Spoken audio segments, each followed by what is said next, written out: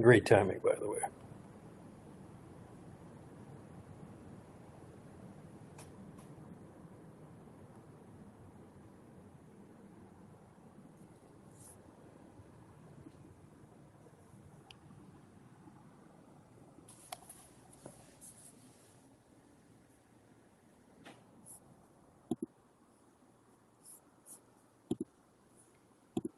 Bro, the YouTube player never works. Oh my God.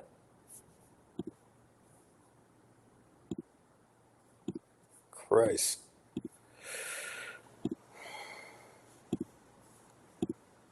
The team plays with. I think when you compete against a team for so long and so hard that you have to have some type.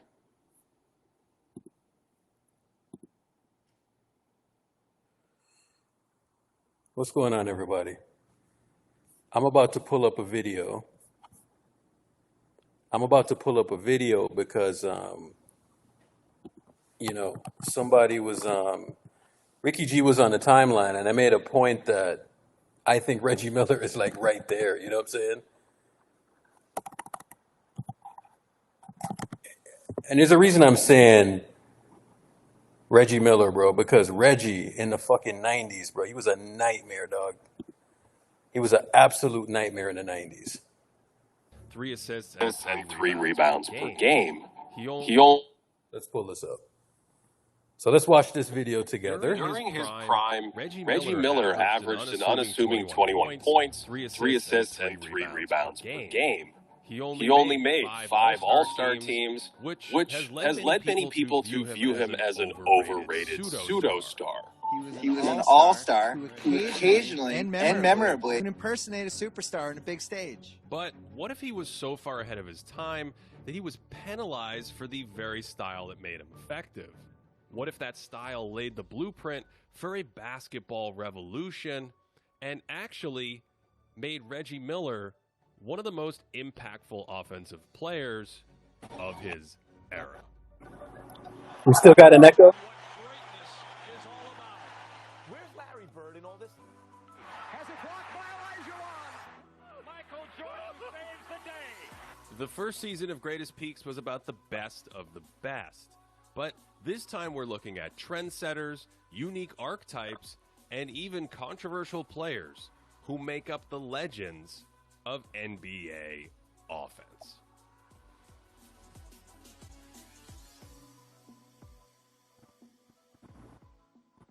Do you remember like the player that you would emulate when you were that age? Like so many kids now, it's like you for them. Like who was your model? The model was Steve Nash and Reggie Miller. The three-point shot has become an enormous part of basketball, but it took a long time for coaches and players to realize just how efficient it could be. When Miller entered the league in 1998, Larry Bird held the career record for three-pointers made with 357. Steph Curry's made more in a single season. Among scoring leaders in the playoffs, Miller was one of the few who was bombing threes at modern rates back in the mid-90s. And the difference between his three-point shooting and the average top scorer then is similar to the difference between Curry's edge over the top scorers of his prime. Only there was no concept that these shots were more valuable back then because raw field goal percentage was the standard for efficiency, and Miller was solid but unspectacular by that measure. No one noticed the difference between long twos and threes, so these two trips were merely seen as 50% field goals instead of generating 4 points compared to the traditional 2. Here's Hall of Famer George Gervin summarizing a generation that looked down on the three. That's the worst shot in basketball. The best three-point shooters shoot under 40% probably. Miller actually took a surprising number. You heard what he said? Twos because he wasn't hyper-focused on stepping People didn't understand the math, bro. Coming off screens and organically firing from long range. Moving around like this was at the heart of Reggie's game. Who was doing this back in the fucking 60s? Like, come on, dog. Nobody. Because he'd find any opening. The Pacers are down 3 Motherfuckers didn't even have 3-point Miller drives into a line double back team, then. kicks Shit. it out, and then tries to sprint over to the other side of the court to get open. Look at his movement, bro. Like, the man was a nightmare, dog. Like, find a little spot on the sideline to tie the game. In your heart. Reggie's not the first player to run around. no, he's not baiting anybody. We all see what he's doing. Look. But Miller was the first movement-heavy shooter to use the three-point line well before it was in vogue. This is the exact same style Steph Curry used to unlock his off-ball value 2 decades later, running around as the centerpiece of the Warriors' motion-heavy offense. He ain't talking about me. Or backdoor cuts for layups. Miller was one of the best ever at finding soft spots in the defense and cutting into open. Tell him to come and play back and talk. Like, Often started down on the baseline. we can't have this with the option conversation. to run Like, off a weak side screen. you think he can come in use the here, screen or I right can in try front of to? him to come back and get I'm a more than jump. pumped out of this conversation. If his defender trailed him too wide around that pick, he could curl in for a drive to the basket. Then when the defender starts anticipating that cut, Reggie flies out to the other side. And in each of these situations, he's reading his defender and using their positioning against them to find an opening to attack. He needs to get playback. Watch what he does to Michael Jordan. Because we can break the shit down on the To field. the near corner, Jordan doesn't bite, so Miller flares to the other side. Only Be a the good pass idea, Eric. comes, Play back. and when Jordan goes under the screen, then Reggie heads toward the ball just to set him up for a 1.0. Windows 1.0. Players Look like at the stuff that Jordan Reggie was did doing their off ball. damage dog. Like, with the basketball, rising right up over defenders or countering with the dribble, crossing over to change directions into a pull-up. But Miller's counters were off-ball, so they weren't as celebrated or as easy to notice. He's down on the baseline here to use a screen, and when Jordan shoots the gap, Miller just counters by flaring it to And the he flares corner out. for a Yep. wide open three. So in the final minutes of that game, Jordan's waiting for Miller to set up near the baseline, so Reggie just instantly pops out behind the three-point line and drills a critical three. The timing of his cuts was also fantastic.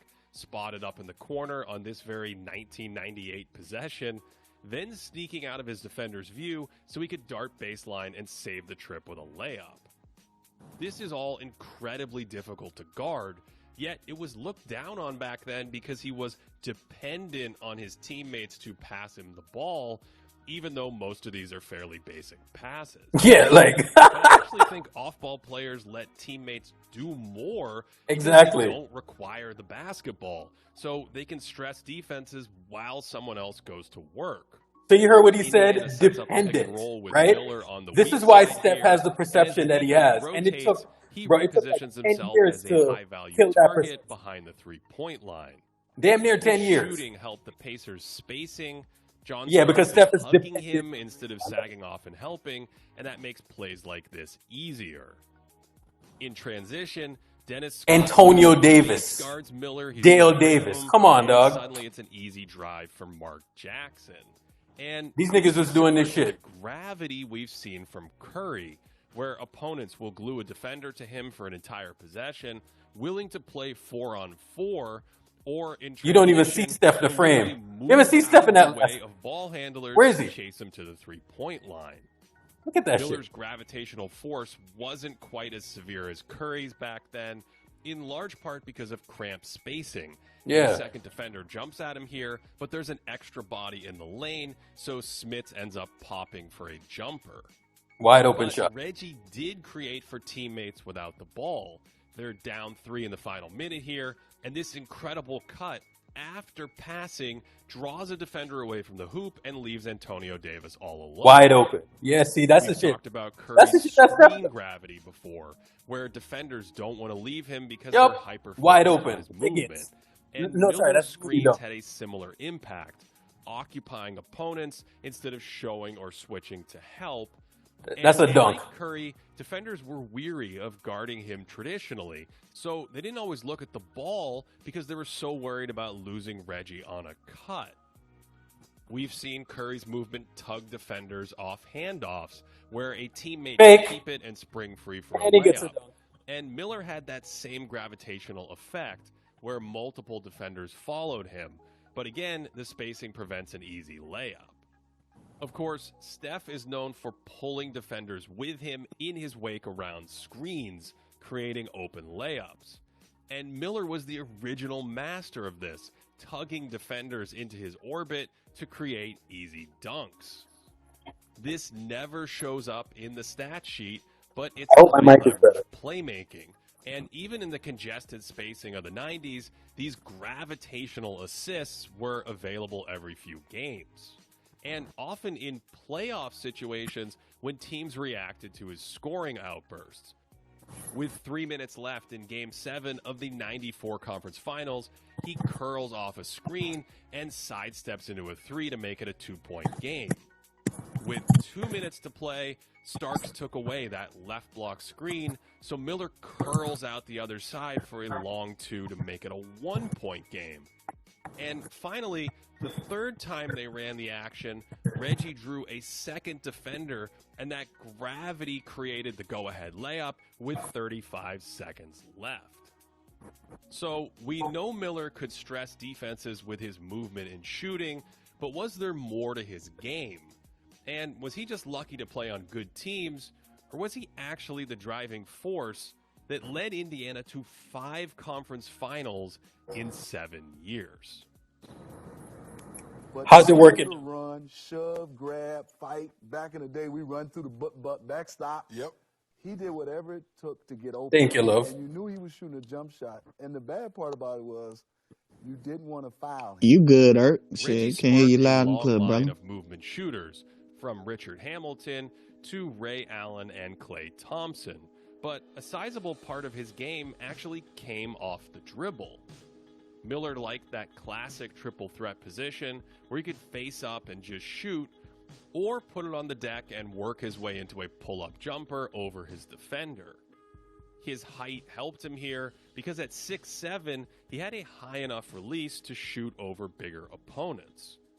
Reggie was also an early adopter of the step back, yet another shot he hit while moving away from the basket. Miller also had a floater that always looked off balance but was somehow under control, and he could shoot this off one leg or he could lean in off 2 feet as well. So me personally, I think Reggie is better than his Tom. tough shot making, where he could split a pick and roll, go off the wrong leg and float it off the glass. And he had some serious range on this puppy, pulling up from like 19 feet and drifting it off the window. And this goes back to that body control he has, getting into shots from so many different angles. Reggie could catch and flow into his shot in every direction. And I'm not sure there's ever been a better shooter twisting into shots on the move than Miller. The pass is a bit wide on this one, and so he reverse pivots into a 23-footer, which is insane. And these are all technically assisted field goals, but really they're just difficult scoring moves from Miller on the move. When you look at his shot form, his shooting is even more mind-bending. A traditional technique uses the guide hand to stabilize the ball and the shooting hand to snap the wrist toward the hoop. But Miller uses the thumb on the guide hand to push it, then turns his wrist inwards so his hands clap together. And if you can shoot 92% from the free throw line like that, I think you deserve a private bedroom when you stay at a Wendy's. Maybe it's just me. Now, Reggie couldn't easily go to the mid or low post and generate a high percentage shot on demand, but he could clear out, put it on the floor, and score right over tight coverages at times. He just didn't do this a ton because, well, some of these are really hard shots, and he was probably more efficient creating space with his off-ball movement versus contested shots off the dribble. I think an even bigger reason he was less on ball in his offensive approach was his limited dribbling game. Brown fans always get He cooked. always split the pick and roll cleanly like this, and sometimes it just looked like he had butterfingers where he'd lose the ball off his left hand when he felt a little bit of pressure.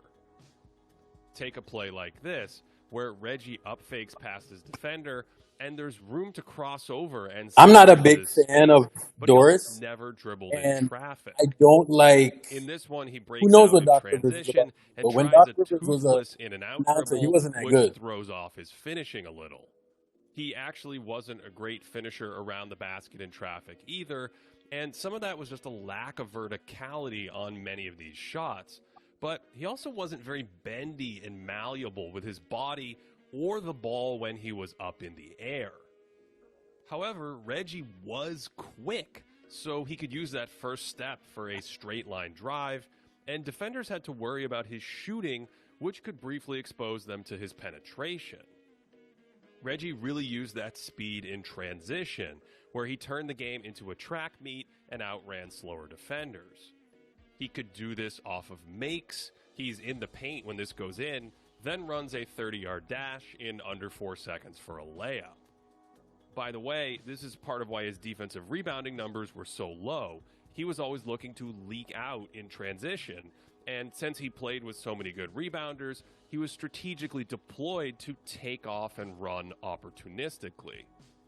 He was also the first star in NBA history to run to the three-point line in transition, and while we often overlook transition offense, this was a dangerous little element in Miller's game. The other thing all that speed does is force teams to foul, and marching to the line was a massive part of Miller's scoring. Here he uses the threat of that transition three to blow by a defender for a friendly playoff foul, and he drew a ton of calls by just hurling himself deep into the paint. This is where that up fake into a quick first step puts so much pressure on defenses. See, and the thing about Reggie, he got to the line a lot, man. Contact bounced him around and was easy to see for officials. I would say he was even better at creating contact on his drives than actually finishing at the rim. He turns the corner here and makes sure to slightly jump into the defender, and that's all it takes to go flying. Miller was an early adopter of leaning into contact on jumpers to draw whistles. He had a primitive version of the rip-through move. He's actually trying to dribble here, but then accentuates the contact when he feels it because Indiana's in the bonus. And he was just a master of feeling a little hit and exaggerating it for the nearest referee. He had a reputation for flopping and embellishing plays, but in the games I watched, most of these were fouls that he just made sure. Damn! Oh my God! Despite his limited ball handling, Miller still generated free throws like an elite penetrator, taking over 8 attempts every 75 possessions in the playoffs. He used to draw so many fouls, bro. In the three-point era, the only guards to make free throws more frequently were James Harden, Dwayne Wade, Michael Jordan, and Russell Westbrook. Yeah, bro. See, he's like right up there, man. Reggie's also known as the he's underrated, bro. I'm telling you. Kick, but Doug Collins used to try this in the 70s, and Miller didn't really do it until later in his career. This little I don't care how long you've been watching. Kicks I saw in all the games I rewatched. Even with his exaggerations, his game just organically generated free throws. When he feels pressure, he picks up the dribble, then goes to the floater when he feels contact. And continuation was much stricter back then. This is a foul on the floor because Kobe did not pick it up before contact. But remember, Miller naturally ended his dribble early and went to the floater. So he ended up with a ton of free throws. I get all that. Jump shots like this. Don't tell me that. He also used the threat of his shot to set up defenders. Throwing it up and under here to just drop it on someone's head. And after this legendary cut, Reggie Miller was a fucking nightmare, bro. Like, I know what I was watching. Like, Reggie up-faked Horace Grant into purgatory for more. And this video is perfect time. Watch him grab his own man to create a moving screen that forces Orlando into that switch.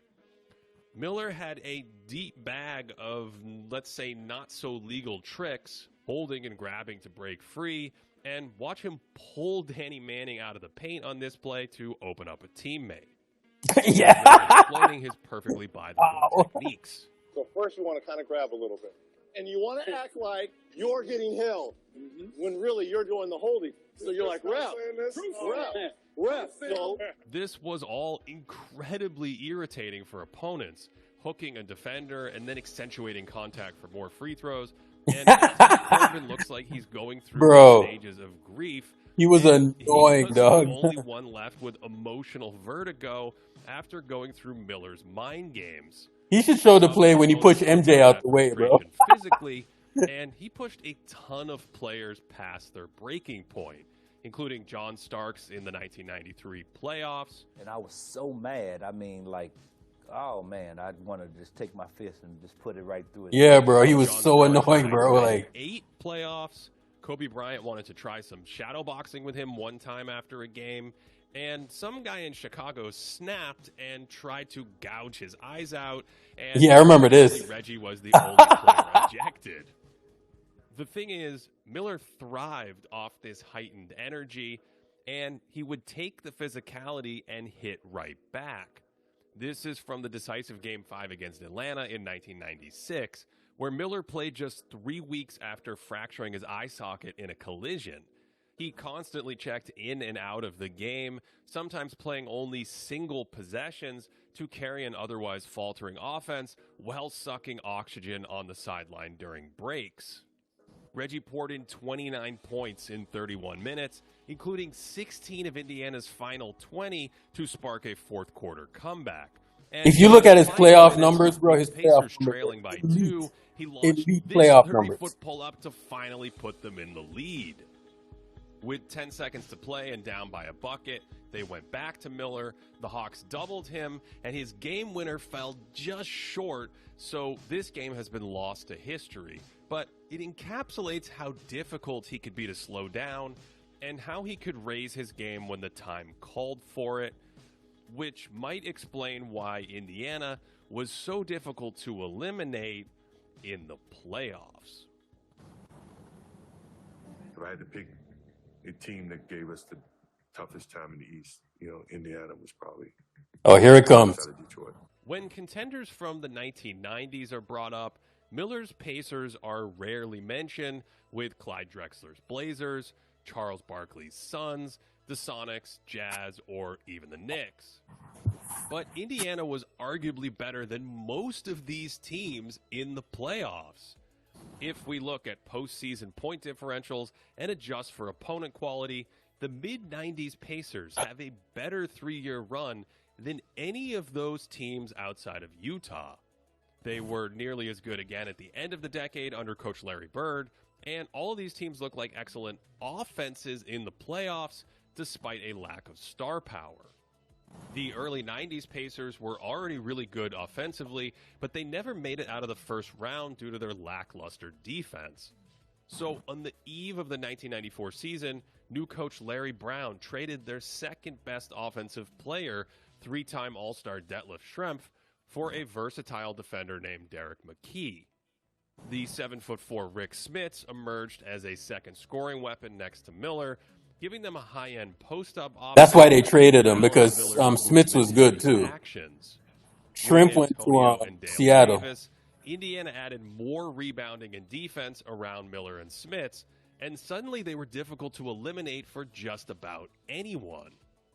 To offset Schrempf's offensive loss, Brown ran more screening actions for Miller, while teammates waited for him to scramble the defense. And McKee was such a great fit. You see where he pulls up on that down screen, bro? Like, Steph is at the three-point line doing that. Playmaking, especially outside the paint. Bam. And critically, when Miller or Smits were doubled, it gave them a fantastic extra passer. Yep, right there. I Dunk. love their synergy. Smits is doubled in the post, quickly hits McKee, who can use Miller's shooting threat to fake out this defender, and then Smits ends up cleaning up on the rebound. See, that's where basketball has changed, bro. You see that inside-out shit? That barely happens now. Single coverage post-up for Smits, or they could run Reggie around a series of picks, and McKee could take advantage of Miller's gravity. This passing was so helpful because neither Smits nor Miller were strong distributors. Reggie's open there, and they'd mostly hit basic passes instead of more advanced skip passes, so McKee could be the one to move it along to the open man in those situations. Miller's ball handling probably hurt his on-ball playmaking, But he also just misses Smits on the cut here for a less potent kick out. This is where Curry was able to extend the blueprint beyond off-ball movement. Steph added elite ball handling that turned him into an unheard-of pull-up threat. And that ball handling security freed up mental space for really good passing, too. Yep, look at Compare that. that to Reggie, who uses more processing. It's not like Looney is fucking Detlef Shrimp. You know what I'm saying? Like, Completely misses or fucking Rick running Smith. free to the rim and ends up doing it himself anyway. Miller was You could like legit give Rick Smith the ball on the post and right bucket, play, like. but he was more of a reactionary passer rather than someone who anticipated openings. In transition here, he doesn't realize a teammate is going to outrun everyone down the court, so he never pulls the trigger on it, and he's much more comfortable with a pass like that when he can actually see it open up like this. Here's a trickier version in the half court where Antonio Davis is briefly open, and this requires anticipating the double or that cut into open space, and nothing happens, so they just reset. I do think Miller's passing improved a little as the decade progressed. He's bothered by some pressure here around a screen and just completely misses an open shooter. But 6 years later in pick and roll, he's able to read the slip and throw it over the top nicely. I think he was a little more under control on drives in those later years, and by 93 or 94, he always looked for an early pocket pass in pick and roll situations, which could free up a shooter or get the roll man headed down. That's why I don't like when people tell me shit about Steph, bro. Even Like, with his passing limitations, he could still create offense for teammates with all that attention he drew. Teams were worried about his shooting, so sometimes just a basic kick out generated wide open offense.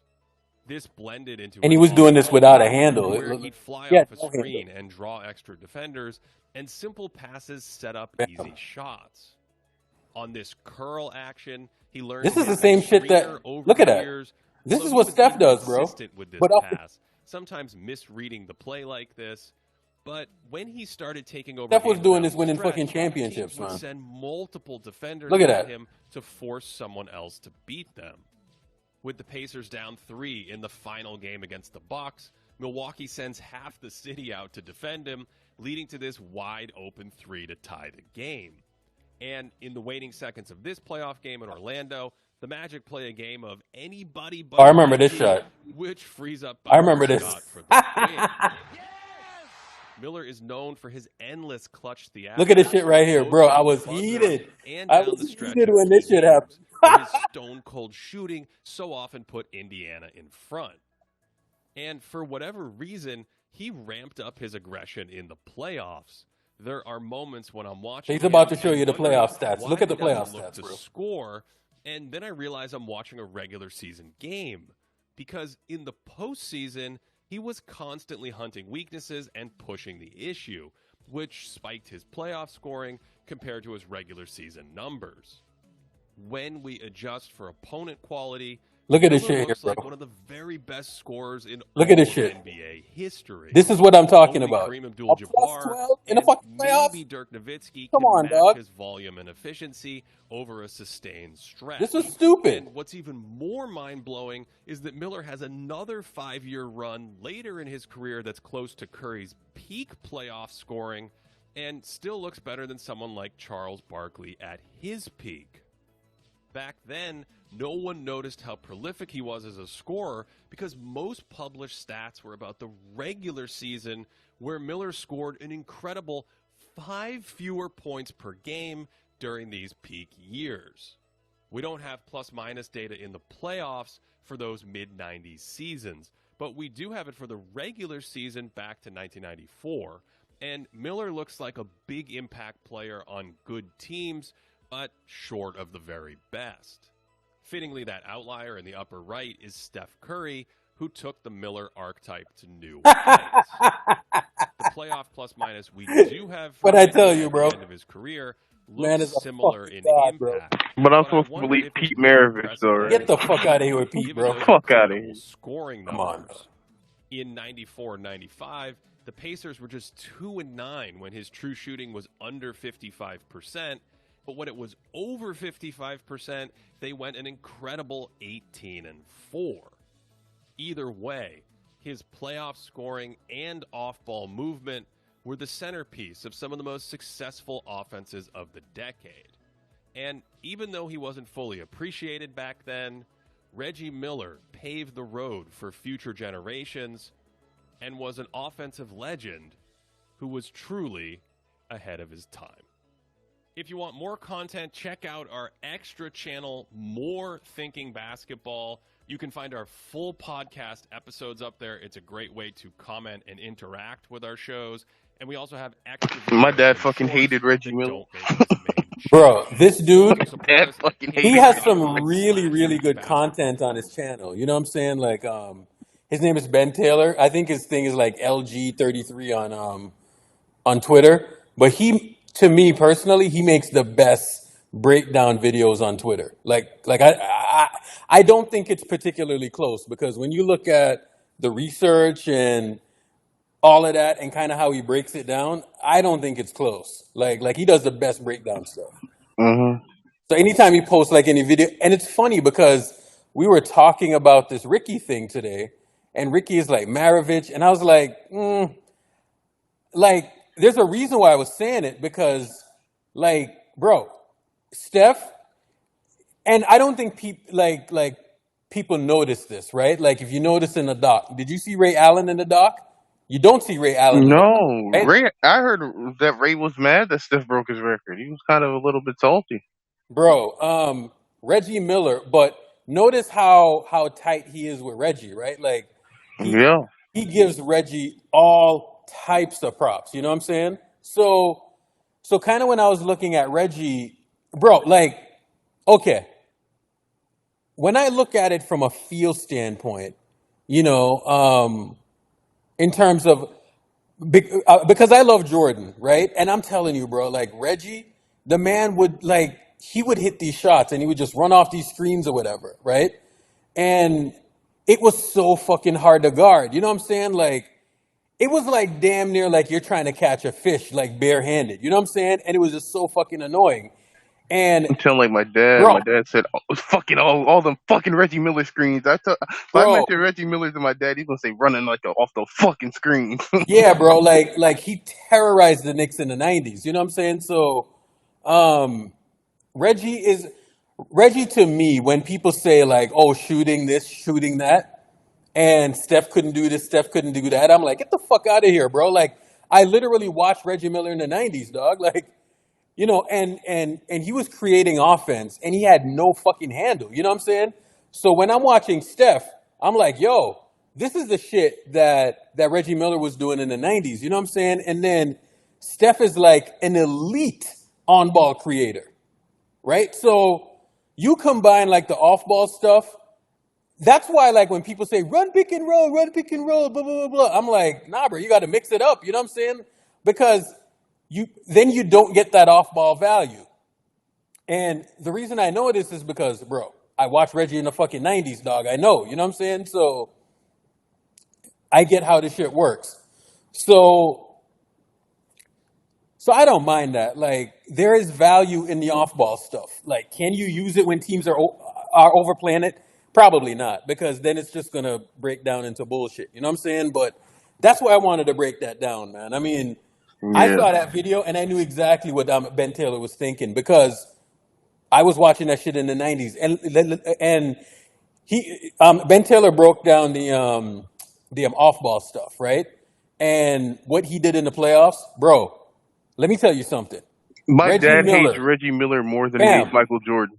You saw how he broke down the playoff numbers, right? Like, so back then I wasn't looking at like per 75 and, you know, plus 10 efficiency and all of that. Like I didn't know that, but bro, like Reggie in the playoffs back then, he was a fucking nightmare, bro. Like the man hit every big shot in the playoffs.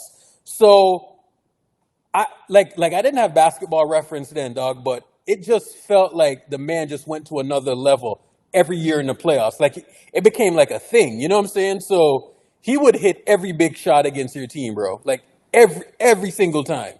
You did not want him anywhere near the ball. You know what I'm saying? So So it's not a surprise that, like, it's unfortunate that he went up against MJ and all of that stuff, bro, because it is kind of criminal that he doesn't have a ring. You know what I'm saying? Because like he just went up against some great teams, but I think a part of being a great player is that you have to knock somebody on their ass. You know what I'm saying? So if you don't beat those players, how can I consider you among the greats? You know what I'm saying? That's why championships are so fucking important. You know what I'm saying? And there's certain weaknesses that he had that he just couldn't transcend. The reason why Steph wins so much is because he doesn't have any fucking weaknesses. You know what I'm saying? Like anything that you throw at him, he has a counter for it. Everything, right? So Reggie had no on-ball creation. That's the issue. no, right? Like the on-ball creation that he did have, it was super limited. You know what I'm saying? So you could take some of that stuff away, but so I'm telling you, bro, I hope the game gets back to some level. So 2 years ago, I came on Twitter and they were saying that they were going to allow more physicality. So they allow more physicality, and the Warriors were just killing teams. You know what I'm saying? Why? Because they weren't heavy pick and roll. You know what I'm saying? Like, because guys were so physical and they were allowed to put their hands on you, you saw that scoring and efficiency for a lot of guys went down. That year, Steph Curry, like the first half of that year, it was business as usual. It was same 2016, 2017 Steph until he hit that slump, right? But he was killing you with the off-ball stuff. He was killing you with the on-ball stuff. You know what I'm saying? So that's why when people say, "Oh, the Warriors are done," this and that, bro, teams still haven't caught up with that shit yet. They haven't caught up with the player movement, man movement yet. They still haven't done it. It's hard to catch up on those. Bro, of course it is, because then you're probably going to need a player like that. You know what I'm saying? Like it's not the easiest thing to catch up on. So that's You kind of have to what it have like comes an down to. all-time defender to catch up on Yeah, some shit bro. like that. Like even if it's bro, like the ball moves faster than the man. You know what I'm saying? That's a fact. So that's kind of what it comes down to. Dr. NDA, what's going on? I'm gonna go take a nap. I need to clean up my line. When I come back, I got many folks counting my cash. That's nasty. I mean, he was the one who brought up tweet impressions. Yeah. Yeah. Getting mad because I keep saying that it's the end of the month and he's got to hit the quota. It's the 31st. So he's going to go take a nap and then clean up the line. Thank God I don't got to dance on the timeline like that, bro. Like, oh my God. Don't you have the blue thing? Yeah. But I don't want to make money like that. You don't work for the quota? Nah, bro. Like, fuck the quota. How much money are they actually going to send you? Like, I have no idea. $200 saying changes lives, or $200. So is that what it is? I don't know. I have no clue. I'm just guessing. If they're sending me like $2,000, $3,000, $4,000 a month to tweet, yeah, by all means, right? But I doubt it. Yeah, that's yeah. You're not getting $2,000-$3,000. Fam, even if you get $100, that'd be nice. I think. I jump in my car, I'm spending $200. You know what I'm saying? That's a fact.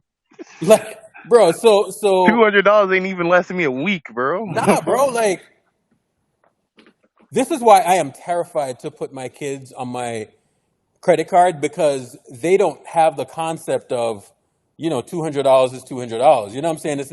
It's not like they're helping me to pay the fucking card. So I'm like, nah, I'll just keep y'all separate. But $200 is nothing, bro. Like, so hold up. If you hit 15 million impressions, is that what people are reporting? That it's around $200?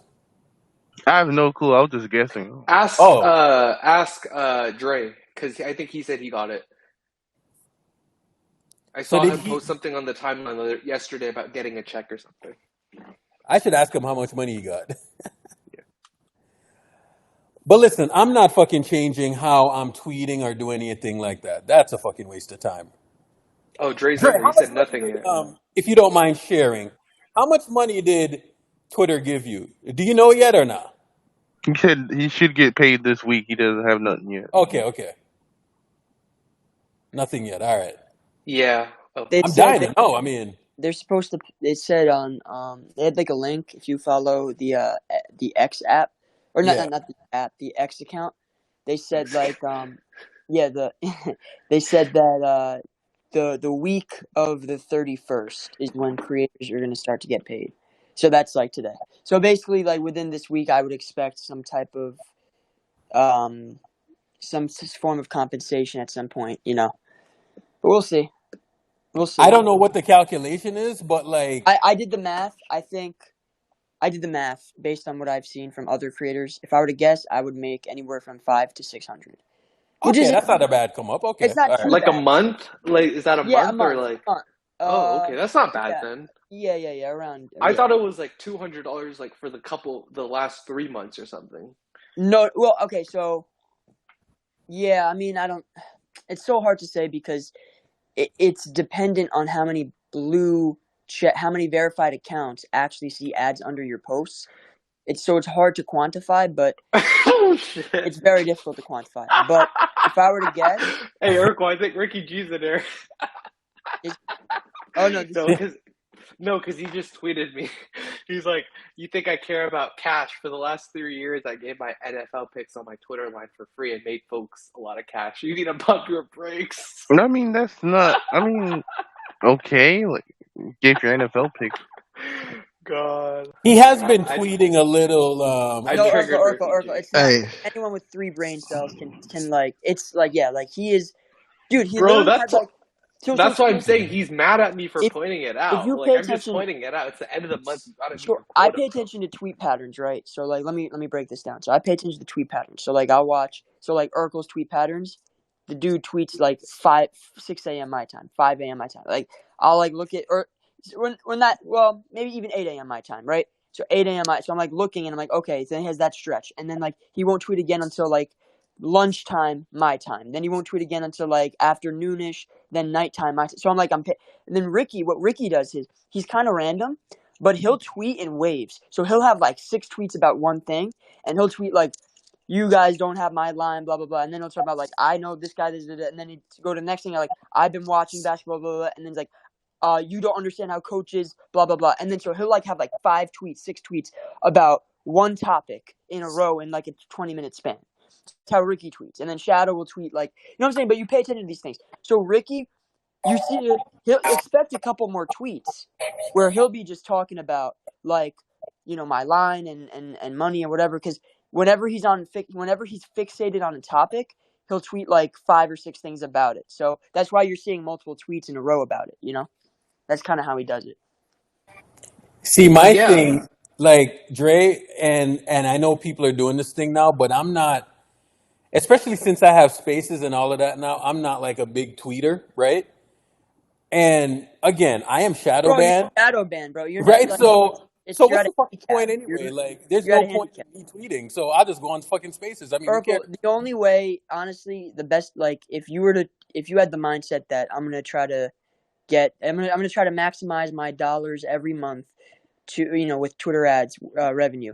The best way for you to do it is literally to just tweet LeBron bait interactions every day. Because what I figured out was basically like the negative stuff, especially like the interactions and the impressions are where like the LeBron fans are. Like I threw like a little a test tweet out the other day. I threw like a little dude. I literally typed out like 6 words. I was like, I forgot what I said, but I tweeted it out, and then, bro, these LeBron fans, and you can kind of tell when the tweet's starting to, like, it's, like, boiling, and then it's getting hot, and then you can tell, and, bro, that shit had 1 million impressions in, like, 3 days. Dre. Absolutely, bro. And I'm not even verified, and I don't even do it for the money or anything. I don't, like, you know, like, but whenever I tweet, like LeBron bait stuff, dude, it always hits, like, always, bro. Dre, I've been doing that. I've been doing that for years. You know what I'm saying? Yeah, But yeah. it's not like I was doing it to get followers or do this or do that. Like, Bro, could Exactly. you imagine if you were making money off that fuckery No, tweet? Jesus Christ. So You'd be a Urkel. millionaire. Oh no. Urkel would that tweet in and of itself is worth tens of thousands easily. bro, And here's the thing though. You're right. You don't tweet about you don't tweet LeBron bait to for interactions to farm interactions, but because you're shadow banned, that's probably the only way you can. You know what I'm saying? Because it's just tough to it's probably a part of the reason why I'm shadow banned, right?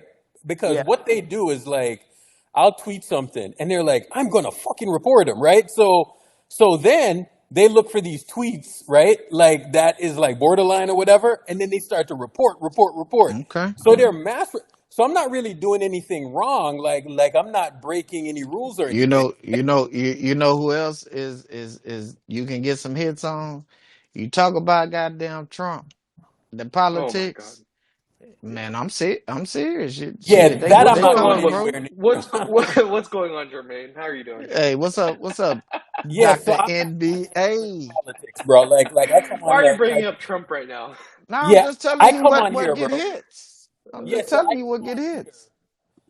I come on here to talk hoops. I stay away from the politics shit, bro. Politics. Yeah. Yeah, I stay away from that. Now, Nah. my thing is hoops.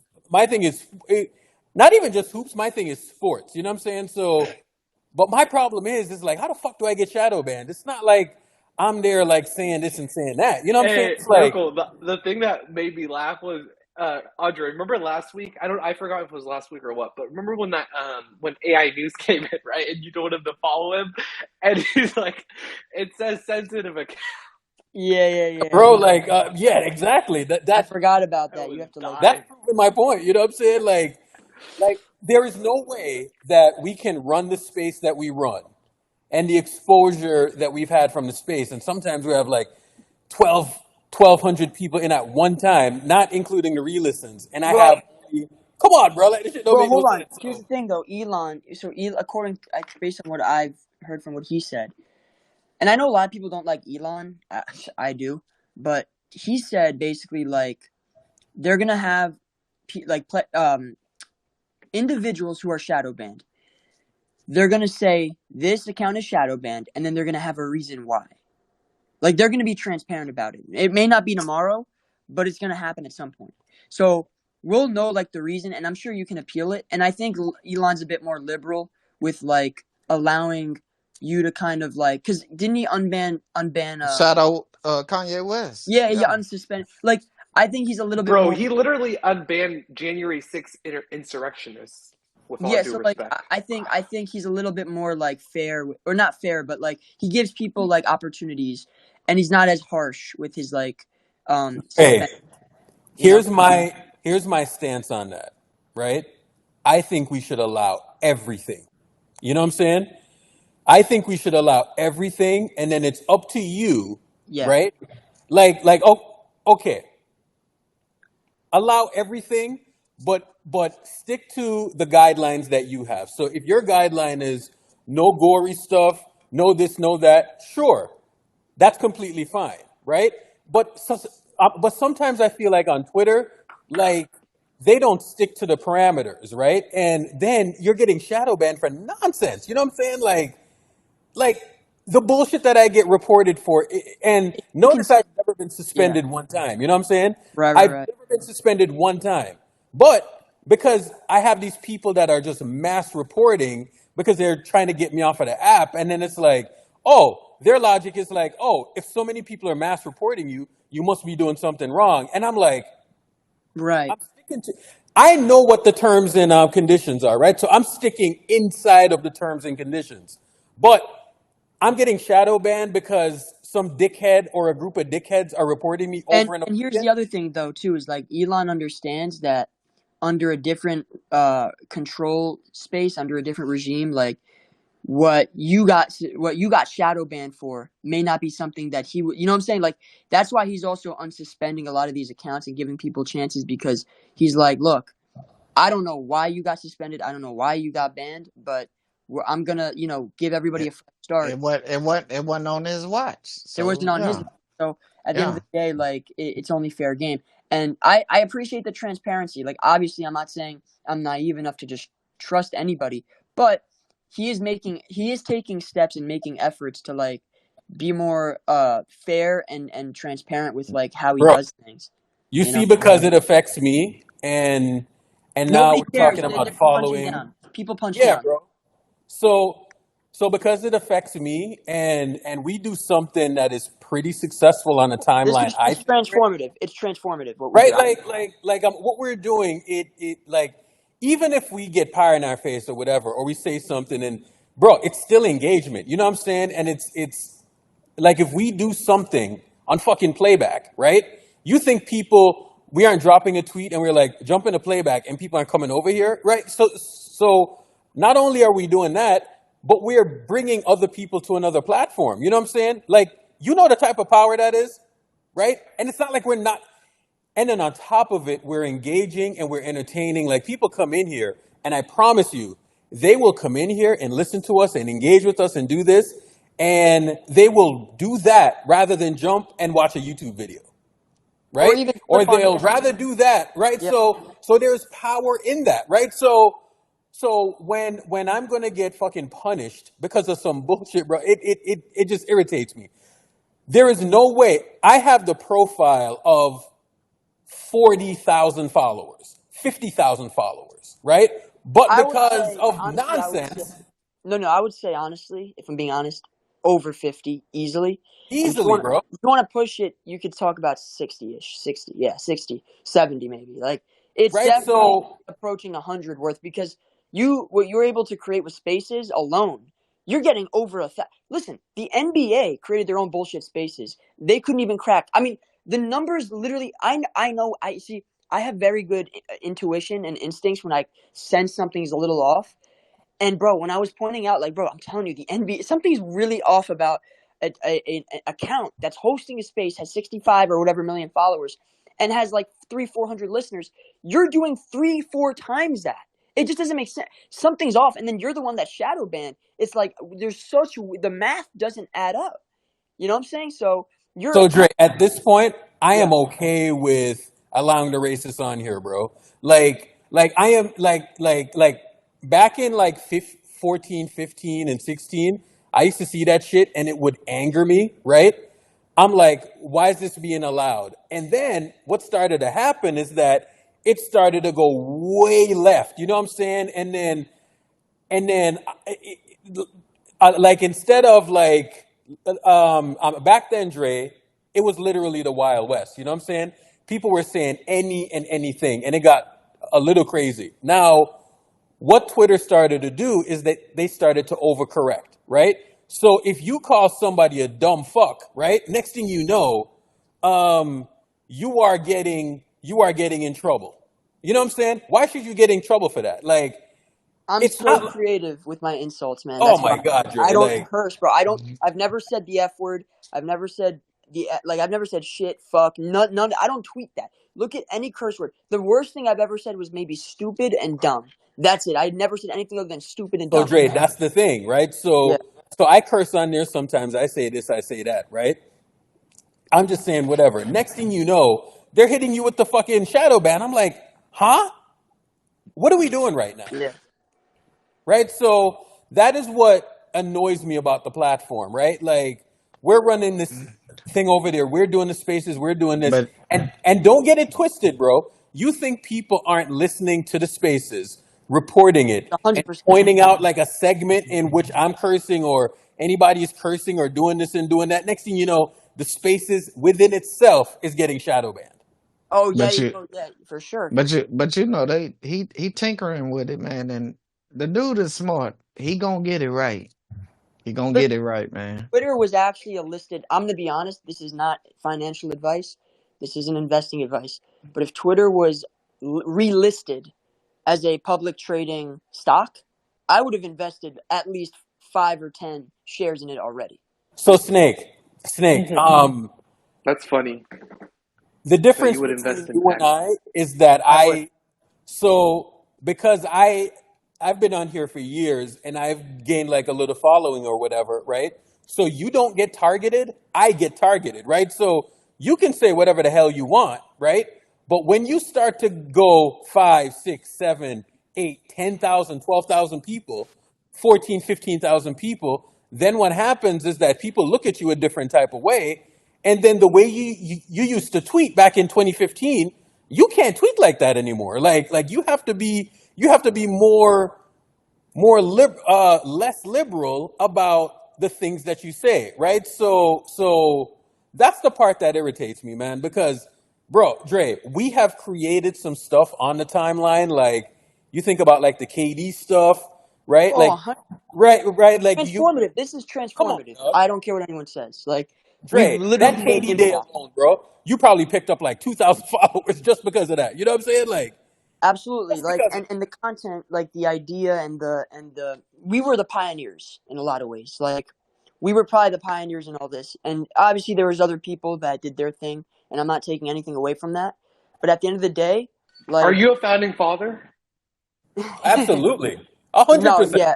So I would say Dre is a founding father. Like, bro, he Like Nate, right?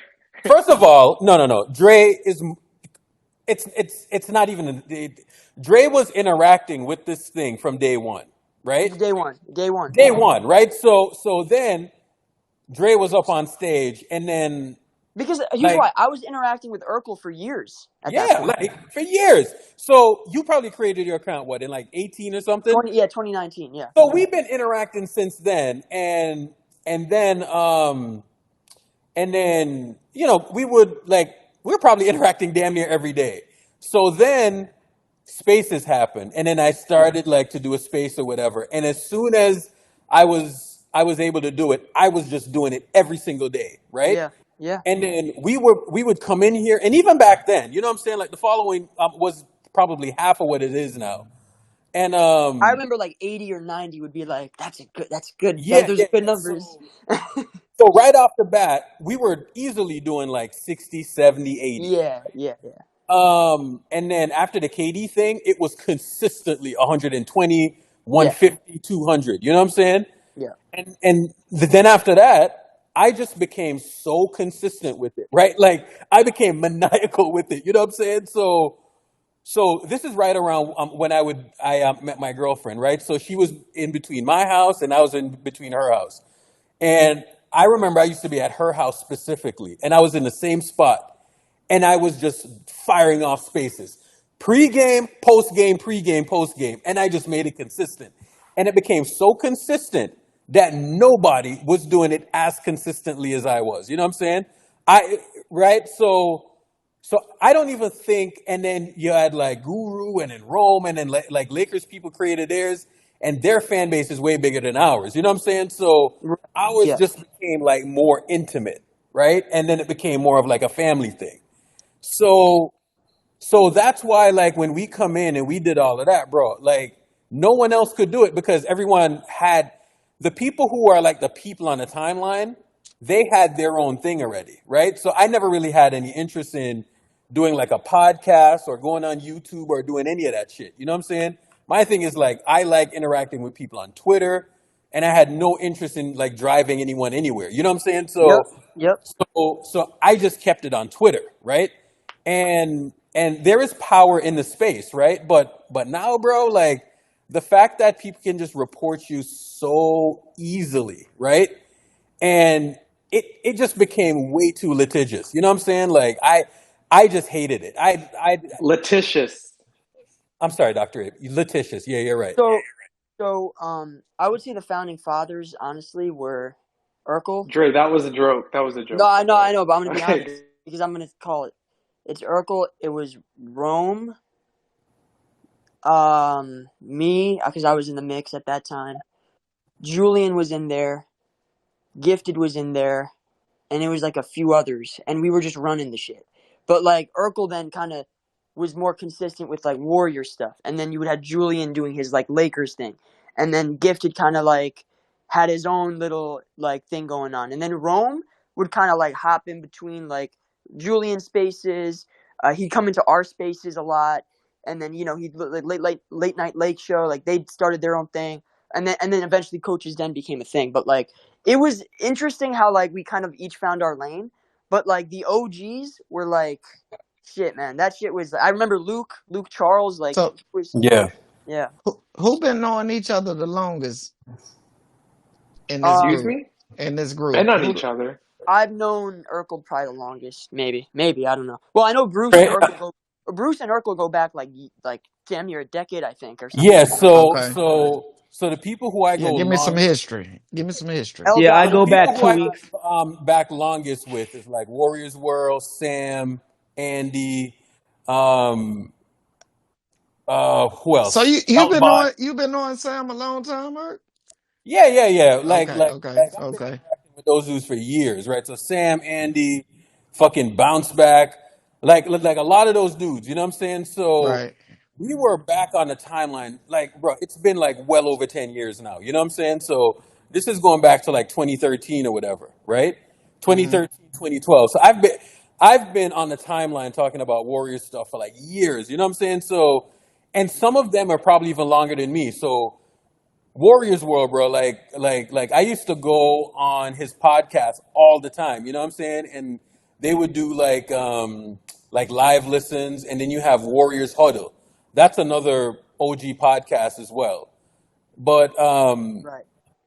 but then it started to get crazy around say 2016, right? Right.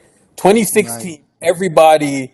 This is when like people started to search for like Warrior shit. You know what I'm Because they were saying? like, this shit's for real. Because the 2015 Exactly, thing, right? everybody So thought 15 was like whatever, but then they're like, oh shit, like, and then Steph was going crazy. Yeah. so bro, like um I was super loud back then too. You know what I'm saying? So back then I probably had around 1,200, 2,000 followers or so. You know what I'm saying? And and this shit would just grow organically. Like my intention wasn't even to like grow a following or do anything like that. Like I really didn't care about like a following.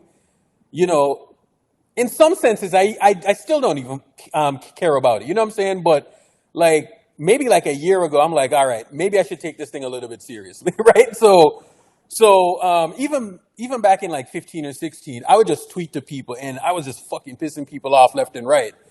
And you know, like I remember during the OKC series, bro, like people was at my neck. You know what I'm saying? Like, and when we were down 3-1, bro, like if you go back and you look at the tweets, we were just there, right? And bro, it felt like the entire weight of the world was just on us because you know, if you were around in 2018 and you saw what the timeline was like during that Rocket series, bro, multiply that shit by like 10. That's how crazy it was in 16. You know what I'm saying? Because people were Right. just looking to fucking cook us. But it's crazier now because the spaces and there's just way more fans on the timeline now. You know what I'm saying? So Right. when people talk And about, trolls oh too. my Yeah. God, yeah, bro, like, and them trolling used to go both ways. You know what I'm saying? So when people talk about like leaders of Warriors Twitter, like I don't know who the leader is, but just look at the following. You know what I'm saying? Or look who's controlling the dialogue on the timeline, right? Like that's what you got to look at.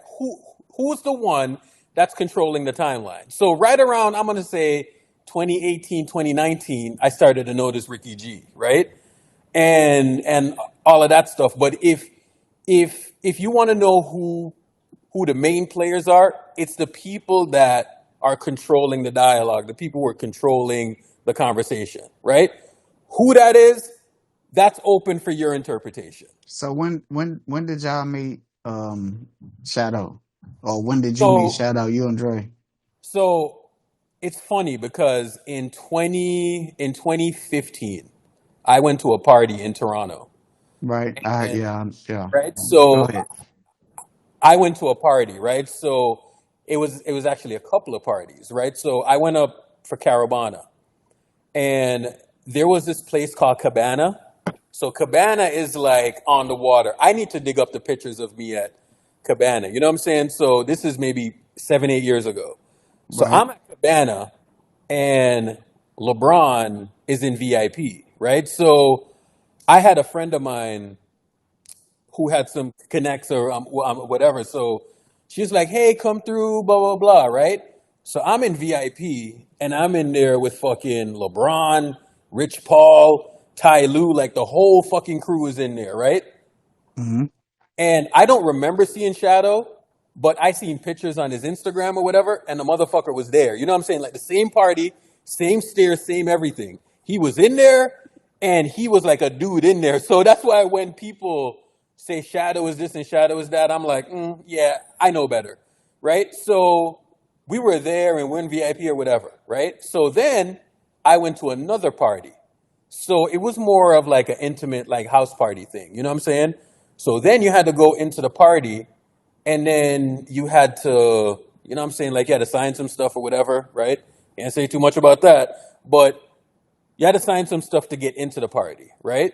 Bro, I cannot even talk about what was fucking happening in the party. You know what I'm saying? Like crazy shit, bonkers, like movie Hollywood type shit. Years later, I go in like I'm there talking about it in Spaces, right? Shadow's like, where was his house? So I told him. He's like, you don't have to worry about an NBA violation. Don't worry, bro.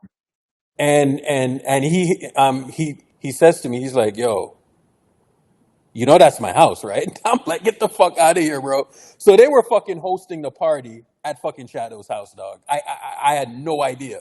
It blew my mind. You know what I'm saying? So then I was like, this is a dude. You know what I'm saying? Like this is a legit dude. So then I'm like thinking back and all of this stuff, and I was like, the motherfucker was there like the entire time. You know what I'm saying?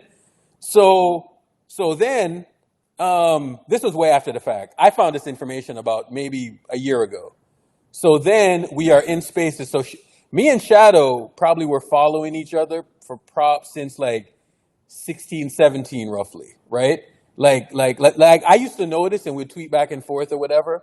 And I knew he was from Toronto and all of that stuff, right? But, you know, it's not until Spaces, and I started Spaces around, I'm going to say, I started to really do them. Like they became accessible to us around even earlier than that, March of 2021. So that's when I started to do them. And we were probably getting like 40, 50, 60 people at the time. You know what I'm saying? And then during the play-in, we were seeing clearly over 100. You know what I'm saying? And then, you know, the KD thing happened. And I used to open up the Spaces literally every single day. You know what I'm saying? Every single day. It's just that now, like now I'm just doing it on playback. You know what I'm saying? I'm like, I don't even want to get reported over there. So it's not even that I don't want to do Spaces. I am just going to keep it limited because so much bullshit is happening. So much litigious stuff is happening, Dr. NBA, right? So like I don't even it's almost like I'm afraid to do it half the time. You know what I'm saying? So I'll do it, but it just makes more sense to do it over here. It's more interactive and we can do the thing. So I'll do it back and forth and we'll just Oracle, don't worry. There's no litigation going on Twitter. That's cap. Dr. NBA, not in the realest sense, but I don't want us to say something and the next thing you know, like Got it. This is why I'm glad Elon is taking over because he is more, you know, he's less with that, you know, tattletelling bullshit. You know what I'm saying? So, yeah, so I knew about Locker Room as well, but it didn't like I got a Locker Room invite, but it didn't do anything for me. I'm a Capricorn, by the way, Turd Man. So then I started to like do the Spaces, and it just became consistent. So right around when the KD thing happened, I knew I interacted with Dre a lot. I knew I interacted with Shadow, Cole, Nat, and all of those people, right? So when I seen the influx of people because KD was in there, real time, I was like, nope, I'm not about to have no big name come in and take this shit over, right? So real time, I was like, oh, I interact with that people. I know this dude is a fan. I know Cole. I know Dre, right? So it was like the people who I knew were like fans and interacted, and we would have these conversations and all of this stuff. Case, I would interact with Case, right? So I I made sure I brought up the people who I knew would be really engaging in this conversation. And it worked out tenfold, right? Because next thing you know, we were in there and we were having like these great conversations, right? Like this amazing conversation with KD. And KD was going back and forth. And it's funny because The only person, sorry to cut you off, but the only person I didn't like in that whole entire playback, it's funny enough, was what's his face, Nate. You sound like an ex-girlfriend, scorned ex-girlfriend. Why'd you leave? Why'd you leave? Why'd you leave? Yeah, so even him, right? Like, and it's funny because when I brought him into the group chat, it it was like an immediate mistake. I knew it was a mistake because next thing you know, him and somebody else is going off in the chat, and it just became stupid. You know what I'm saying? So even that worked, right? But then, then the thing started to grow, right? And Shadow became fucking loud with some shit. You know what I'm saying? And half the time I was looking at I Shadow. remember that summer. That summer is so fucking crazy, bro. That's when I first started. That's why I first started listening to y'all, was that summer after the KD space. I remember Shadow went to like another space. He was like, I guarantee Andrew Wiggins will be an all-star. And then he came back another space and he said, fuck that. I all-star starter. I was like, oh, shit. He was claiming the chip since what you call it? I was like, this dude is fucking wild. We were claiming Chip like in the summer, you know what I'm saying? And Urkel, someone's asking you, how did the Nat thing go south? Dre, I never know what happened. Dre, should we talk about that or not? Like, it's just one that came onto Twitter and there's this a big beef. Nah. Okay, all right. Yo, Urkel, we'll do it another time. Yeah, let's table that one. Let's table that one because it is super interesting. It's super interesting on how it happened. But let me do green a little check. No, Urkel, we'll do it, just not now, not yet. Yeah, You know what I'm saying? not now, Eventually. not yet, right? Yeah. So I don't want to, like I kind of don't care, but it kind of is interesting because there's some drama behind it and some backstabbing and all of that stuff. You know what I'm saying? So it was intriguing. So Did she ever school you? Huh? What? Never mind. That's when the divide came, right, Urkel? Say what now? That's when the divide came, right? Like that nigga just acted she's squealed. That's crazy. That's when it started. No, I said school. That's when it started. Excuse Like me. right around then is kind of when it started. Start choosing sides, right? Okay. When they start choosing sides, right? Yeah. That's probably where the fissure was. You know what I'm saying? And bro, like I'm. No, I asked, did she ever school you? That's what I said. I'm thinking back on that, and like Shadow was clowning me the other day, and he was like, "Urkel is like the United Nations." You know what I'm saying? Right? So my thing is always going to be like, if you have something to say to me, I will always allow you to come in here and voice it, and then we can just go back and forth. That's interesting to me, right? Now, my thing is this, like when women are on Twitter, right? What often happens is that these dudes who are fucking cowards, they say like the most reckless shit to women on the timeline, right? So my thing is like, why don't I just have a platform where I will just allow you, call you out on the carpet and have you say whatever you got to say, right? And what happens every single time is like, dudes don't have the same energy on the timeline like they do like when you're being called to the carpet, right? So that was always my thing, and I always wanted everyone to come in. You know what I'm saying? Male, female, whoever, right? And especially women, because then when women come in, then you can hear their perspective and all of that stuff. So I was always interested in when women come in and they talk, right? Because on the timeline, bro, like reckless shit would happen in the comments and all of that stuff, right? Now that incident, it created all type of nonsense. You know what I'm saying? Nonsense that didn't need to be there, right? So that's why I'm still pissed off about that, because my vision with this whole thing is like everybody come in and they talk hoops and they bullshit and they argue and they cuss and then everyone leaves and we're fine, right? But it got way too personal. You know what I'm saying? Yeah, I enjoy So playback more. I remember yeah, Spaces. yeah. So Spaces got like a little bit crazy, and my thing was like when people argue, it's funny and it's interesting and all of that, but then people started to get extra personal. You know what I'm saying? Yeah, that shit And was all of a crazy. sudden people are calling people out of their names and all of this shit, and and people started to cry and blah blah blah blah blah and all of this Damn, shit. they're going full government, huh? Yeah, so You say why full when certain guard mount. people that's why when certain people was on Spaces and they was telling Dre to shut up, and calling Dre all types of names, I Shut was up, like, Dre. oh, the irony there. You know what I'm saying? Like, Come on, Erica.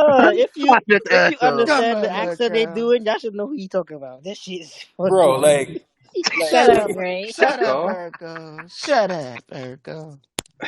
so that's why that one was so funny, because it's like, bro, I literally seen somebody cry, like crying on the Spaces, and I was like, are you serious?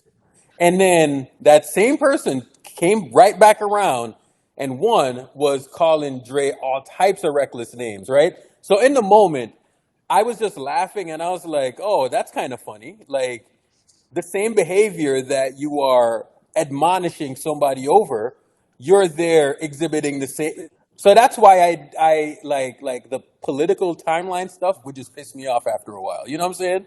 Like, and it happens in all walks of life. You know what I'm saying? Like, you do something that's creative, that's funny, that's engaging, and then somebody gets their panties in a bunch. Next thing you know, there's restrictions on it. You know what I'm saying? Like, that's always the arc of something good. You know what I'm saying? So it is what it is.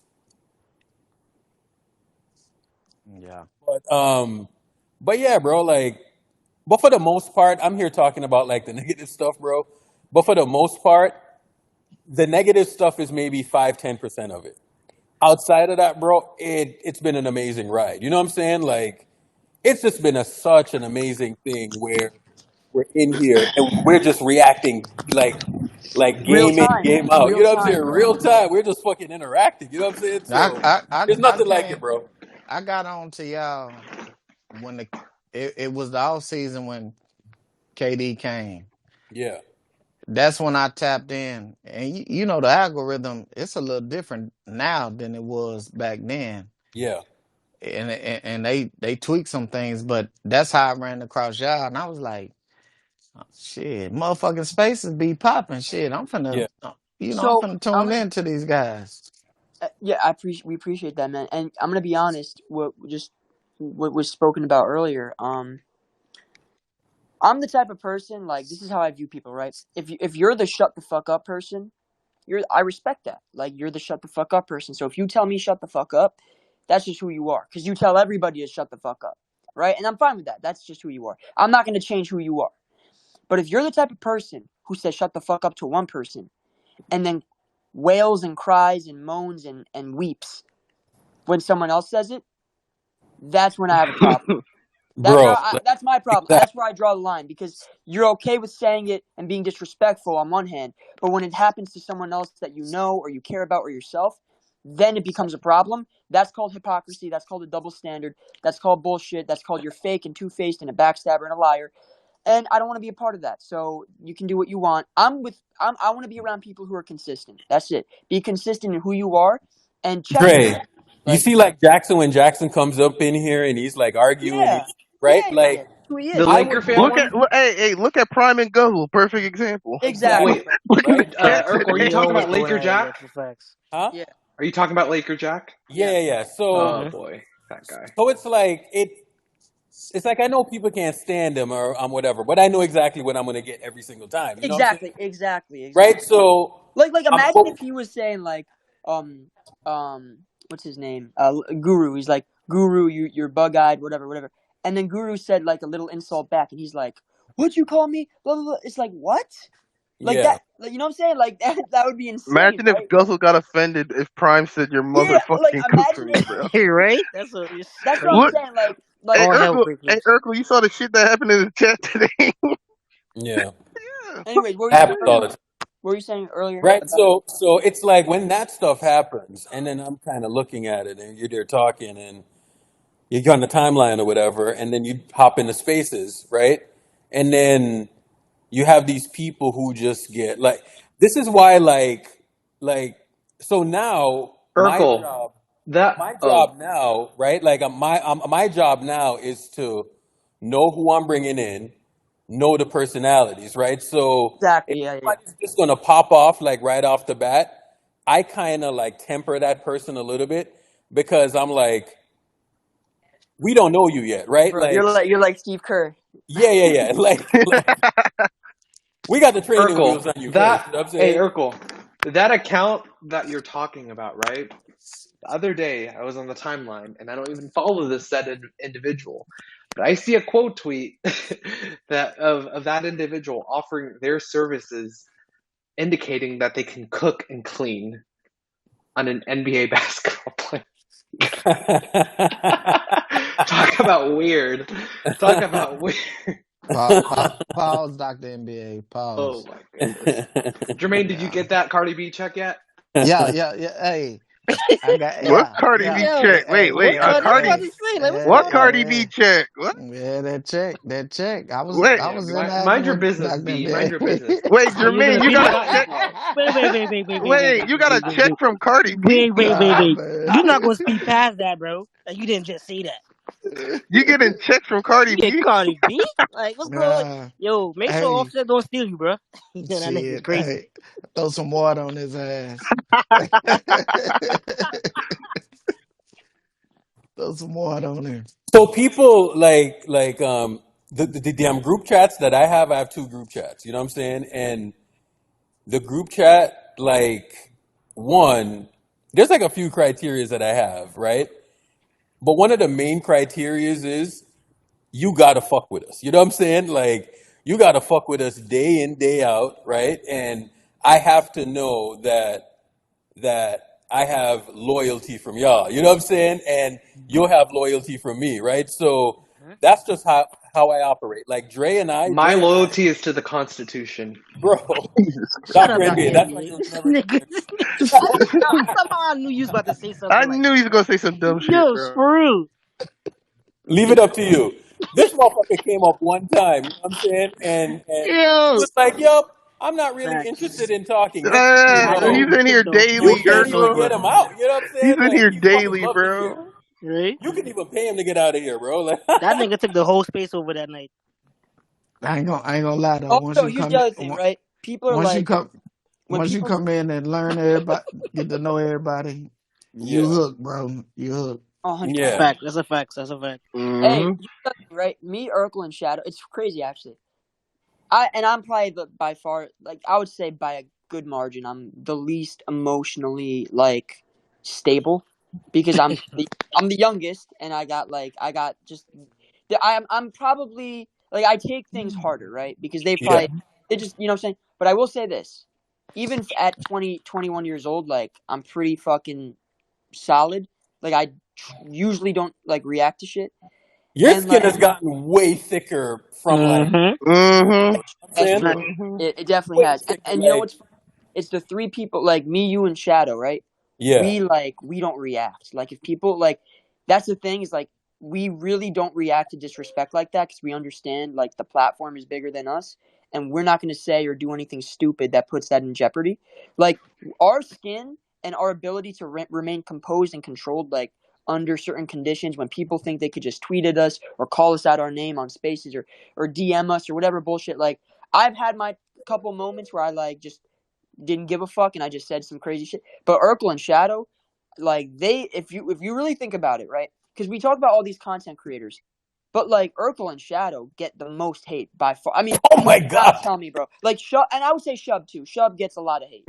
So like him, he's at the top, and Shub handles it. I'm impressed with Shub, man. Shub is very impressive the way he handles his shit. But like, you guys You like set kind of, Shubs? Absolutely. I think he's a good dude. But here's the thing. Nah, With Shishub is a good dude. Yeah, what? Urkel and Shadow, Urkel and Shadow kind of laid the blueprint of how to handle yourself in the face of disrespect, because I've always been pretty calm, but like I have my tipping points, but sometimes you just have to remember that there's things that are bigger than a moment, right? And even though in the moment it may be annoying and you may be angry, like you have to just put it aside, put that, pride aside and say, look, we have a platform here, man, and we're not trying to like make this a fucking war of like, oh, you're this, now you're that. And it's like it's just stupid. Like that's for other people want to do that, that's fine. Yeah. That's not our platform. Our platform is like learning, teaching, sharing ideas, like being funny, having a fun time. Like we're not trying to like be disrespectful. You know what I'm saying? Like I'm not trying to because the moment I cross a line and I say something crazy back, because I could have said some crazy shit back to some people, bro. My imagination is a little crazy. Like I could have said some crazy shit, but I didn't say anything. Like is the reason I didn't is because I have more to lose. Like I have way more to lose. So why would I just understand that concept. And so they've kind of laid that blueprint down. If anything, we by far run the most impressive platform on here because most people would have snapped by now. Most people in Urkel's position would have snapped by now. Oh my God. I don't know Absolutely. But how here's the Urkel thing, though. kept it that one day when they were trying to cook him, bro. I don't know Bruh. how he kept his composure that one day. Do you know I why? think you gotta You know call Urkel why I was Batman able to because that keep my niggas never get composure? rattled. Because it's happened, bro. So many It times. happens like every other month, right? So But Urkel wasn't even in that space though. What do you mean, B? The low space, right? I couldn't get in there. But well, one, I wouldn't go in there because I have a rule, right? And I learned this pretty early, like not to go into other That's people's shit true. That's true. We did that. We with did have a rule. with my platform, right? One, I couldn't go in there and because I'm blocked, right? And two is Control. You need is yeah, like I'm not with like the trolling thing, right? Because I went onto a Lakers space and I went onto a way smaller platform. You know what I'm saying? So they asked me that question and the host and I talked before. I'm like, this is what I'm going to say. This is what I'm going to address. And I will welcome any questions outside of that. Now, that's where the Laker Betty thing happened, right? And Laker Betty came up there and she had no intentions on having a genuine conversation. She was already talking about in the comment section, remember? Yeah, bro. Her mind was already made up about you before. Her mind was already made up, right? Laker So then, Betty's an attorney, by the way. yeah, so then I just leaned the other way and I was like, oh, and then she said something that like it really got under my skin because as a black man, having somebody tell me black woman perspective and all of this other nonsense, you know what I'm saying? And she knows that I'm from somewhere else and she's saying like coded things to me, right?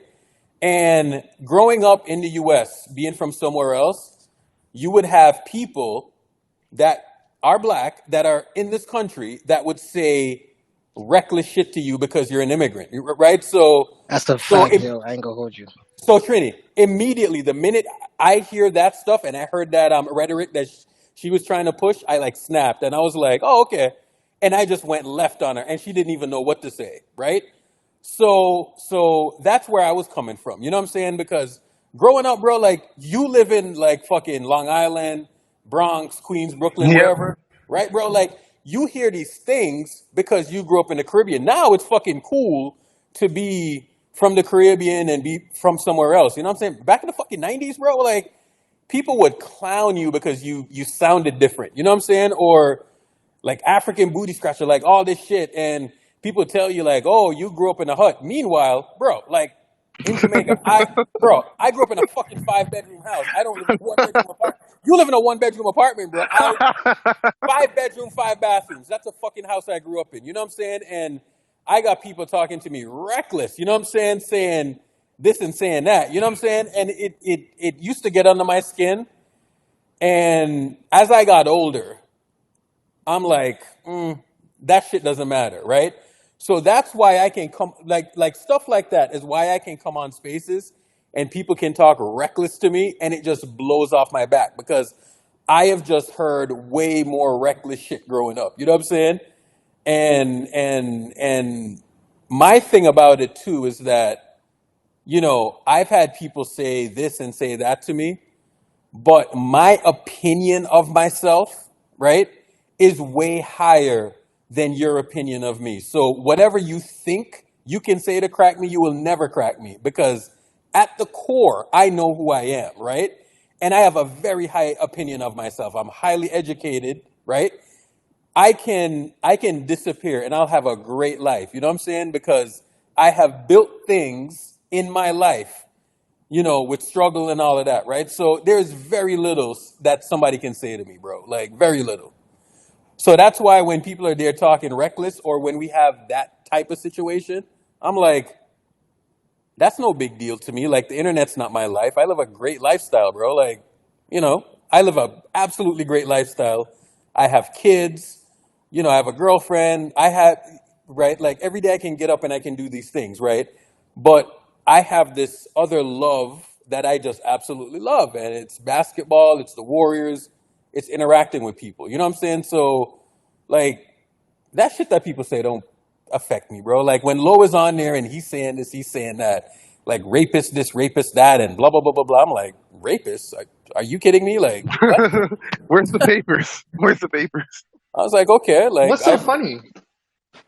I've never been B. convicted of a crime. What do Like, I mean? What's so funny? no cops, hold up, no cops get called to my house or none of that shit, right? So it's like, like, I don't say shit. I don't promote this, and you know what I'm saying? But then people see one thing and they try to, like, attach your name to it because they're trying to get you canceled. I was like, whatever, man. And it's hilarious that certain people were in here and they're like, nope, we're oblivious to it. Because those people were coming in here and they noticed that their followings were increasing from them coming up on So stage there's and nothing interacting. like like when people go at you or go at me and try to Yeah. mischaracterize. That used to bother me a lot, but you know what? That doesn't really bother me as much. What bothers me is the people that, like, benefit. Like, bro, I'm telling you, we kind of had this discussion. Like, you know how strongly I feel about giving people a platform that Yeah. have the wrong intentions. And you probably have a better read than me on, like, the intentions part. You know what I'm saying?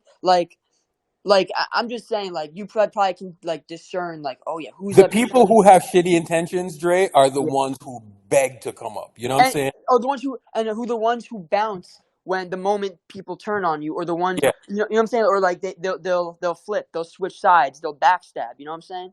That's just So what it we're a is. fan base, and imagine, like, people talking shit, and then you are going to go into a Laker heavy space, right? So that's why when that one thing happened, when Katie went up and certain people were begging to come up, and that one guy, like, called them out, I'm like, you think I would ever do that to one of my people? I would never do that. A leopard doesn't change its spots. You know. You know what I'm saying?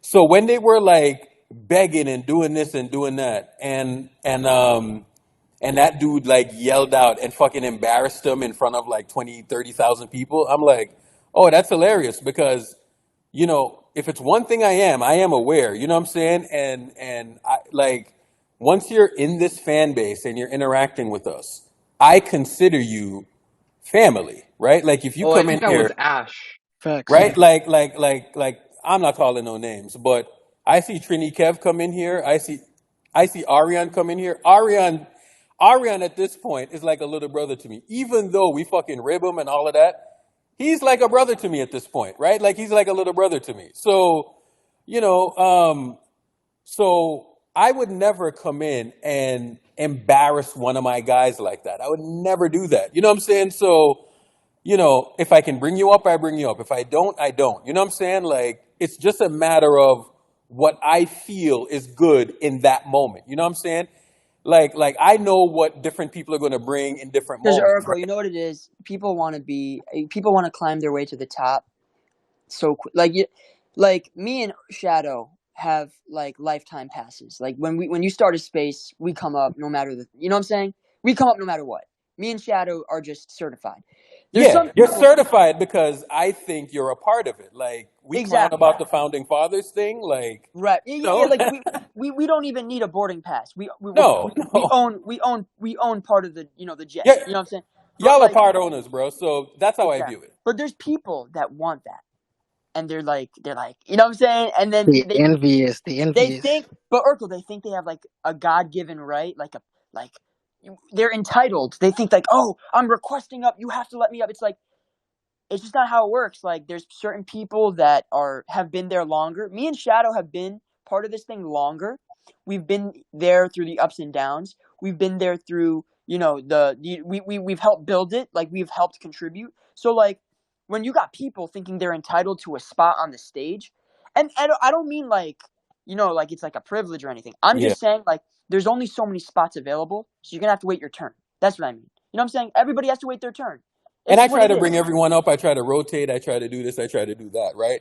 But if you notice, like, there were certain people who I would bring up, right? So I always want to have, like, the guys up, and I always want to have, like, a few girls up. You know what I'm saying? Because I don't want women to feel like, oh, it's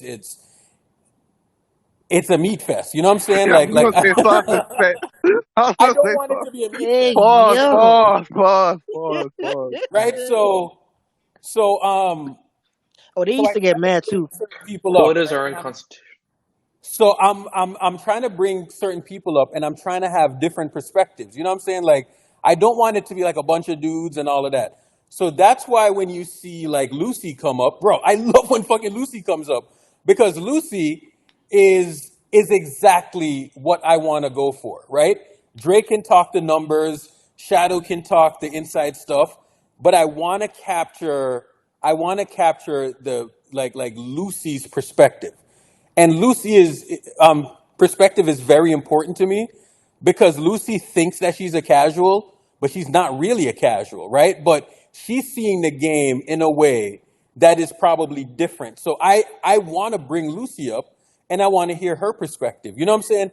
Lucy probably has like 2 or 3 kids or whatever, and she is just addicted to this thing. So she can't be like a casual. You know what I'm saying?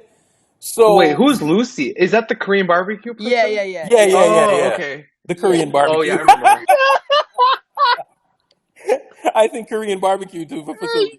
Yeah, Korean barbecue. The one, I remember her. She was here the other day, Urkel. Yeah. So I don't know why she thinks that she doesn't understand anything, but like when you hear her talk, she obviously understands. No, she has very valid observations for sure. Yeah. No. So you might think like, oh, I just come up and talk, but bro, like, there's a certain tone I want to set when every space is being done. You know what I'm saying? So I'm going to have that person come up. They're giving a particular perspective, right? So I know pretty much what people are going to say. So I bring up, and then I highlight that person, bro. So when you see me and I'm tired or I sound tired, bro, my mind, like the gear is just constantly moving. You know what I'm saying? So I'm literally orchestrating certain things in my mind, right? And we're not prepping or we're not doing anything like that. You know what I'm saying? But it's literally like a feel thing, right? All right, I want to get this idea across. So let me bring up this person, right?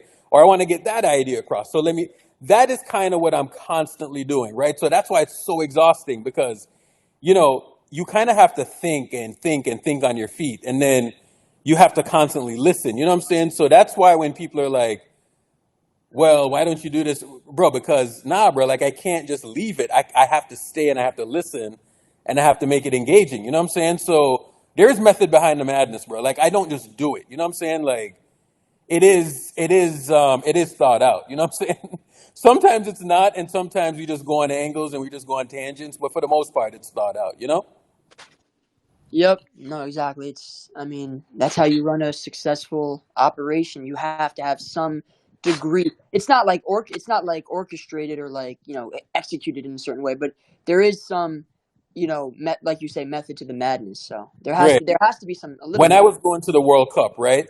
You can attest to this. Like, I was like asking people. I was like, all right, can we do this? Can we do that? Right? Like, I was in a panic because I'm like, people depend on it. And I was looking at the schedule and I was like, all right, like, who's going to take this game? Who's going to take that game? Mm-hmm. And next thing you know, I'm in my hotel room and I can't sleep because of fucking jet lag.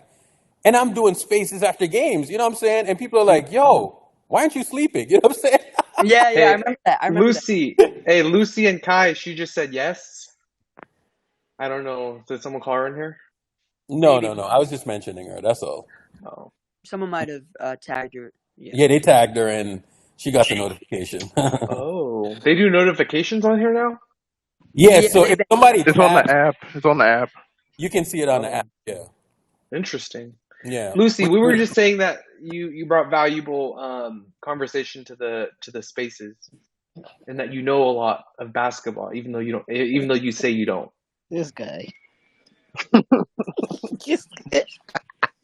Yeah. Urkel, I missed those World Cup spaces, man. That was last year. Nah, Urkel was Kevin, going crazy. cut it out. Nah, Yo, you just funny without Urkel was even going knowing, bro. crazy. That video Urkel at the with Mbappe's third goal, that video's hilarious. That screenshot that Dennis had, bro, it's hilarious. I knew that would happen too. You know what I'm saying? Like, Gold. I was like, they're about to go wild on this screenshot, bro. Like, but that picture, bro. It captured like exactly what I was thinking at the World Cup, because I was like, bro, like, one, I'm at the World Cup, right? So my girlfriend, she thought that we would get better seats, right? So we were kind of in the uppers, right? Like around midway through the stadium or whatever. But she wanted to be down lower, right? So I was saying to her, I'm like, are you kidding? Like, I was like, do you know where you are right now? Like, this is amazing. You know what I'm saying? Like, you just want to be in the building. Who cares? There's not a bad seat in the building, you know? So we were just there, bro. And the atmosphere was just electric. You know what I'm saying? Like, the atmosphere that you saw on TV, bro, it like multiplied by like 10. You know what I'm saying? That's how crazy it was. So when I'm there watching and I'm seeing all of these goals fly off, you know what I'm saying? I was like, oh my God, this shit is amazing. And then it's not just that it was just a lot of goals. It was who was scoring the goals. You know what I'm saying? And it was like Mbappe. It was legit Messi versus Bro, Mbappe up oh there, my bro. God, it was sick, bro. So it's like a legend versus another legend. You know what I'm saying? And I will say this though: if Mbappe wins that World Cup, oh my God, like we're probably looking at him as like a top 5 player ever. You know what I'm saying? Like it was absolutely insane, because if you think about it, they won the World Cup prior. Like France won the World Cup prior. So if this man comes back, scores a hat trick in the final, and he leads them to a second World Cup, like Back to back. that is fucking legendary, right? So you're there in real time and you're thinking about all of that. You know what I'm saying? Like, you're thinking about the history of the game and all of that shit, right? So that's why that picture just cracks me up, because all of that was going through my mind. I'm thinking about all the fucking narratives and what's on stake, Bro, and you know, speaking of that, which is yeah. like this slightly off topic, but did you know James Michael McAdoo? I didn't even remember this. He played in Game 5 of the finals against the Cavs in 2016. Oh yeah.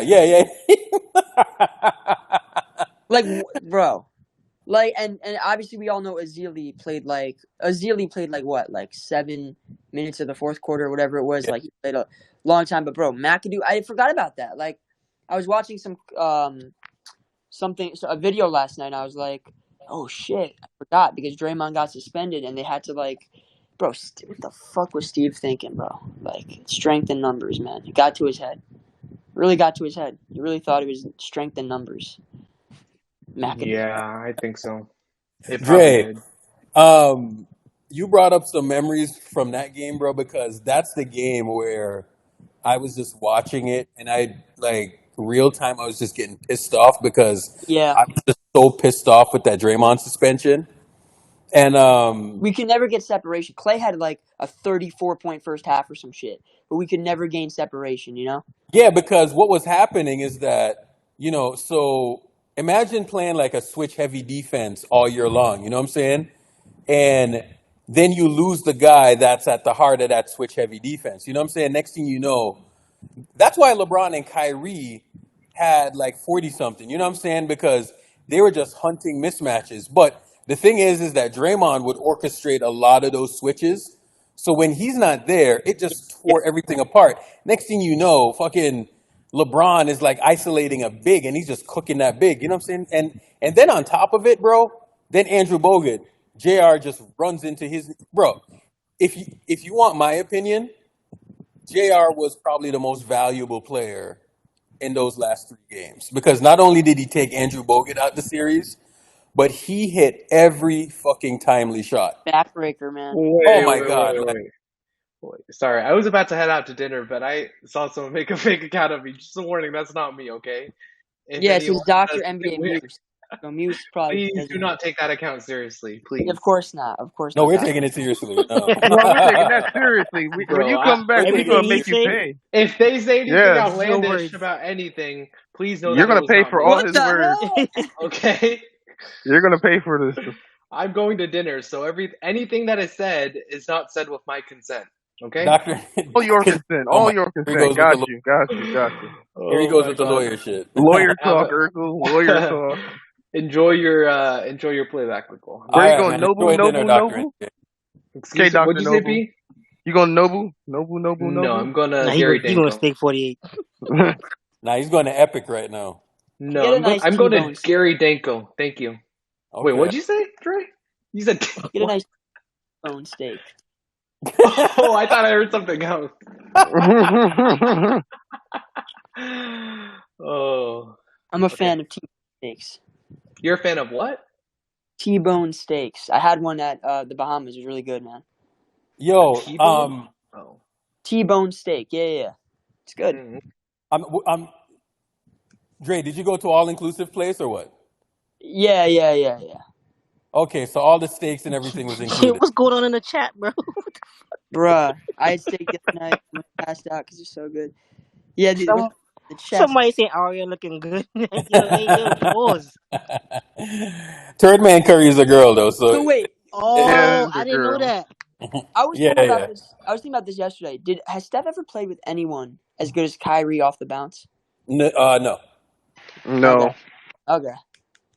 Jordan Poole had the potential, but Because no. I feel like LeBron fans pretend Kyrie isn't like one of the greatest like players off the bounce ever, bro. Like shot creation, like legit, the dude is probably top 15 ever. You know, like Kyrie's one of those dudes, man, ever. Like when you talk about like just shot creation, and we just pretend like Steph doesn't play with shot creators like that, and LeBron just had a dude just throw him the ball and make something happen. I remember Kyrie, I think this was either his second or third year in the NBA. I forgot. He came to the Garden. I went to that game, bro. He had like 45 or something like that, bro. He was crazy. Hey Dre. Yeah. Did you see the Shams tweet right now? I did with Dame. So they're gonna give 3 to 4 first round picks for him? I mean, of course, go ahead. No, they should. I mean, they want should, Dame. yeah. You gotta pay up. You gotta give a good You know, offer. bro, I think this is just a bunch of posturing. I think he just ends up in Miami anyway. It always happens. Oh no, he will end up. Yeah. You saw the NBA. Hey, Urkel, you saw what the NBA told Dame's reps? Dame's reps is just behind the scenes, bro. And I'm going to be honest with you. This is what they're saying behind the scenes. They're like, so any team that goes to Portland and offers Dame anything, they're like, yeah, we don't want to play for you. You know what I'm saying? Right. And if you're going to, so here's the Isn't thing that with these illegal? trades, right? Like, people think it's as simple as like, oh, you just trade him. He has a contract. You can send him wherever he wants to They go. want value. They want contracts have to match. Bro, but if you're gonna send real value out for a player, Yeah. and they're not gonna be happy and all of that, like, what's the point of trading? You know, like people think Right? like, oh, just trade him. Like, do you know when Dame was drafted? It was 2012 Yeah. or what 2013. Like, he's been there for 10 fucking years. Like 10 years. Like that's it. Like you're not gonna just give away a dude that's given you that much for 10 years. A guy that good. Got you to a conference finals, gave you your first playoff series win in like 13 years. Yeah, like, bro, he's too like you're gonna have to get. He's probably gonna get he's most likely getting his jersey retired in Portland. So yeah. 100%. You know, you could make the argument, Dre, that Damian Lillard, like the best Blazer that I can think about, like You got from the time Clyde, I started to watch basketball is probably Clyde Drexler. right? You could make an argument that he's probably better than Drexler. Yeah, I mean, the only thing I guess Yeah. the best argument for Drexler was that he made the finals in what 92. That's the only argument. Like that's Yeah. literally the only Would you argument. consider he's a better player in Houston? Since you watched the Merkle, you think But he was how a better long? player in Houston or in Portland? He was better in Portland. Yeah, probably Portland. But how long was Drexler even there for? Like, that's the question. He was there for He was majority of drafted his in career. '83, right? He was drafted in the Jordan class. He was in the Jordan class. No, he played That's about. 84. He That's actually 84. played, 84. He actually played the same 10 years. So he played 10 years. Dame played 11, I think. Yeah. Yeah, he played like 11 years. If you look at the numbers, I mean, you could argue they're right there. I think they're right there. I think it's a pick 'em.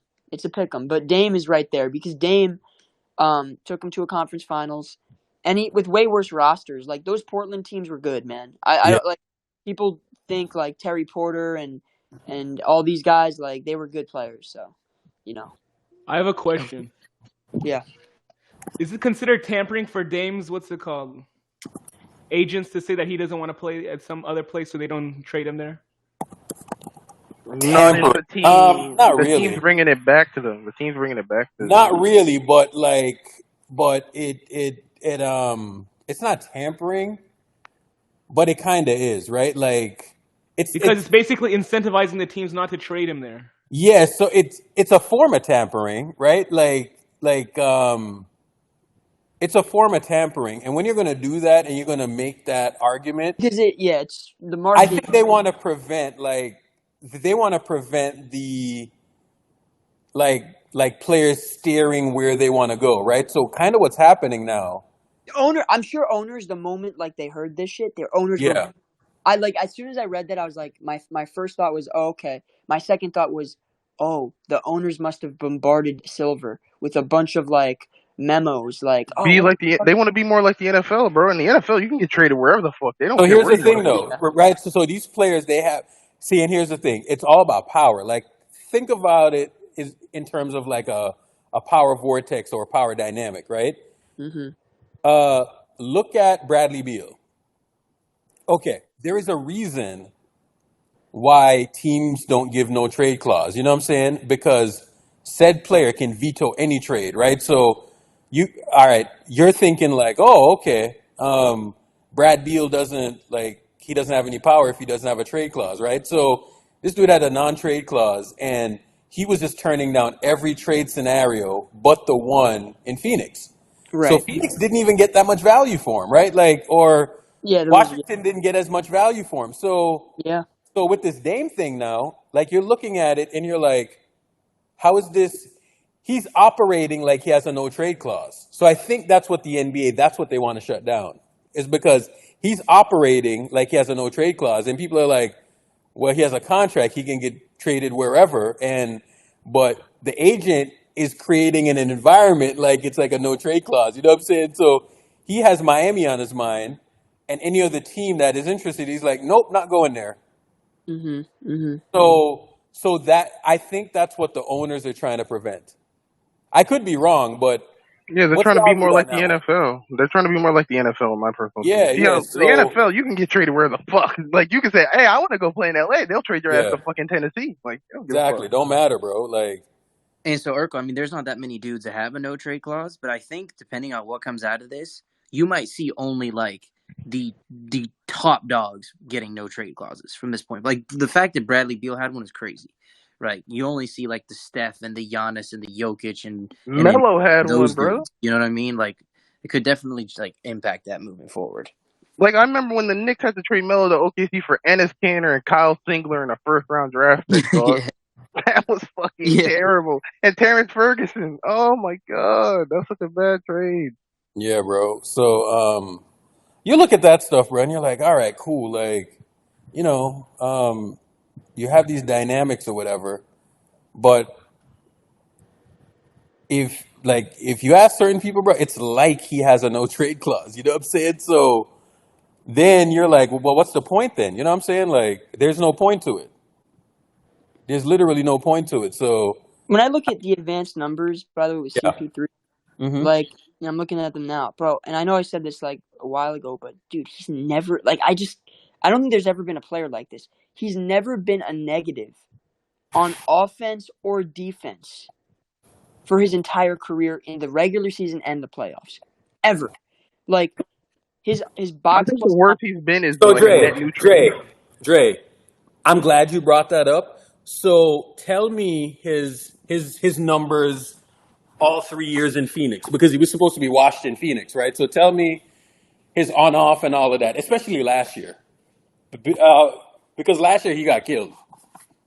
Yeah, last year in the playoffs. So regular season, I'll give the box plus minus stuff, and then I'll find the on off. So box plus minus, which is like a reflection of basically like your how much you contribute per 100 possessions, offensively, and then defensively how many points you save. So he was a 3.5 offensive box plus minus, 1.1 defensive in 2021. Then in 2022 he was 3.1, 2.3, and then last year he was a 2.0, 1.2. He hasn't been below a 3 ever in his career. He was a 3.2 last year, and the 2 seasons before that he was around a 5. In the playoffs, it dips, but it's not by much. The only year that he was really bad was last year in the playoffs, but he only played 7 games total, and he was injured.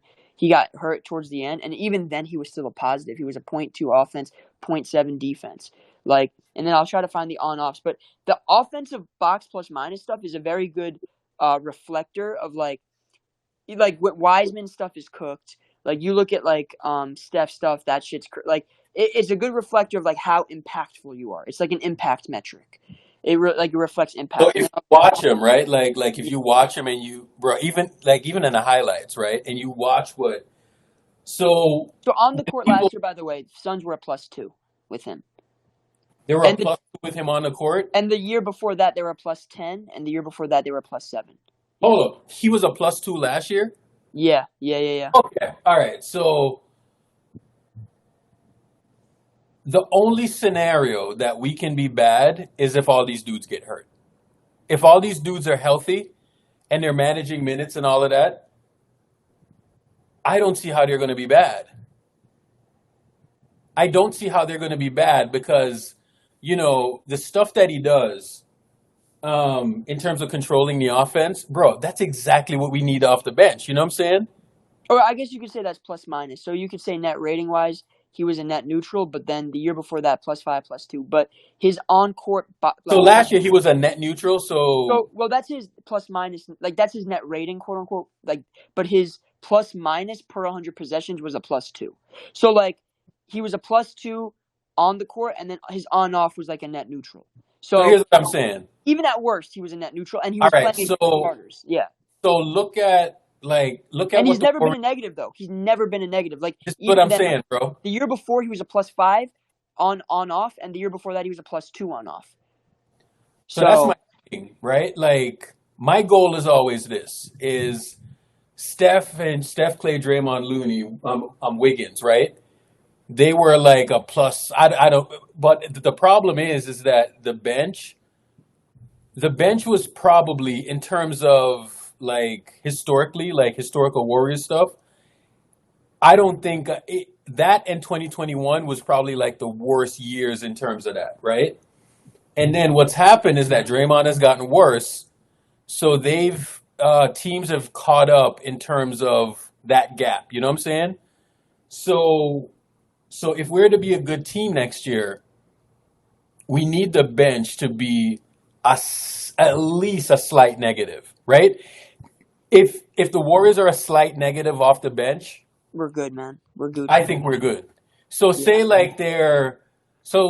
if it looks like this, Dre, if the bench is like a -1, and then Steph comes on, and then he's like a +10 or a +11, yeah, they're going to win close to 60 games. For sure. Yeah, 58. Right? 58 for sure. That's the scenario. Granted, if he plays like 65 games or something like that, you know what I'm saying? And by the way, he has not played. So in the last 1, 2, 3, 4, 5, 6, 7, 8, 9, 10, 11, 12, 13 seasons. In the last 13 seasons, Chris Paul has not played under 58 games. He's played at least 58 divided by 82. That's right, like 70%. Yeah, 71%. 71%. So he's played at least. So Chris Paul in the last 13 seasons has played 71%, at least 71% of the regular season and each season. So he doesn't even get hurt like people say he does. Like, it's really the playoffs that he gasses out. That's where we have to preserve him there. You know what I'm saying? But regular season, he stays healthy. And Steph obviously gets his yearly 1 or 2 injuries, but CP is there to kind of shore that up. So, and we got Kojo off the bench too. If Steph gets that injury, I feel much better about the offense with CP3 in there than probably anybody in the era, even at 38 years old. You know what I'm saying? Yeah, 100%. Because you don't lose the IQ and ability to run an offense. Well, now you got a playmaker. Like, Clay, you remember last year when Steph got hurt, Clay was creating. Like Clay was creating off the bounce.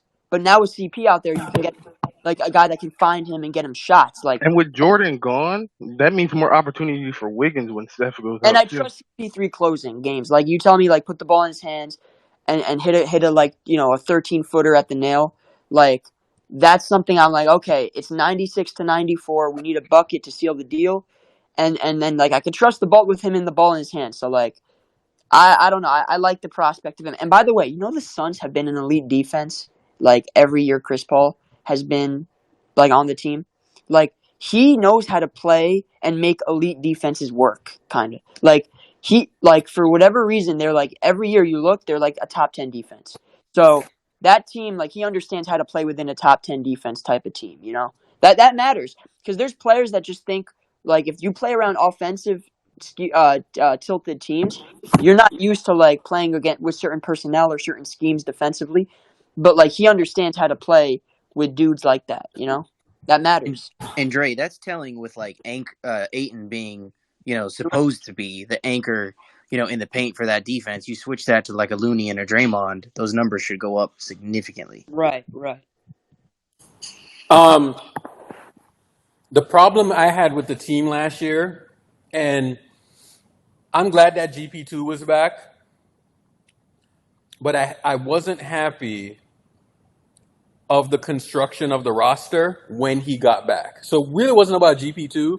It was just that you had Jordan, GP2, Dante were the first 3 dudes off the bench. That's a problem. You know what I'm saying?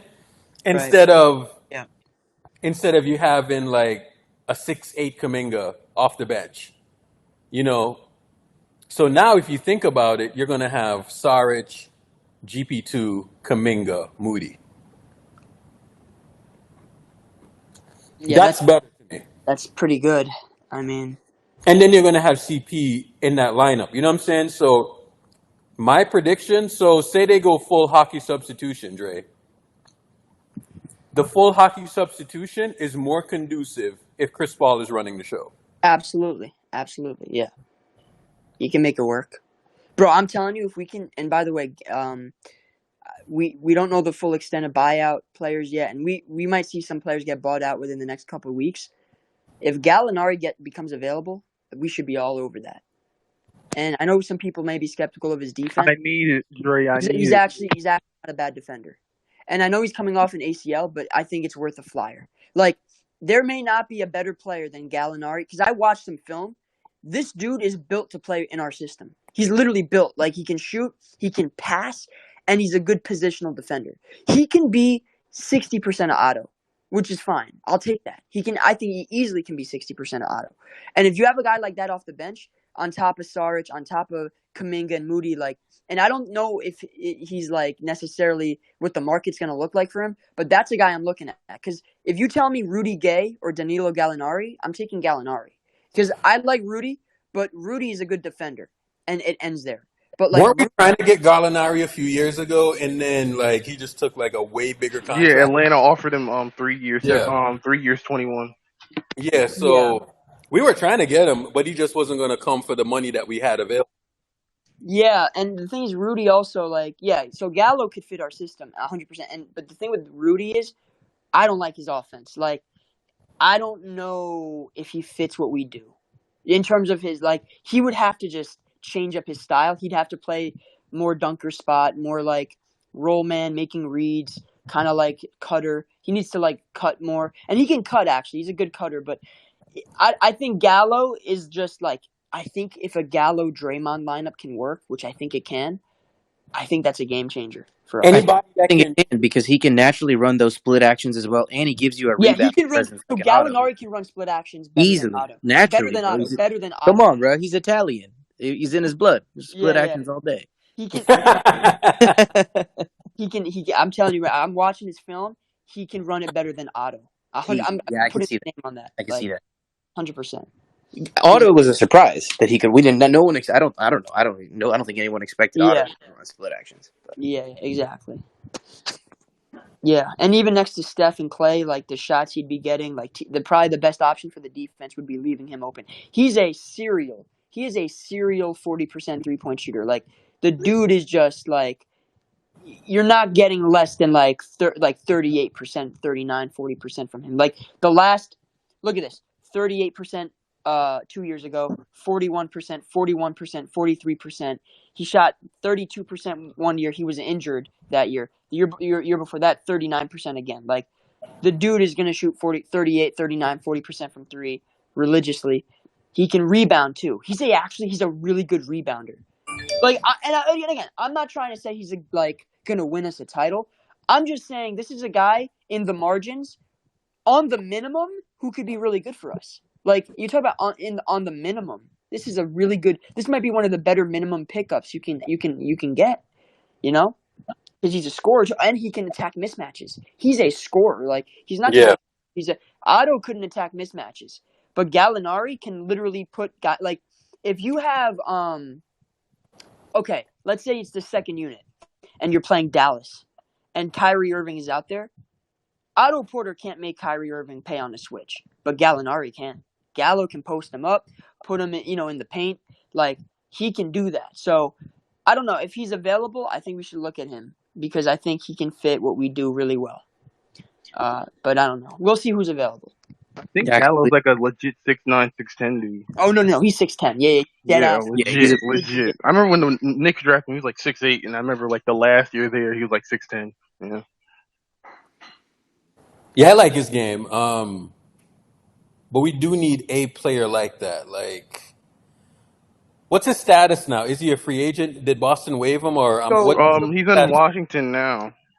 Okay. Yes, he's basically traded So to the he's a potential buyout then, right? Yeah. Like he should be on the radar for a buyout. Now, obviously, he's coming off the ACL.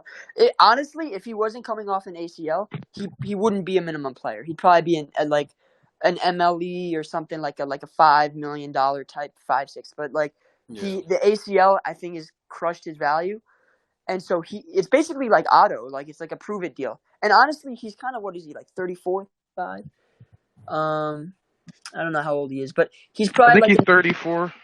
Yeah, he's like in his mid-30s, I think. So he might. He's never even played for a championship either. So this would be a good opportunity for him. Maybe he's 34 years old, so he can rebuild a little value and maybe work for a. But I'm just saying, like, we have an open roster spot. Is my point. My point is we have an open roster spot, so we're gonna have to use it. And if we're gonna use it, it's got to be for a guy that like is good. And I think Gallo is probably like the best. Like, if he does get bought out, he'd be the best available option. But we'll see. If Reggie Bullock gets bought out, I would take a hard look at him, too. I like Reggie Bullock. I think he's a good player. Where's Reggie at now?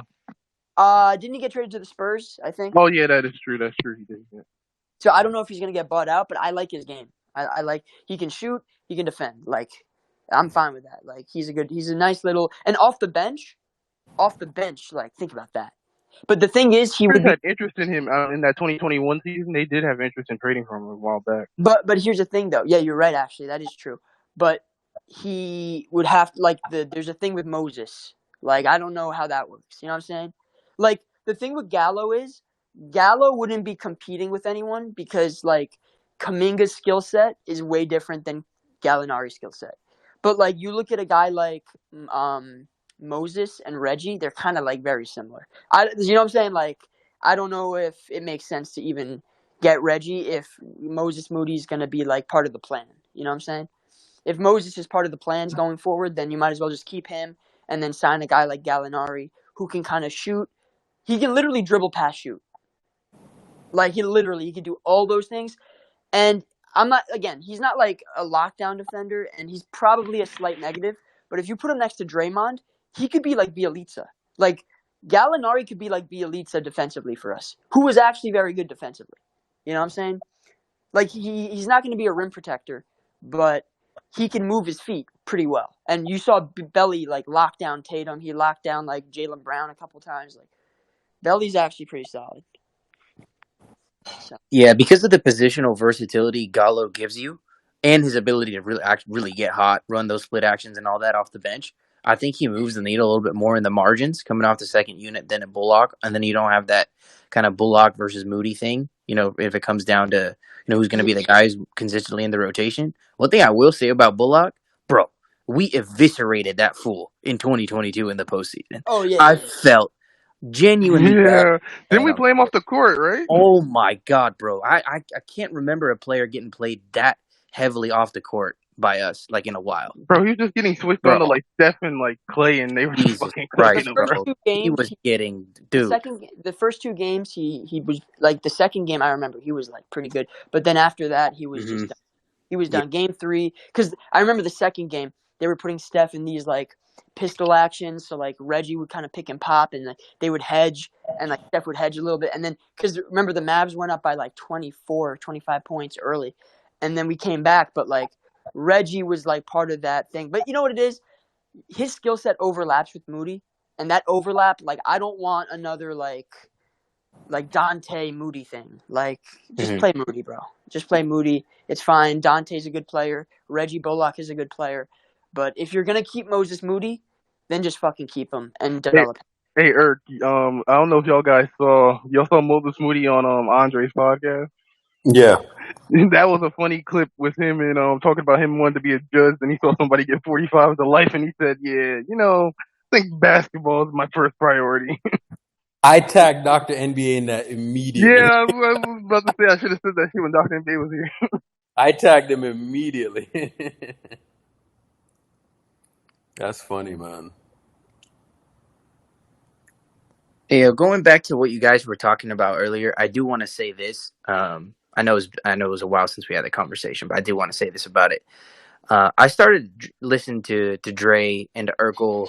I want to say like start of the pandemic, like kind of the close to the beginning of 2020, and just have obviously seen you guys deal with a lot of bullshit, and see you guys deal with a lot of good shit. And I actually I didn't start talking to everybody and be up here since this year. Just ran. I was close to the end of the postseason this year. Was talking to Urkel, came up, and then like since then been talking in playback, talking to spaces here and there. But their ability to separate, you guys' ability to separate yourselves from those things and be able to stay focused and generate good content, the best content, not only for Dub Nation, but I personally think you guys have created the best online sports community anywhere on any platform. I just wanted to commend you guys for that because I haven't had a chance to say that to you, and I think appreciate that, bro. Is very much a good time to bring that up. So I appreciate that. And so I was thinking about you in particular because you sound like you're locked into like multiple sports, bro. So you're probably one of the people like when we start to branch out and do different things, I would love for you to be locked in. You know what I'm saying? Because I do appreciate your insight. So when we start to like get more rights from the football. I would love to have you on football stuff, bro. Please lock in with us, bro. Because I think you have a lot to add. You know, I'm always. I really appreciate y'all. Dre knows. Urkel. I'm not here for no platform shit. I'm here to talk. About the stuff that I'm passionate about. No, absolutely, bro. That's why I fuck with y'all only because that's all you guys are here for. Your platform has grown because to like expand into like more sports or whatever. Yeah. Like, I was smiling ear to ear when I saw like the when I saw the response that we got with a blank screen with the boxing the other night, bro. So I was so delighted to see Dre was pulling that type of stuff in the dead of summer when no one is reading. So my plan is to like branch out and do different things and do like outside of the Warriors stuff is to do like the big events. You know what I'm saying? Yes. So this is gonna be like a place to come when you want like live fan All the big sporting events. all of the big sports stuff, bro, because like that's why the World Cup spaces were so good because bro, like everybody was tapping in, dog, like everybody, right? So that's kind of like my vision with this is to like from the spaces we generate what we generate on the spaces and then we just drive people over here and then this is where the interaction is really going to start. You know what I'm saying? So next thing you know, we are doing fucking Premier League or we're doing Champions League or whatever. Whenever they can figure out how to get the rights to that, Game changer. Yeah, That's a game you know, football is my thing. I need football, bro. Champions League playback will be fire. bro. Like, can you imagine all of us in here and we're reacting to like a round of 16 Champions League game, dog? Oh my god, like it will be insane. Yo, that is crazy. Grinny, What was going on? remember the game between PSG and Barcelona? Like, I don't know, this was about 6 or 7 years ago. Imagine if we're back. When they lost like 5-0 or something. Huh? When they lost like 5-0. So it's the game where they were like they got comeback, right? The Sergio Roberto goal. Oh, Yeah. I remember what you're talking about. Yeah. Yeah. That would have been crazy. See this again. Right? Like, that would have been crazy. Oh my god! Can you imagine something like that on playback, dog? Like, oh my. Yeah, I saw that on TikTok the other day. Hey, AK, what were you gonna say? I was just gonna ask what was going on set because I popped in Saturday night really quick, but I was in a bar downtown SF and it was so loud there was no way I could even hear y'all really too much. Yeah. So I wasn't able to stay on, but yeah, that was fucking insane. There was a UFC and a boxing bar at the same time, so I kind of missed it. But that's dope that you got. Yeah, like you said, even with a blank screen, like shit was let me tell you off. this. I think the way I view this is like anything that I would do by myself, why not do on playback? Like I literally for years have been watching UFC and boxing by myself. Like I would like watch like Tyson Fury and like so Yeah. I'm like hold on, there's people that like this shit too. And they like basketball. You know what I'm saying? Like I'm like if anything like that's actually partly why I started playback was because I was like, look, I'm watching these games by myself. It wouldn't hurt to watch it with a bunch of people that wanted to, like, you know, it's like a better experience. Like, you know what I'm saying? So, and then you get to react to it live. And it's like, fuck, like, it's kind of like cool. You know what I'm saying? So, great. Yeah. When Spence was getting his head beaten, or when what's his name was getting his head beaten, you know? Spence. Take the nigga Jamaican card, bro. Take the... Yo, bro, I was laughing. I was just laughing at how everyone was reacting to it, bro. I was like, oh my god, like I wish it was on the screen. You know what I'm saying? But because a similar thing, I was like, nah, this is real fucking cool, bro. So it's not just about like, and it's funny too because the people on playback, bro, like they've hit me up and they've been saying like what you're doing on playback. It is actually interesting how y'all are engaging people because y'all are engaging people, and they were talking about on both channels, yours and mine's. Mm-hmm. They were saying that we interact people in such a unique way relative to how everyone else is doing it. You know what I'm saying? Why? Because we're creative. I think about all different types of ways to like, okay, like if there's like, dude, next week we're doing the Jake Paul, Nate Diaz thing. Yeah. I'm ready. That's just gonna be fun as hell. Like, I'm just saying, like I try to think about like, I don't view this as like a platform. I view this as like a bunch of people. Just like if you like this, cool. Like if you don't, cool. But like, I know that there's a lot of people that like MMA and boxing and stuff. So I'm like, cool. Let's fucking run it. Let's fucking do this. Like, there's nothing more fun. I used to like go to my friend's house and we'd watch. Like, I remember we literally watched when McGregor snapped his ankle against I forgot who he was fighting, but I was like, oh shit, like that was a crazy thing. And then we watched like Masvidal versus like another dude, or it was like someone else. And it was like, we just watch these fights. It's like, there's nothing better than that. So most of these content creators think about like, I'm a Yankees fan and we're going to watch baseball and but you don't have to be that rigid. I'm not rigid like that. Like, I just think, like, look, what is going to make the best experience possible? And the best experience possible, you need one thing, really, common interest. If you have a common interest, the experience is going to be incredible. It doesn't have to be just Warriors. It could be anything. Because at the end of the day, it's July. Now, when fucking September, October rolls around, I'm locked into Warriors. Like, you will not see me. Maybe you'll see a couple fights here and there. Like, I might do the KSI fight. You know what I'm saying? Like, I might do a couple fights. No, But we really, gotta do the Bone Stipe fight though. yeah, like, I'm going to do a couple things. Yeah, But, like, the big ones. Bone Stipe. Yeah, Wait, Bone that's Stipe, November.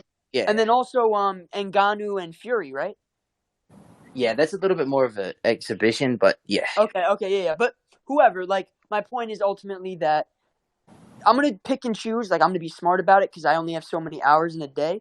But like, I'm locked into Warriors basketball. But like, this shit too is fun, and people got to be more creative. Like, thinking about like what's the best way to create like an engaging experience for the people that show up. You know what I'm saying? Like, I don't know why people are like rigid like that. It doesn't have to be. Your channel doesn't just have to be, Warriors, just Warriors. Like, at the end of the day, the Warriors aren't playing right now. If they were playing right now, I'd be fucking turning the TV on and we'd be breaking it down. But they're not playing right now, so we have to like.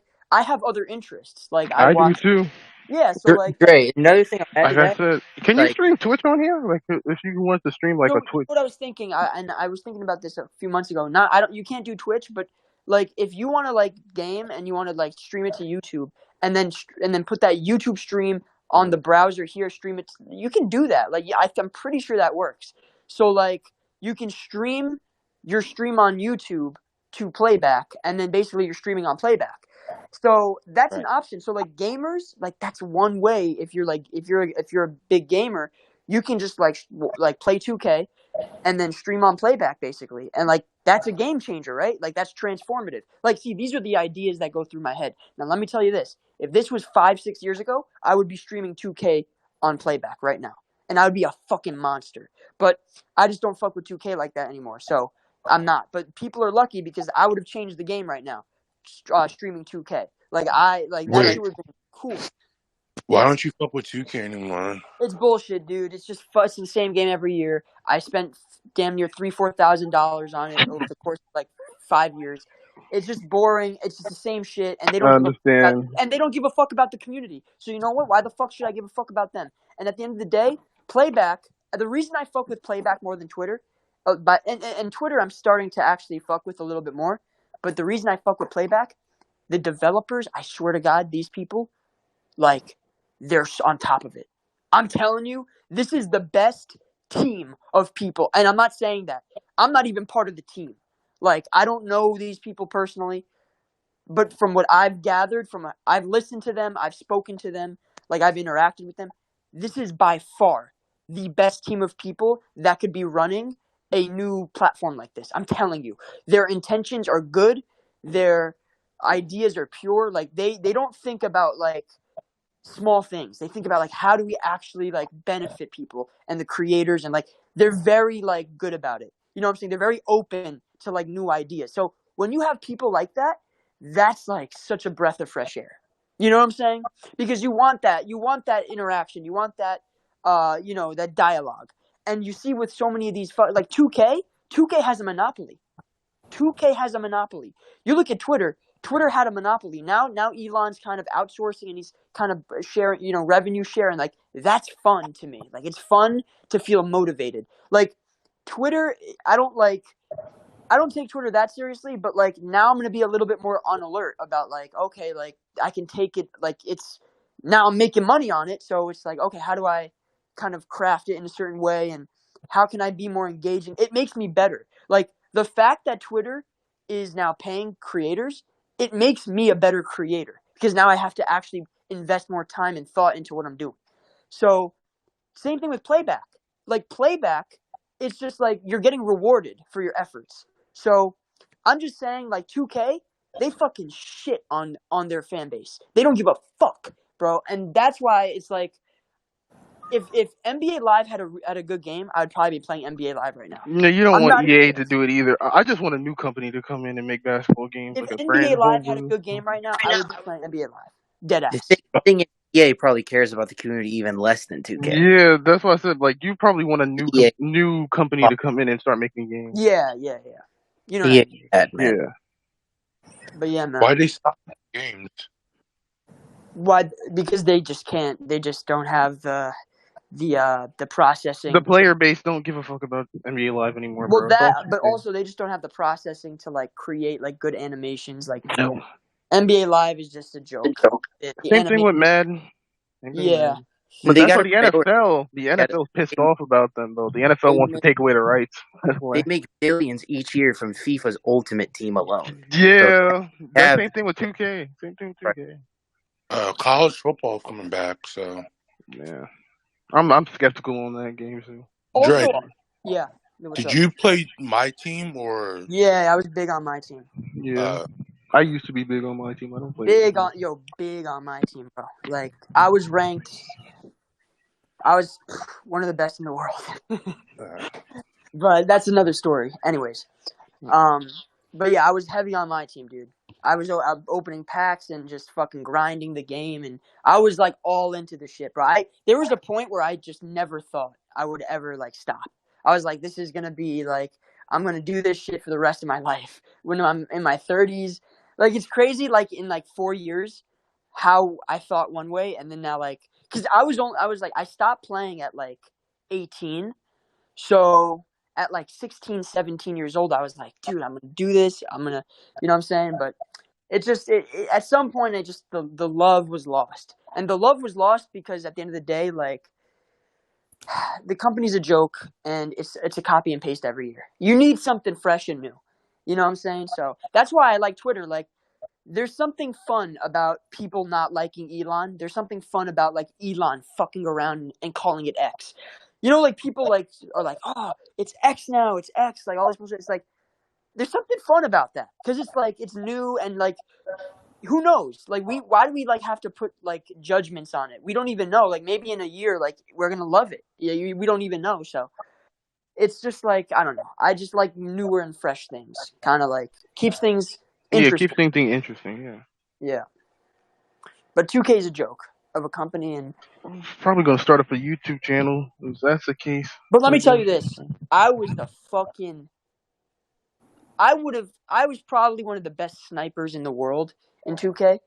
Like when it comes to, and I'm talking about in the world. You know, like when you'd like make coins and stuff, like where like you would like buy players for cheap and then sell them for like whatever. My filters, bro, I would make millions a day. I remember, bro. Let me tell you what I did. This is a trade secret. So you know when 2K shuts down their servers? Like they'll shut down their servers periodically. You know what I did? I was like, okay. So you follow 2K support, right? 2K support will say, we're going to shut down our servers July 31st at 9 p.m. I'm like, okay. At 8:30, I'm on the game, and I am literally bidding on every new card that's out. So by the time the servers shut down and they're up again, I am making millions per player. And I did that so many times where I would get these players for like a couple thousand coins, and then it would just sell them for millions. And Sniping. so I would snipe the it's called sniping. So I was one of the best because I would come up with these like crazy ways to like get these players like find these opportunistic ways to like get these players for really cheap. And then I also had a bunch of other filters. But anyways, my point is that I put so much time into 2K, but I never felt like I was rewarded for it. You know what I'm saying? Like my work ethic is good, but I have to be rewarded for it. You know what I'm saying? If I'm not rewarded for it, then it's just like boring. And the love I had for playing like video games kind of died out because at the end of the day, like it was the same shit every year. It was like, oh, you're playing for this, you're opening packs, you're like, it's the same fucking bullshit. With like newer things, it's like, okay, now I can work towards another goal. I can work towards something else. Like the sky's the limit, right? So you're always chasing like new things. So that's why this is way more fun for me. But who knows? Maybe in 4 years I'll be doing something else. I really don't know. So, but that's kind of how I view things. I made hella money from Roblox. Have you played that, Dre? Never. Yo, that got me crying. I used to do that for FIFA. Yeah, dude, FIFA. I only played FIFA a couple of years. Someone said Dre's a capper. Nah, dude. I'm dead ass, dude. I would spend like at I'm least Park. 5, That's me. 6, 7. Dude, honestly, I'm a it was Park during the player. pandemic. I remember I was watching the Lakers Rockets series in the bubble, and I had that on one screen, and then I was like sniping players on another screen, like on my TV. I was like sniping players while watching that game. So yeah, dude, I was invested in 2K, man, but not anymore. Sorry. Oh yeah, I was a Park player. The only reason I stopped playing Park is because all my friends got lives. It sounds kind of crazy, but You yeah. play COD? No, I did not play COD. I don't I play only played first person I shooters. literally played 3 games ever: FIFA, 2K, and Fortnite. That's it. Bro. Nah, I play everything. I'll be honest with you. I play Yo. everything. Yo, what's happening? That is You play why we Fortnite? all like found each other. You know what I'm saying? Because that's literally the 3 games that I play too. It's 3 of my main games, but not the only games I play. I definitely do play. Yeah, yeah. Dre, would you have an Xbox? Nah, PlayStation. Oh my god. I got both. But I think they're doing crossplay next year for 2K, which is cool. But Yeah. they're like 10 years too late on that.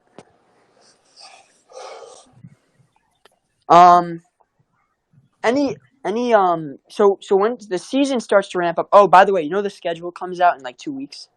Oh wow. We'll start to get like some information about like the Warriors and the Suns are playing on Christmas. Like we'll start to hear that kind of thing pretty soon. Who do you think we get on opening night? I go Sacramento. When we getting this on Android, I'm dying here. I want to be cool like you. Android.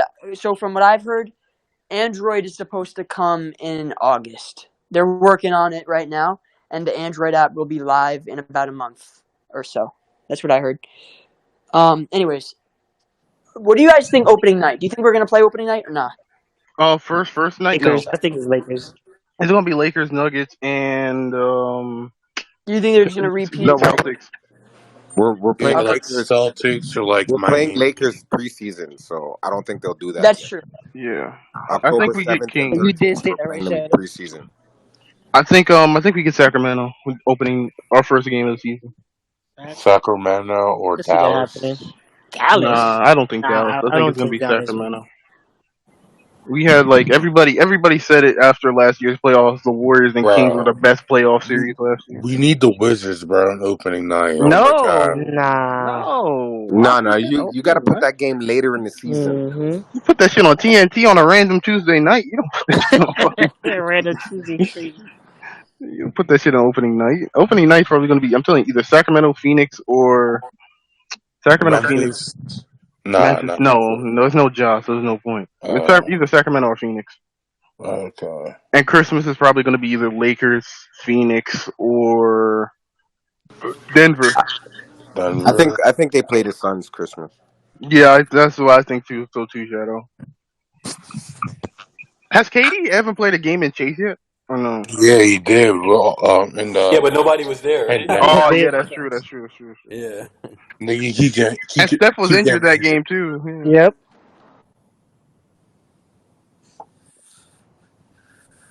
Yeah. I don't think they've played each other since they left, right? Nah, they did. They played. Yeah, they played. Remember when Steph dropped a Yeah, they triple? played the Nets. Remember In Brooklyn. in 2021, 2022, we mollywopped them in November. He got the And they MVP had chance. the dumb look on their face. He had the MVP Harden, chance. He had the KD. MVP I'm gonna chance. be honest with you, right? I think the floor of that 2022 team is probably higher than this team, but the ceiling of this team, I think, is easily like this team has an opportunity to be a 60+ win team and just lose like 5 or 6 games in the playoffs. I agree. And I don't think that's gonna happen personally, but if they do reach their ceiling, then that's what their ceiling looks like. Now, personally, I think it's realistic. They probably win about 55-ish games, and they win the title still. But I think their ceiling is higher than the 2022 team. The ceiling It of this is team definitely higher. Dre and Steph haven't been this hyped on a get back like this since like 2017. Since the 2016-2017 season when KD came, the excitement, these guys are excited, man. They're Yes. going to come Yeah, in there. and like, that was part of it. Like, yo, so Shadow, that's a really good analogy and that's a really good reference point because I kind of had that feeling too. Like, when you bring KD like a superstar, you're like almost like, we want to like almost show him like how we do things here and like get him acclimated. Get like there's like a new face, and it's like how like kind of getting guys up to speed. It's like a challenge. It's like a new thing to look forward to. With Very, CP, very similar to Chris Paul. yes, exactly. Almost like once they got to the finals, everybody wanted Steph to win the finals MVP. Like as crazy as it sounds, everybody wants to win a chip for CP3, and they want to have get back on the league. So these guys are focused, exactly. man. These guys are focused.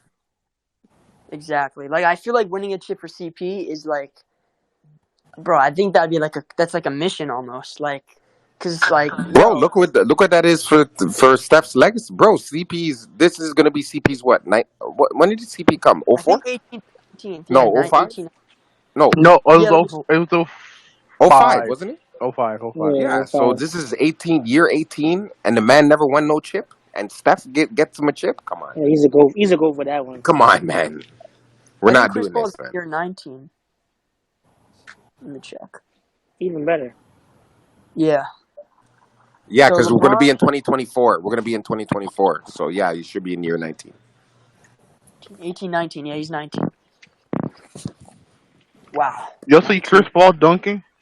Oh yeah, that shit was crazy. Bro, guys, what did I tell you? My little crow told me he was at Jason Tatum's camp. He's from Canada, but he's one of the best players in high school basketball.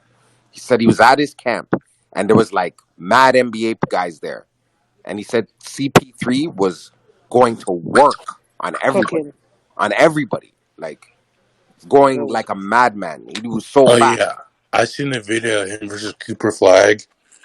Yeah, he was getting buckets. There's a video out there. He definitely looks Sam, like find that video and just throw in the chat.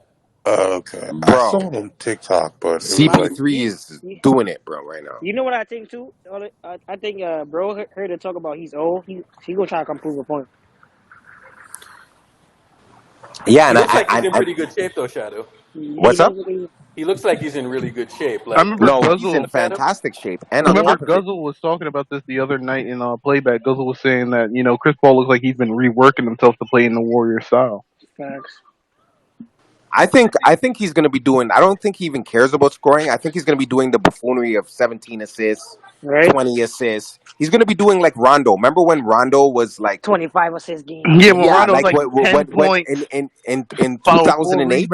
Yeah, in 2008 when he was playing with all those guys, and yeah, he's like 10 points, 5 rebounds, 20 assists, 3 steals. Yes, that's what CP3 is going to be. Out of nowhere, bro. That's a fact. Yeah, I think that's what we need, rather than the 20. That's what we need. That's what we've never had in our life. Exactly. Never had a point guard like this. We've never ever had a point off the bench. It's crazy. Who's the best backup point guard last year in the NBA? Brogdon. Maybe Brogdon. Brogdon. Yeah, I'd say Brogdon. How about Tyus Jones? Yeah, Tyus Jones is good. Yeah, Tyus is good, and CP dwarfs all those guys. Yep. So CP like it's not even close. And I think he's better than Brogdon as well. By far, Brogdon's not that good. I don't think Brogdon's that good. Brogdon, I always told the Brogdon, it was all a sham. Like I'll be honest with you, he's overhyped. Yeah. I'll be honest with you. They're gonna regret trading him over Smart. Man. Of course. They are. The Brogdon gimmick, I was never fooled with because I was when I watched him in Indiana. He's a good player. Don't get me wrong, but yeah, he's good. He's not who you think he is. Like he used to be that. You know what? Ever since he left Milwaukee, when he left Milwaukee and he got to the Indiana and it was more scoring, less defense. It kind of fucked him over. It happens to a lot of players. They're look at Jeremy Grant. Jeremy Grant's the perfect example. Yes. Scoring is not his thing. So I don't think Brogdon moves the needle like that. He doesn't. the way people, but I think CP3 does. Like, so I think CP3 is better. Like, because if the Celtics had CP3 instead of Brogdon, I think they're a completely different team. Hell yeah. Completely different. I'm not saying that Steph can't raise Kuminga's game, but Kuminga's not a shooter. I think Exactly. Steph helps shooters more. Like, look at D Lee. Like, D Get Lee is him. a role player, Rodney, that shouldn't even be in the league. Well, But then when Shadow, he's beside him, he's serviceable. the But numbers. he's, Well, Shadow. Here's the thing: the numbers show that literally Kuminga, when Steph is off, is literally like a +2. Like, and Yeah, when they're on together, like he's a negative. I Like, think, it I doesn't work. think, I think CP3 and Kuminga are going to be like a +10. Like, it's going to be so silly, man. It's going to look It's gonna like be egregious. it's literally going to look like Blake Griffin in Lob City. Like, it's going to be so stupid. Yeah, I don't want Like, to go. do people realize how good Blake Griffin was They when he was don't. with They CP3, bro? don't. Wait. Yo. Let me ask this. Let me ask this. Is Kuminga? I don't want to go too crazy, but yeah. Well, I don't even think this is crazy though. Is he on that Blake Griffin tier of as an athlete? Of course, He's a better athlete than Blake He's a Griffin. better athlete. He's a better athlete than And Blake Griffin. I would agree because he's. I think he's faster, He's better stronger, laterally, right? more explosive. I think Yeah. Blake was he was He's an a animal, vertical. but he's more similar to like how Aaron Gordon is, and I think Kuminga's a better athlete than Aaron Gordon. Like, you understand what I'm saying? Like, Right. so, but I don't think that Kuminga was set up in the system that we run to be that type of player. But I think in the second unit, if Kuminga and CP run 7, do you guys ever see that those games where like like when we played and Aiden was just killing us, he would get like every The layup. lobs. He was getting lobs and That layups, happened to a or game like when we against us in played 22. Capella, and Capella had like 22 and 17. Like, it was just full. I think that's what's gonna be. That's what's gonna happen with Kuminga playing with CP3. We need to use Kuminga like Aiden. Mm-hmm. Like, you look at what CP was. I don't think people understand how much CP3 actually elevated and helped DeAndre Ayton. You're telling me. Bro, his dive game, like, we need to use Kuminga like DeAndre Ayton, bro. I'm telling you, and if we do, it's a game changer, bro. Super game changer. It's a He's wrap. a better athlete than Nathan. Imagine him going straight downhill towards somebody, and he has better finishing ability too. He's not gonna do a post fadeaway hook from like fucking 5 feet in the paint on some soft shit like Ayton does. Yeah, man, and I think Saric gives us Saric, here's the thing. There is a part of me, and when I usually have these like notions, like I can tell how much of it is excitement versus like realism. But there is a notion about me that does feel realistic that he can be better than even Otto was. Part of me thinks that. Part of me thinks that there's a chance that Saric is better because he's a better playmaker, and he's a comparable rebounder, and so the difference. Yeah.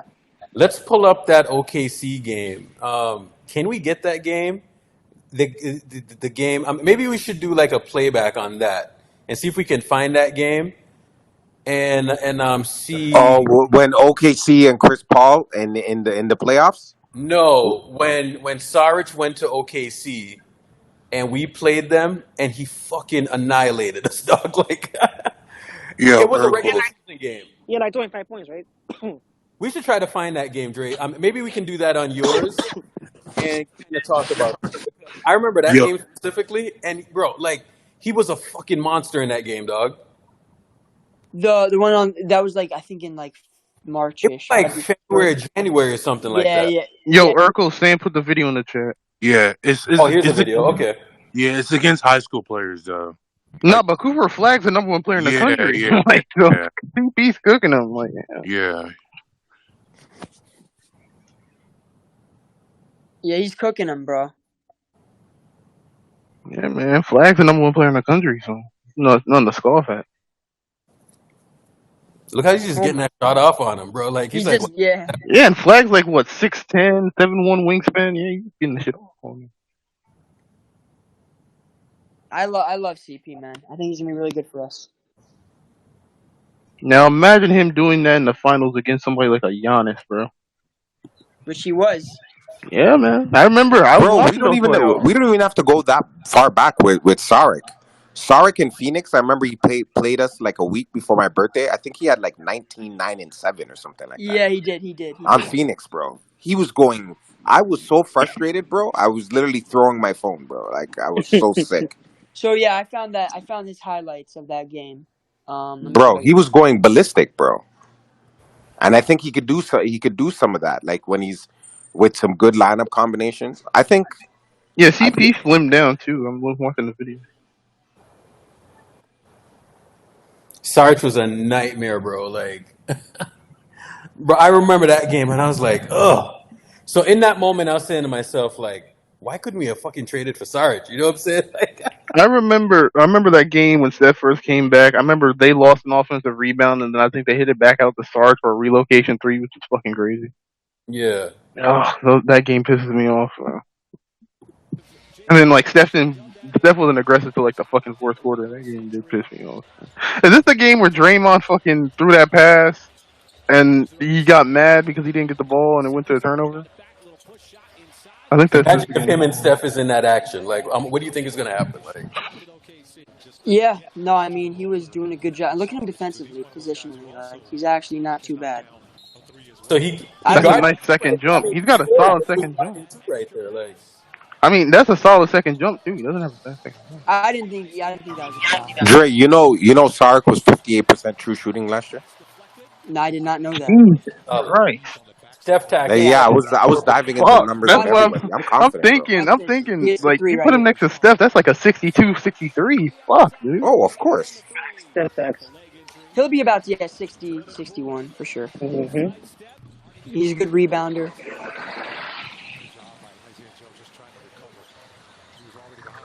His pick and roll game is very good, and he can spot up. What a pass! That's a That's what beautiful we pass. need. Imagine His a guy like pass. Kaminga on the cutter like that. So Gallinari is very similar to Sarge. If you watch Gallo, like this is why I want Gallo because he's very similar in terms of like a system fit. He plays a little bit differently. He's more of like a scorer. He plays more off the post, I think, a little bit more off the Yeah. post. He's more of a scorer, but like if we can't get another like solid name, I think Gallinari is the guy I'm looking at. You know, we look at PBJ out there, bruh. We had PBJ and Poole. Look at this How old is lineup. Sarge, Jay? I think he's 20, 29? 29, yeah, something like that. This is He's my 20, yeah, if they 29. do so well that he's probably going to make around 10 to 15. I agree. Oh, for sure. He's gonna make like 3 years, 33 next off He's season, or going to maybe a play little bit more so than that. well next year that I think we're going to see like something that like Shadow was cooking from start to season, and we're like, how the fuck are we going to re-sign this dude? Hey Yeah. yo, Urkel. Hey yo, Urkel. Yeah. He was better Word than Jamichael, man. Easily. What were you saying, yo Shaq? guys, Yeah. word on road, Clay's on a bet on myself thing. Okay. Okay. All Oh right. shit. Okay. I forgot to tell you, I spoke to some people at length yesterday. He's a Bet on what? yourself. Bet Okay. on yourself. All right. Shadow, what'd you say? He's betting on himself, so I don't think he doesn't want to sign the thing. Sam. I don't like that scenario. I don't either. I'm That is a just reporting the scenario. news, guys. You already know I'm trying to bring it to you guys early and often. You know what I'm saying? Because Not a that means scenario I like. Not a because scenario that I'm in love with. first of all, Dead you're gonna be ass. selfish if that's the case. You're gonna be selfish when it comes to play. Betting on himself. And I'm going to be What? honest with you.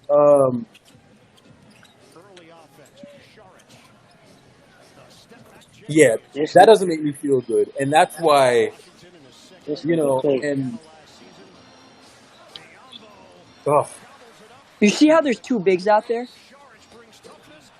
Sarge and Biombo. Like, Sarge and Looney is going to work like crazy, bro. I'm telling you, that's just going to yeah, work. because Sarge can space the floor. You know what I'm saying? Yeah, and he can pass. Yeah.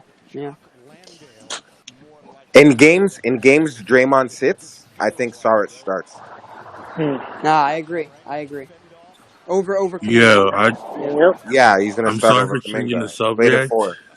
I agree. Yeah, I'm sorry What for did you see that changing the extra pass subject. right there? Perfect. Yeah, what were you saying? Sorry for changing the subject, but I just realized the guy who died today was from Oakland. Who? Oh yeah. Yeah. I didn't know he was from Oakland. Yeah, the Yeah, he actor. was. Yeah. Yeah, I didn't Agnes know that. Cloud. I Yeah. didn't know that.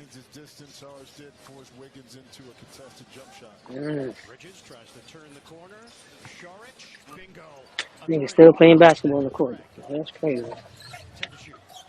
I remember this. This game pisses me off because Steph was so unaggressive to like the fourth quarter. He had like 20 in the fourth, Yeah. bro. Like it was such a shitty game. I remember this I game remember. and how we reacted, bro. We were so mad, bro. We were I like, was so pissed at Steph. I'm like, take over, nigga. He just yeah, kept bro. passing and running to the corner, bro. I'm like, oh my god. I was mad at Clay too, because remember when Mikhail threw the With signs in his three. face? With Bro, three. look at his passing, bro. His passing is nuts. Off the bounce, he might be better than Belly, man. At that, off the bounce, Did knocking Chris shots Paul down. play? No, did he play this game? No. He Okay. didn't even play this game. None of their starters Uh, played. I don't think. uh, Booker, uh, CP, or Durant played this game. Or damn. this Bro, the before the Suns Durant trade. murdered us, bro. They completely eviscerated us this game. Yeah. And then we made like a Damian Lee fake had a comeback big and game forth. too. Yeah, Damian Lee had 14 free throws. Yeah, Mm-hmm. it's Look at ridiculous. this seal, bro. This is crazy. Hey, did y'all see that? I forgot. I saw one stat. I think that was I think it said the Warriors allowed the lowest rim Yeah, percentage. Great. rim attempts. Yeah, I Yeah. Great. looked up. Yep. You and I have been very vocal about Clay, and Here we go, man. Right. fam, Why did I even say that, man? fam. Here we If this go. man comes into the season, dog, and he's on some like shot chucking nonsense, bro, like, Pack him up. bro, Pack him up. if he's on some shot chucking shit, bro, like, he better fucking play the right way. Right? And this could be the first bit of drafting genius from the Bro, Dubs he's not post going Bob to. Myers. I mean, guys, highlights aren't everything, but not many players. I'm not gonna say he's not plays going like to. this. Because remember when Jordan was So playing like that? hold up. Nobody ain't gonna comment on that. Y'all are that afraid of the place. Hell no. Yeah, That I'm trying nigga to better dip play and right. dodge it, No, man. I'm just tired of talking. I'm just tired of talking about Clay, to be honest with you. Right? Bro, Nobody's just gonna say shit. I'm just. No, I'm not. it's I'm not afraid of no. it's pretty crazy, but we'll see, just Yeah. man. trade I'm him not at a. the deadline, bro. I'm not Exactly. scared of no Clay stands. I'm just tired of talking about Clay. And just thinking about him This getting is We the out talk. shit there, that bro. Miguel is talking about. You know what I'm saying? What Like, makes Jackson Davis That such an nigga's gonna be interesting pick is selfish he could be coming ready into to the play season. right away. all right, I okay. could just 23 and was just voted You a just feel it. consensus All-American in his last year in What you mean you college. bending It's much yourself, more than nigga? just being mature. Trace might have the What you perfect I talking mean, about? hey, timing for the hopefully it brings the Warriors. best Look out of right him. here. But I Yeah, mean, yeah, but sometimes it does happen. but Miami but roots the the ball statement handler, itself is so selfish. Trace I'm been on my slips, soap. I agree. takes No, one I agree. dribble I and agree. I throws mean, a perfect Draymond pass took a to pay an cut. open Wiggins shooter. took a Or pay in this cut. play where once again two defenders Wiggins Hopefully, took a ball handler. huge pay Jackson cut. Davis goes to Bro, there's screen not even and no takes money a next year. great step to That's the cut it. crazy part yeah, I about know. it. I Like, Wait, so true. like That's the what I'm saying. second, like we hit that second apron, it's a It's wrap, bro. a Like, rap fact. wait, no, because if we don't sign Chris Paul, he's making 30 mil. Yeah, and it's So not So just they'll what's the make Steph like, number? Curry. So Clay Shadow, what's the Thompson number that? Chris Paul's thing is not all Non-guaranteed. And it's guaranteed, not just right? making Yeah. passes. Yeah, it's not all It's guaranteed. Next year. Shadow, pick what's and the roll what's the number that we situations. need His to decision Clay to making come in back for? general when 21 or something? defenses commit 22? two players to the I ball handler I could is I huge. could say He's got the to be tools honest to with take you, one or two the dribbles same before hitting a contract as floater or Draymond, just but getting I would straight to go the 3 rim. He can years. also do You know, things with Okay, like Clay. pushing wait, back 20, defense or Three 21 defending seventy mil? five fouls, is so he perfect. Like Okay, yeah, Yeah. that's fine. trouble I would do that. perfect. I'll do that. dropping I a would do that. dime. He That's doesn't fair. have your 375 average is skill set for a perfect. center, Like and that's absolutely exactly perfect. why He he's doesn't want perfect that for though, the because he Dubs sees because Jalen they don't Brown and all these require dudes making your like. Brother, biggest this is what I told you was a center. bad sign. You know what was My the word worst for it one? though. Steve Kerr said the Bane. He exact literally same has. Oh thing. yeah. You Talking to our if you guys scouts, the notice, you guys guys who have do to this notice all something. year long, Clay they love only his ability to beefs make with plays two out of the guards. pocket in the pick Yeah, it's and true. roll. So you can Yeah. picture him setting That's why He he's screens, beefing anytime with he's Booker. getting in a problem, rolling to the he's rim, yapping away catching a with lob, two and guards. finishing. But His also if book they is blitz Bane. Steph, for You know what I example, mean? he can go into that Even when short roll, Mikal was when they were barking. Remember, nobody played that game. Mikal Bridges was playing the 2. He wasn't playing the 3 that game. From Steph Curry. Well, you guys do And he was shooting. Remember, he kept hitting threes. Right? He's only one of the greatest And then he did the arrow in Clay's face, and he put the 3 in Clay's face. Yeah. Yep. I got Clay hot. Shooting 70. Yeah, my bro. God. Like this guy's. And remember in the Memphis when everybody was chirping, you know what I'm saying? But he was chirping with Bane. Him and Bane were gonna go blows. Like you know what And I'm saying? Brooks See, look too. at Aiden. Look at Aiden. You see how Aiden's diving? This is what Kuminga can be. Right there. See how he's diving? Kuminga can do this. Like, there's no reason why he can't. Use his athleticism So, to catch. but yeah, You know what I would like, quick Jay? decisions when Steph Yeah. Curry gets trapped. This right here is the difference between a guy like Trey Like, Jackson them roll stuff Davis is fine or and whatever. James Wiseman. TJD doesn't have the same potential as Wiseman did out of You know, college, being but he athletic. just gets it. Some Right. of the traits he has as a rather playmaker he- and decision maker you can't teach. Also, the expectations are remotely the same. The job's going to try to develop Wiseman. Either way, it's No, I gonna agree. work. You know what I'm saying? If TJD becomes a rotation player, that's a huge win at the 57th pick. But don't I get think twisted. That doesn't mean he has a low ceiling. I think you're breaking up a little taught us bit. anything. Yeah. You don't need to be one and done to become a star in But he the definitely could do NBA. I both. mean, there are flashes of him having more potential than just catching lobs. How about running the break in transition and Wait, looking like can anyone explain to me why won't we have money next year? Because wasn't Chris Paul at 30 mil next year? Then after that he's free agent, so we have like a max contract spot, right? But not every big can make plays like this. He gets doubled, Because he's getting 30 mil this season. So when Actually, next? not guaranteed. Not guaranteed. I also look forward to what we could potentially see him develop into as a Yo, his money's not guaranteed. 20 a game, just catching lobs. And the reason he got doubled was because, well, he's got some rare skills. Now, I will say Trace. And to be honest, in him, that'd be him going into his 20th season. I could see him taking a super pay cut. He's posted up. He fakes a pass before And probably he retires like right on the button, right there.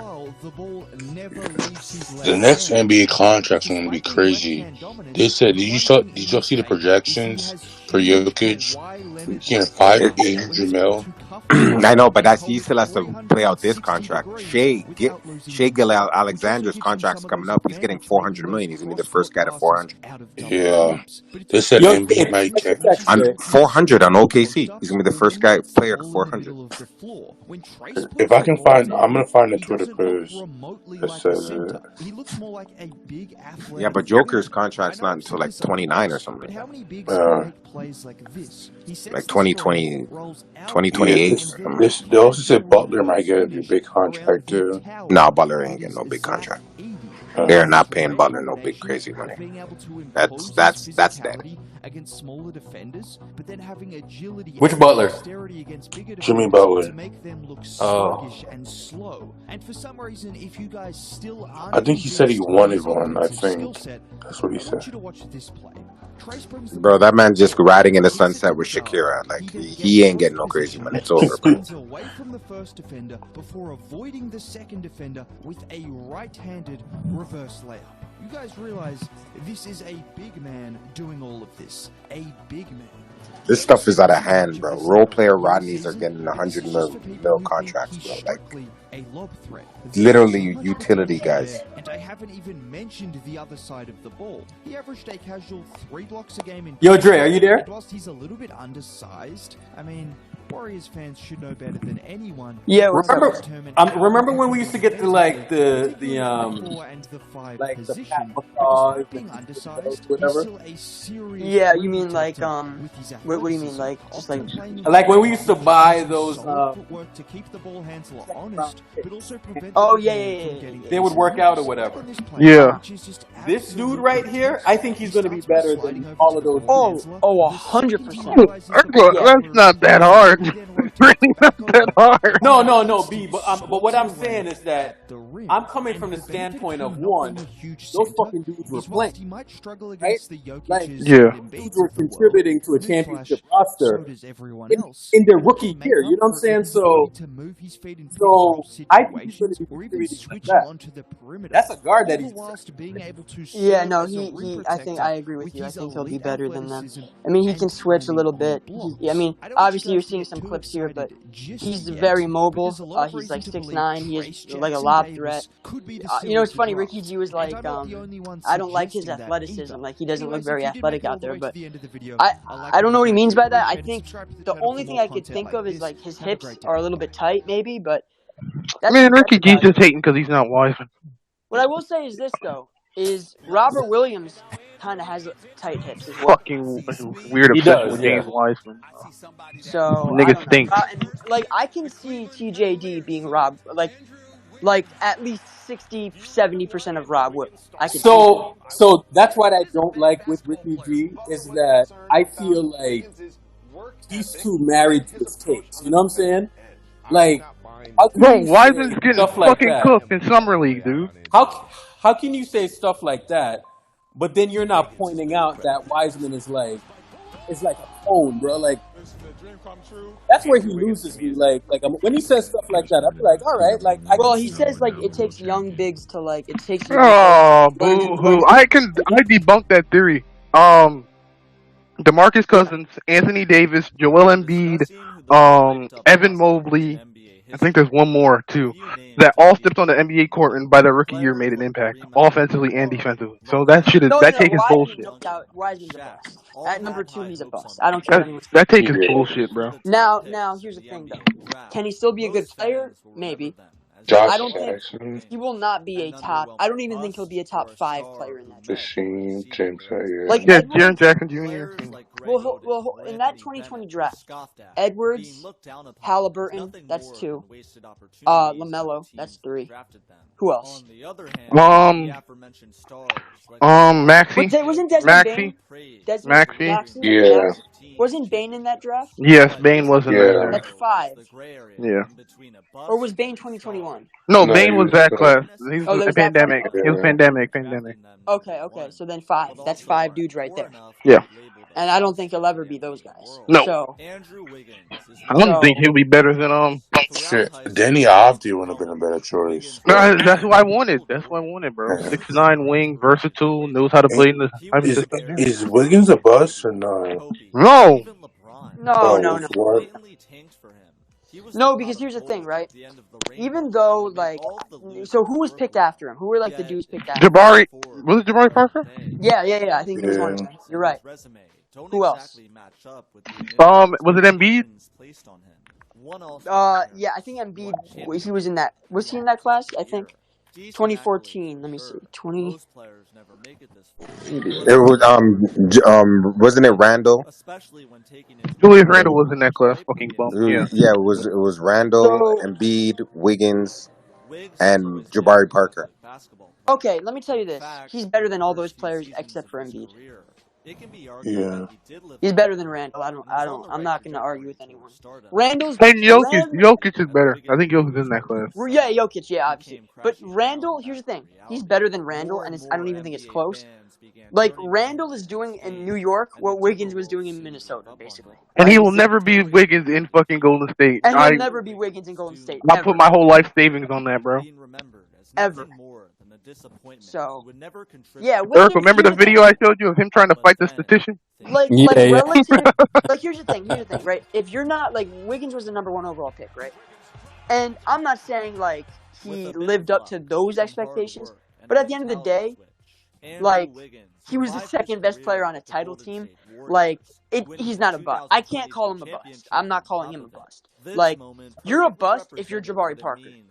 That's a bust. Now, he had injuries too. No. I know. You could argue injuries, right? And I agree, but he was not even that good even before the injuries. No, like, he wasn't coming out of college, he was not what people.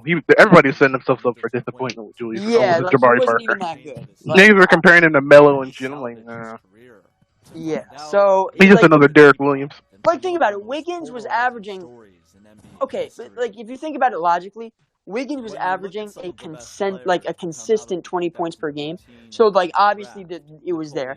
And then he literally played on a winning team, which is exactly the thing people didn't think he could do. So he literally has checked every box. He's been an all-star starter. He's made he's been one of the best players on the title team. He's averaged 20 points per game. Like he didn't get all NBA defense, right? But he deserves. I think that's the next thing. If he can get that, then I think that takes him to another tier.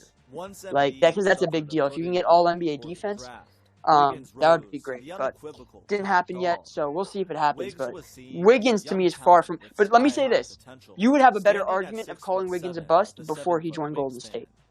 Because I still think he's not a top 5 bust even before Golden State. No, I agree. I still wouldn't call him one.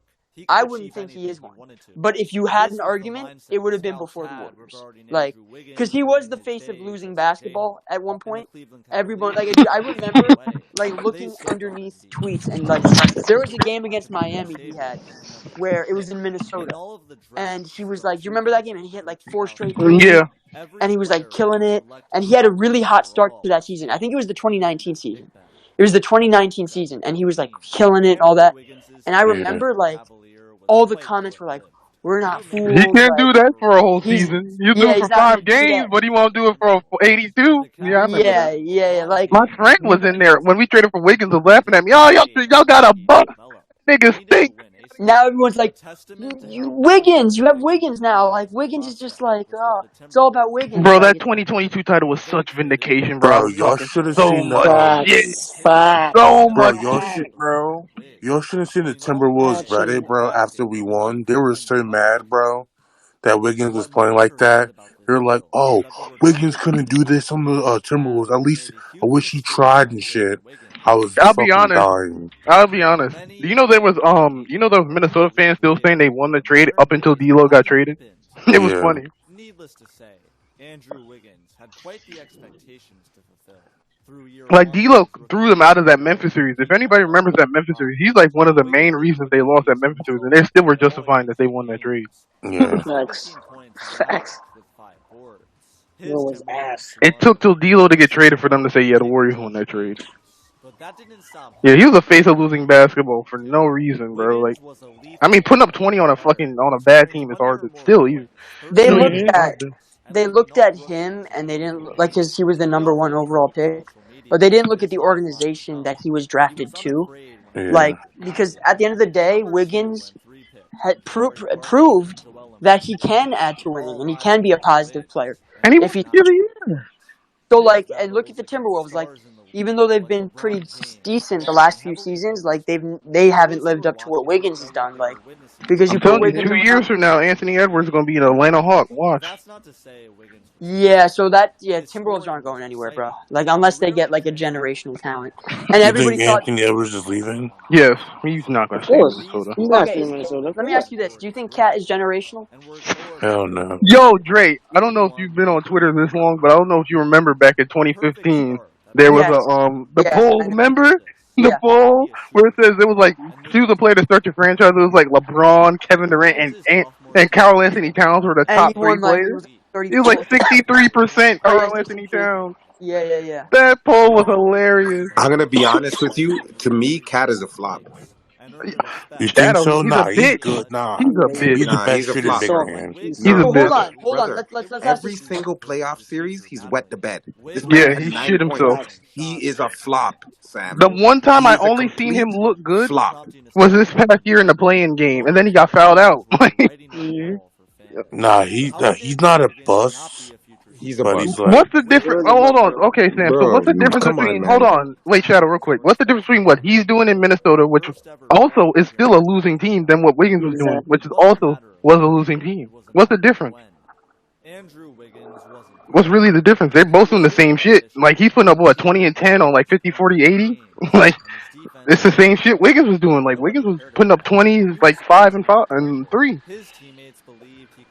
Bro, and then Cat is wetting the bed. He's completely disappearing. Yeah. Wiggins got that dog he's in not him. even showing up. Like, you hear Jeff Teague talk about Cat on his podcast?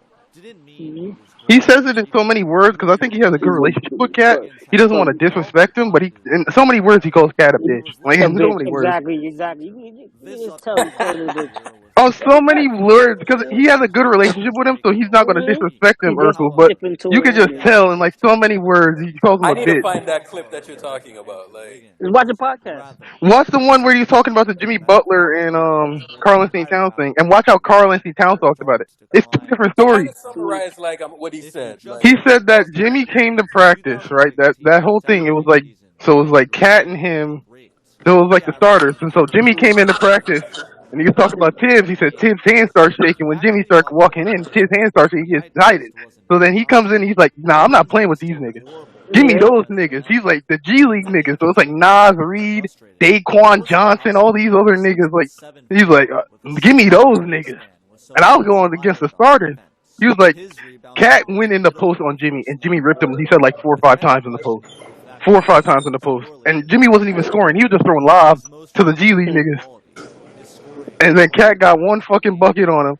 And then Jimmy, I think, what happened? Jimmy fucking get the game winner. Jimmy took off his fucking tracksuit. And under the tracksuit, he had on the Minnesota jersey, but the Minnesota logo cut out. And he was like, "Y'all gonna pay this thing over me? This thing over me?" He's like, "Them And then niggas not only that, trash." he left, And he walked ran out. out, He and walked then out. went and did an interview with Yeah, Rachel with Rachel Nichols. Nichols. He Rachel ran out and did Nichols, an interview with Rachel Nichols. He He said, left "Fuck you, practice pay me." early and then went to go do an interview with Rachel Nichols and telling her that these guys are bums. Yeah, bro is goaded for that. yeah. Yo, And everybody tried to misconstrue it and say, "Oh, he's talking about Cat and Wiggins." No, he was talking about Cat. You know, And then not even just that. In practice he was clowning Cat, and Cat was mad because he was riding Cat's fiance, and that's why they broke up. and you know what the thing is? He did that. You know why he did that too, Shadow? He did it to show how much of a bitch Cat is, because Cat ain't gonna right? do shit about it if I do it. Yeah, he rode his fiance like 2 nights before. Wait, he That's fucked his fiance? Yes, yo, he fucked his that's fiance. Yeah, crazy. 2 nights before. Yes. And he said he did it. Somebody told me he did it because he wanted to show Cat how much of a bitch he was. He wasn't gonna do shit about it. Bro, nah, we're throwing hands if that happened, Yeah, bro. but Cat's a bitch. He's not gonna do shit about it. I'm beating Jimmy Butler's ass. Right? You gotta see me. Why do you think That's that when they crazy. played last year, when Jimmy and Kim were going back and forth, and Cat and Jimmy was saying you soft as baby shit, like he was lying. It's softer than Wiggins, but everybody in the media tried to misconstrue it as he's talking about Cat and Wiggins. It took a fucking Andre Iguodala. Remember when Andre got traded back to the Warriors? Or came back to the Warriors. He was like, "Nah, I talked to Jimmy when I was in Miami." He's like, "Nah, Wicks is a good dude. Wicks is solid." Like, Did this story ever come out though? about what? Cat and Jimmy Butler's fiance? Yeah, there's some stories out there. Brother, my dog is on his team. Yeah, Two of my friends are on his team. It yeah. happened, dog. I heard from When somebody who used Shadow to play says it, there. it happened. I can second Shadow because I heard it from somebody who said he fucked him just fucked his baby mama or fiance because you know how much of a bitch he was. Jesus Christ. Jimmy Butler's ruthless, dude. He That's said crazy. he did that because he wanted to get paid over Cat, and they were going to pay Cat. Remember, Cat got $240. Jimmy thought he should have been getting that money. So guess what they did? They traded him. He went to Philly. Philly did the same shit to him. Like they paid Tobias Harris over him. As a man, dog, your fiance do that, you a real bitch. Yeah. Ain't nothing But on he Jimmy. knew this is what Jimmy did. Jimmy knew he could fuck Cat's baby mom or fiance because she must have been giving him the eyes or some shit like that from before, and he fucked her to show Cat how much of a bitch you are, and you don't deserve to get paid over me. Yo, it's actually, I just searched up the article. Yeah, there's an article. This nigga doing his homework. I didn't even know this. What Yeah, the but hell? Cat tries to deny it. If you listen to him on Paul George's podcast, you could tell it's Cat shit because how Jeff Teague was breaking it down and how Cat was breaking it down, two different stories. Two different stories. Bro. Cat was saying, yeah, we were going bucket for bucket, and after we talked it out and hugged it out like men and yada yada yada. And Jeff Teague was like, nah, that nigga Cat got ripped like 5 different times in the post and was getting fucking cooked. Jimmy wasn't even scoring. He said Jimmy had like 10 assists. He was just throwing lobs to like the fucking G League niggas. Jeff Teague's crazy, bro. Jeff Teague's podcast is comedy. They bro. deleted the it's footage comedy like for that real. LeBron shit, like that LeBron highlight that you can't You find. remember the one with Jeff? Have you seen the one with Jeff T talking about Steph and him in China? Yeah. That one's hilarious. They got 44 on him. And then Yeah. Wiggs told me, Hey man, you had a good game. he's like, you played hard out there, man. You played hard out there. He's like, you looked at Steph. Steph did the same. He said, "Hey, stop all that whole ass shit." Like, nah, man, you gotta go to the crowd. You gotta be more Nah, personable. No, Jeff, you gotta sell yourself, Yeah, you man. gotta sell yourself, man. Be more personable to the people, man. If after you hit a three, look at your hand or some shit, dog. You're like, nah, but you making every single shot. I only got 4 points. Man, is that full interview on YouTube? I want to watch this shit. Steph gave that man 44, bro. In China, yeah, I remember that game too. I remember Did you that see game. what KG said about Draymond this season? If Draymond was teammates with a dude like that, he wouldn't he would be like, try fucking harder, get in his ass. Like he would say some crazy ass shit. You know? Yeah, no, but that's what Draymond would say. Draymond would say He shit would like say that. that though. Nah, dude, Draymond is wild, bro. He'd say some crazy ass Get shit. up in that nigga's chest. Get up in that nigga's chest. Yo, do you remember when we played Boston and he's like, this was like a regular season game. He's like, he was like shouting basically to the Celtics players off the bench. He's like, the only thing that's saving them is offensive rebounds. Those old boards are the only thing that's saving them. Those old boards. He's like, these dudes are ass. Like they're getting lucky. He's basically saying like these dudes are ass. They're getting lucky. The old boards are saving them. Like Draymond says some slick shit, bro. I'm telling you, bro. And if you're a teammate of his and you're not like, if you're getting cooked or something, he might say something, you know? He might say something to you. He literally punched Jordan Poole. I mean, the Does dude he is talk just... that same shit to Steph too, or just everybody else except? No, he did talk shit to Steph. He did talk shit to Steph. What He did that literally Mark said... He talked shit to all of them. I'm not trying to read all that. Like, No. He said, He did talk shit to Steph. Remember when Steph came back the game when he said, "I'm yes, here, the Portland I'm back." game. The Portland game. Andre was talking about on the podcast. He said Steph was shooting to start the game like 4 for 17 or some shit. And Draymond was like, "Hey, this ain't the Golden State Steph Curry. This is the Golden State Warriors. Start passing the ball." And Steph's like, "You don't stop shooting, man. Pass it." He's like, and Steph looked at him and said, "If I get that look, I'm gonna shoot it again." And then he's like, Steph went to overtime and went like fucking 12 points and was shooting like perfect for the rest of the game. That's true. That's true. Yes, that's what I was saying. Like exactly. Like Draymond said some shit to Steph. Draymond said some shit. The amount of crazy shit Draymond said to Clay. I bet. Yeah. Oh my god, he must have said some crazy ass. Yo, Draymond might have said some crazy ass shit that pushed the line, and because he knew Clay wasn't gonna respond, he pushed the envelope even more. Like you know that. You know he said some crazy ass shit. Because Clay doesn't give a fuck. It doesn't matter what anybody says. He gonna keep Clay. He gonna keep shooting. And then my favorite. Nah, because Clay would be like, "That's just Draymond." That's just Draymond. Yeah, right? Clay is like that stoner attitude. You don't give a fuck. They got that stoner attitude, bro. He gave me that's like Draymond saying like, Rocco ain't gonna see you home tonight if you if you take another shot. And then Clay's like, nah, that's just Draymond, guys. That's just Draymond. Hell no. Clay's like a white parent when their kid is hella disrespectful. That's just Tommy. Yeah, that's just Jimmy. Come on, that's just he'll Jimmy. be alright. He'll be alright. He's stupid, bro. But that's just the relationship they have, though. You feel me? Oh, Mark Jackson said he got unexpectedly fired. That's basically what that whole statement said. Okay. So y'all want to know the framework of that Dame trade? Yes, please. 3 to 4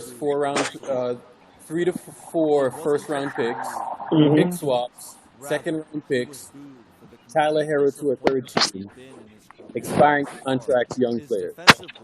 Did you get a text? Did you just get that? Yeah. That was okay. So they're going into rebuilding. Yeah. So that's going to be the framework, basically. So you said Tyler Hero to a third team, 3 to 4 firsts, Dame to Miami, and then what else? Some expiring contracts as well. Oh, okay. Oh, hopefully they get bought out. Yeah. You know, maybe we can snag someone. You know, if they're good. Wait, Miami did this trade and kept Jaime Hawkins. Oh fuck! I want to see that nigga get traded so I don't have to fucking cry and bitch and complain and seeing him in the playoffs like drop 18. You're going winning just 36 games in 2008. Nah, but Jeff T's podcast is pure comedy, bro. When he's talking about them playing Denver in the playoffs, his one good year in Denver, That one's hilarious when he's talking like, hey, he's like, Jimmy, he said, Jimmy and Todd, he said, yo, y'all guard fucking Jokic and Murray. It's like what Urkel said. Remember what you said, like, Jokic and Murray run too many damn pick and rolls, run a lot of pick Yeah. and rolls. He was like, I ain't guarding that shit. They run too many fucking pick and rolls. Jimmy and Todd can guard that. They run too many fucking pick and rolls. Real. He was like, I'll guard Gary. He said Gary started that game off and Gary was running. Gary had like 20. He was like, fuck that. This nigga cutting too much. Let me get Will Bro, Barton. how do you know this bar for bar? Because I see it on TikTok all the time. Yeah, we see it. It's on TikTok, like it's all up and down TikTok and podcast clips, bro. It's hilarious. It's hilarious. He was like, let me guard Will Barton. He said Barton started cooking him. Fucking Gary cooked him. Then he said they finally put him on Murray, and Murray cooked him. Said Jokic had like 42 that game too. B Deadass just said the whole thing, bro. I'm weak, bro. No, because if It you felt go like up I and was down listening TikTok, to it. Oh my god. if you go on TikTok, that shit pop up. No, I believe you. The Warriors were a team that had won 3 Yes, That podcast shit's clips crazy. pop up like 10 times, bro. 10 times. It was hilarious. Their winning pass. And every time I see it, it gets funnier every single time. Is T playing overseas? No, no. He retired? Yeah, he's retired. Damn, how old is he? He's like 36, 37. After the Milwaukee title, he retired. Remember, he was on the Bucks team. Oh yeah. He told Kyrie, remember on the podcast, he told Kyrie, you were right. You probably would have beat us. Damn. If you didn't get injured. He said, you probably would have beat us. He said, KD was just cooking PJ Tucker. And he was. KD was cooking PJ Tucker that series. I remember that series. KD was averaging like 40 on PJ Tucker, bro. That shit was nasty. Andrew Wiggins is Can't believe I wanted PJ Tucker on the Warriors at one point. I did too. When he was in Houston, bro, he was a much different player. I like PJ Tucker would be a monster, even today, on our team, bro. Bro, he can literally defend, rebound, and hit an occasional three. Like, he's kind of like Draymond. Like, he can do some of the Draymond stuff. Like, off the bench, PJ would be nice with us. Like, for real. Be really good. And he has that That's connection. crazy how he dudes like that, bro. It's just funny how dudes like that just carve out a role. You know what I'm saying? And then next thing you know, late career, they're just getting paid left and right. You know? He's Oh yeah. 37. Oh yeah. The reality is that Andrew Wiggins was 36. the reason for his success. Berkeley's 37 getting $11 million a year. That's wild, bro. That's way too much. He's probably, I think, after this season, He's mid-level. He's like no, taxpayer mid-level. he'll be a minimum guy. I don't think I think the mid-level is going to start to be reserved for like very unique type of players. I think because that's what they were saying. Like, you're either now like a $50 million dude or like a $2 million dude. Like the in between stuff is like going to get lost because of like the way like the contracts and like the teams work. I don't see him getting anything more. Maybe he'll be like 3 years, like $9 million or some like 3 years, $12 million, like maybe. But like, I don't. $11 million is crazy, bro. And by the way, because like he's getting more money than Looney, bro. He's getting paid more than Looney, like, and he's 37. Looney's like what, 27, 28 or something? 27, 28. 27. Loon is still super young. Oh my God, Loon has another 6 years. He's still gonna be the next KD. Just wait on it. Once Steph retired, we're handing the keys over to Looney. Yo, PJ Tucker in his 2 years in Houston, like, where he had 4 years, he had 3 years. Did he have 3 years? Yeah, 3 years. But 2 of the years, he averaged damn near 10 points a game, 7-8 rebounds, a couple assists, a couple steals, on 45-45 splits in the playoffs. Like, dude, a player like that is fucking crazy. Like, because think about it, he was probably their 4th or 5th best player. Because you got CP, you got James, you got Capella. And then it's probably PJ. Like, that's a damn good 4th or 5th. Like, he's basically their Draymond in a lot of ways. And he was a better shooter. You know, the only thing that he wasn't better at was defense and playmaking. So, I don't know. He's a good player, but... Let's get PJ for the Western Conference Finals versus the Suns. We'll need him. Hey, Shadow. Oh, it's facts. Hey, Shadow. I'm going to look at the free agents. Yes, sir. You putting money down on Wiggins being an all-star this year? I am. He better. They I better am. be an all-star, bro. Yeah, he's gonna. I'm I'm putting putting money one down down. on that. I'm You don't putting one sound down very for the Shadow. chip. You need to speak with more bass in your voice. Nah, they gonna Come try to on, hold him like with that come on. rule You and guys stuff. you guys remember how Wiggins Fucking Wiggins started the rule. year before he got hurt, man? Come on. Facts. He was like He a was top going. 8 player, bro. He was playing like he No, was you're going right. He crazy. was shooting like He The first 44. 20 games, he was going He crazy. was like 45% from three or something crazy Yep. thing on like 7 attempts. His true Yeah. shooting one time, Dre, he was averaging like 18 points, Yeah, 19 yeah, points, and his true shooting was like 63%. I was like, yeah, fuck, yeah, like yeah. he He was was snapping, nuts. bro. Mm-hmm. If Bron fans can make all those fake ass Twitter accounts, Wiggins can have the fucking the K-pop stands or whatever Yeah, the So that's here, why fuck. they by the took way, out the voting. here's the very early free agency class next year. So you got Siakam, Buddy Hield, Chetty Osman. Chetty Osman's on the Spurs. Oh, I Yeah, forgot he got about traded. I didn't shit. know that. Warrior, hey, Urkel, Warrior fans' favorite player. Yeah. Royce O'Neal, Tobias Harris, Clay, Royce Joe O'Neal actually Harris. sounds interesting. Hey, Joe, there are these dudes in the league, right? Where that certain people just key in on, right?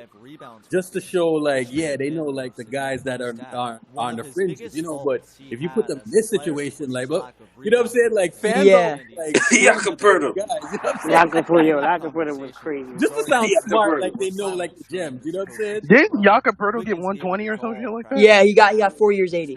Oh my 4 years, god. 80, bro. God. So That's hold on. disgusting. He's So shit. Joe 20 Harris. million for a big who can't stretch the floor? I'll tell you this. That's who the Warrior fans wanted. There's a Right? couple names in the free agency class next year that I really like. I like Royce O'Neal. DeAnthony Melton. Now he might be out of our range, but I love DeAnthony Melton. I love Also, Melton, by the way. Yeah, Melton is good. Bro, he's he was really on good. Steph's. He was on Steph's ass in that Memphis series. Pause. He was on Steph's ass in that Memphis series. Oh, if Chris Paul, if CP leaves or something, Monte Morris as like a backup option isn't too bad. Kelly Olynyk, I like Kelly as like a backup big on the minimum. Who else? I'll be honest, this Dallas series was How probably about my Kelly favorite. Oubre on the minimum, Dre? No, Who? never. No, never. Wait, who? Urkel. No, Kelly Haram. Haram. Yo, That's Get Well, the I didn't hear. stone. you know who's a free Get the agent next year? stone. You know who's a Dre, free agent next year? And I don't expect him to leave, but Nick Batum. Dre. We didn't hear what Yeah. Urkel 2 years said. ago, right? He said Kelly Oubre. Oh, Urkel said Kelly I will Oubre. never forget this 2 years ago when Oubre was on the team.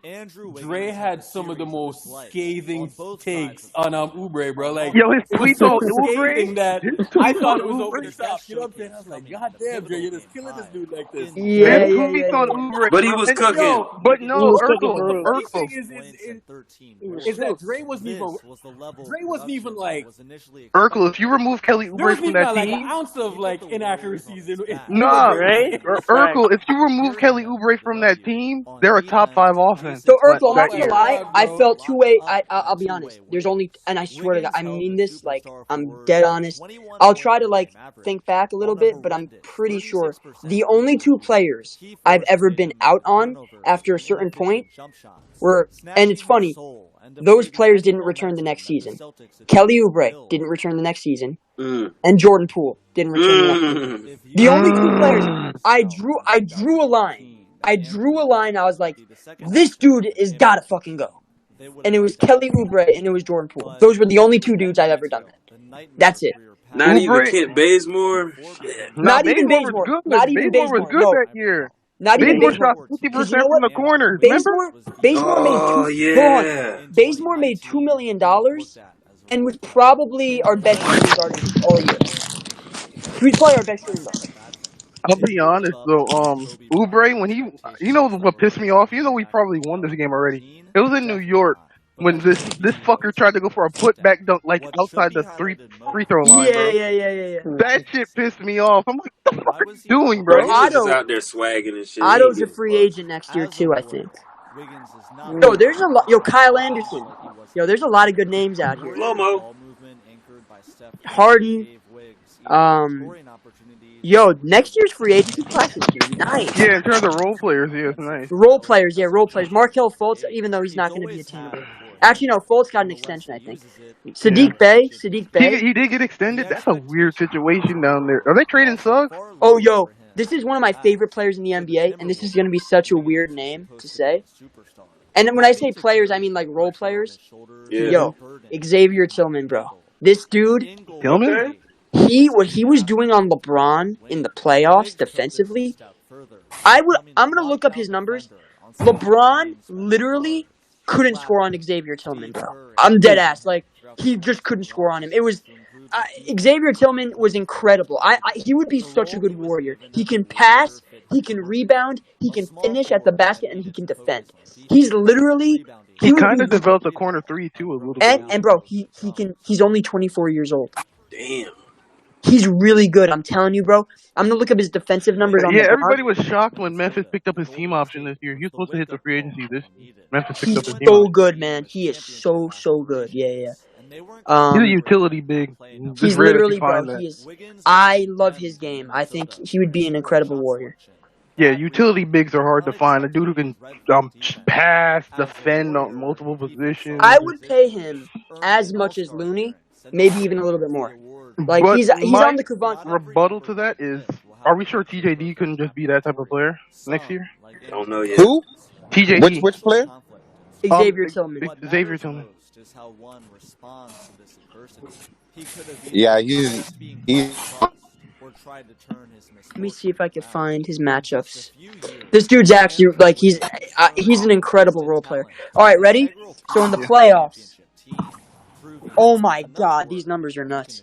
So in the playoffs, and by the way, guards scored on him pretty easily. But when we talk about wings and bigs, like front court defending. So Anthony Davis shot 15 of 35. That's 43%. 43%. And AD was destroying us. He shot 43% on Xavier Tillman. 4 assists, 6 turnovers. 4 assists, 6 turnovers, and he shot 43%. That's fucking shut down. And then LeBron shot 36% on Xavier Tillman. 9 for 25. 9 for 25. Damn, 25 is a large sample size. 7 from 3. And he had 2 turnovers, 2 assists. 2 turnovers, 2 assists. So basically, Xavier Tillman shut down LeBron and AD in that Memphis series. They shot a combined 24 of 60. That is 40%. So LeBron and AD shot 40% combined on Xavier Tillman. Shit. That's fucking lockdown, bro. That's crazy. And then they combined 6 assists, 8 turnovers. So they weren't even playmaking out of him either. Bro, he makes like $4 million a year or some shit, bro. He's so good. Like, come on. On the Warriors, he'd be even better next to Draymond and shit. Fuck. My thing is with Tillman, I think he's a good player, but like I don't want big overlap of bigs who can't shoot because we already got TJD already. That's true. You're right. Yeah, TJD. But you know what? If TJD can, fuck, I would get rid of TJD if we could get Tillman personally. Yeah, I need him long term though. It had to be a long term deal. Because the thing is, Tillman's only. Here's the thing, TJD is 23. Tillman's 24. 24. It's like they're the same player, like in terms of like age and stuff. So, I'm a big fan. Even though when he hit that 3 in the corner against us in the play-in was a shotgun. Yeah, bro, that shit was crazy. That was a shotgun. I know Warrior fans don't like him for that, but dude, he's a good player, man. He's damn good. Nah, I respect it. You can't get mad at a player for doing their job. I'll be honest. Thanks. He's really good, bro. If we can get him, fuck, that's a game changer. I might react stronger if we get him than when we got. Dude, I love his game, bro. 'Cause, he's like 6'9", 6'10", but he can legit, like, LeBron and AD could not score on him. I could not believe my eyes. I was like, because you know what? He's so disciplined and he understands space really well. And he's big enough to where even if he gives up a little, like, of a drive, he can still contest and, like, change shots. He's really good. And he's a Michigan State dude too, so you know. Yeah, he's Michigan dude. Didn't Draymond? Yeah, Draymond propped him up. Yeah, Draymond and him are like, yeah, bro. I'm telling you, bro, he'd be a problem. So you got Tillman, you got I like Royce O'Neal. I started you bringing him up earlier. Royce O'Neal. You got Morris. I don't like Morris. You got DeAnthony Melton. Morris? No. Oh yeah, well you got Monte Morris. I like Monte Morris actually a lot. Well, which Morris are you talking about? You got Marcus and you got Monte. You got Oh, both. okay, You got both Morriseys, and then you got fucking DeAnthony Melton. I Yes. like Melton, bro. We should go after him. He was giving Steph problems in that Memphis series. He's like a 6'4" guard with a 7'1" wingspan. It's crazy. Yo, if we got the complete opposite of Desmond Bain. I don't think Tillman's realistic. Oh, by the way, Jaden McDaniels is a free agent. I didn't know that. He's restricted. He might get a bag somewhere. Minnesota, Jaden. Yeah, Minnesota. Okay. So, by the way, he's probably going to get re-signed next year, and this is really early. Honestly, this is too early, but if we get like Olynyk and Morris and like maybe another dude, I think that's a successful free agency. Olynyk is nice. I think he'd be really good for us. But we'll see. Anyway, it's way too early. I'm not even trying to go there. But there's some really good names. That's my point. There's some really good names next year. So I agree. But yeah, man. But hey, I'm so curious to see like what the schedule is because I have a feeling we're gonna be front loaded. I think we're gonna see a lot of like hard games front, and then the back end. I think it's gonna be kind of easier, like it was 2 years ago. I'll just be honest. Just don't give us the most back-to-backs in the NBA, bro. That and I want the Suns. I don't think Christmas it'll happen. or I don't think that'll MLK. I'm not gonna lie to you. I don't give a fuck. I think it should be a rule. I've always felt this way. It should be a rule that the champion should get the least most back-to-backs next year. Like that should be a rule of winning a title. Like fuck, bro.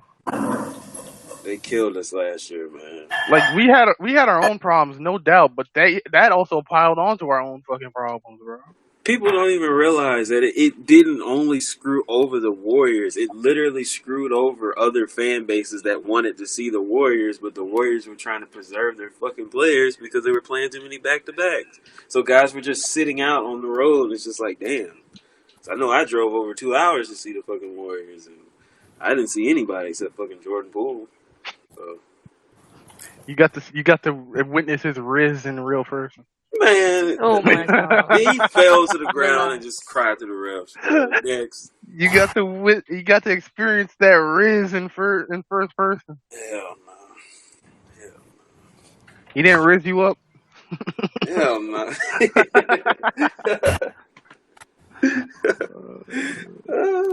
Yeah, dude, I don't react that strongly to players. Like even with Wiggins, there was a point where I felt a certain way about him, but then I was able to take a step back and like understand his value.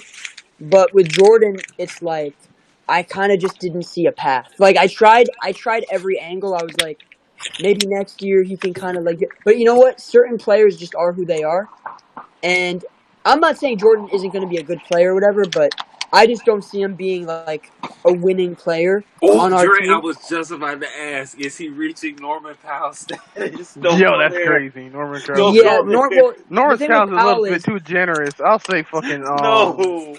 Norman Powell's too generous, bro. I'll say Norman Powell. Here's the thing. Norman Powell is like a classic case of like people think he's like a good player, but he's literally like one of the most negative. Like he's literally one of the worst impact players in the NBA. Like his numbers, these guards. I'm telling you, some of these guards people get just so tricked by.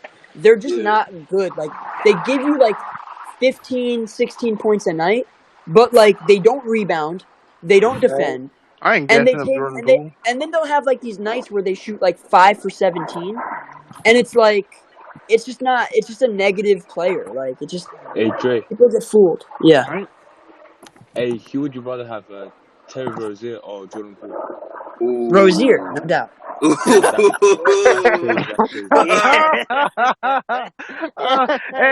Hey, Dre. At least Rozier showed he could do it in a playoff setting. I mean. I like Rozier a lot. I think he can. He's just a good player. He's a good six man. He was generational in 2018. He's a good six man. I think Rozier's a good. No, but Dre, here's the thing though. In 2021, who did people think was better, Jordan Poole or Rozier? Oh my god! Well, they thought Poole. No. 2021. No, right? no. Oh, 2021. He was G League 2021. I got you. You're saying that's what I'm saying, bro. Yeah. They thought Rozier was better. Yeah. Hey. Well, here's the thing. One thing that Rozier can't do. Jordan Poole, bro. Rozier isn't as good. Like, I'll take Jordan 2 Poole weeks of got problems insanity a over. lot playing here, bro. Like, I'll take 2 weeks of insanity over Jordan Poole. Shit. Jesus. Stop. That Here's shit the was thing. a special. That shit was Stop. special. That shit was So hold special. on. So Rozier had a down year last Y'all year, niggas don't live in New York. but That shit was special. like That's what I'm even if you look saying. at the last That's what I'm you look at saying. the last few seasons, like you take the last 3 seasons of Rozier, take the last 3 seasons of Jordan. But Rozier's like 28 years old, so he's on the older side. But like That's not too Rozier's old. giving you basically 20 a night on like 43, 44%, which is basically what Jordan's giving you. But his 3-point shooting is way better. On way better, like he's like 35, 36, 37%. And then he shoots the free throw pretty well. He rebounds like crazy. Rozier averages 4.5 rebounds a night. Jordan only gives you like 2.5. And then his assist numbers are very similar. And he doesn't turn the ball over nearly as much. Rozier's turnover numbers are actually very low. So, and Yeah, but hey, I think he's a better defender. I'll take Minnesota Brandon Roy over Jordan Poole. He's a better. No. Also, Rozier's a better defender too. So I think it's close, but I like Rozier a little bit more as a six man. hey, hey, Yeah. hey, based on what Jordan Poole did in 2022, especially like in the first couple rounds, I'll take that version of Jordan Poole than any version of Oh Terry no Rozier. doubt, Oh, he was no doubt. cooking But versus are we Memphis. sure I he's just ever think gonna here's reach the thing. that I point think again? that Jordan. If we don't I have think so. Jordan, That's we my thing. don't win game one versus Memphis.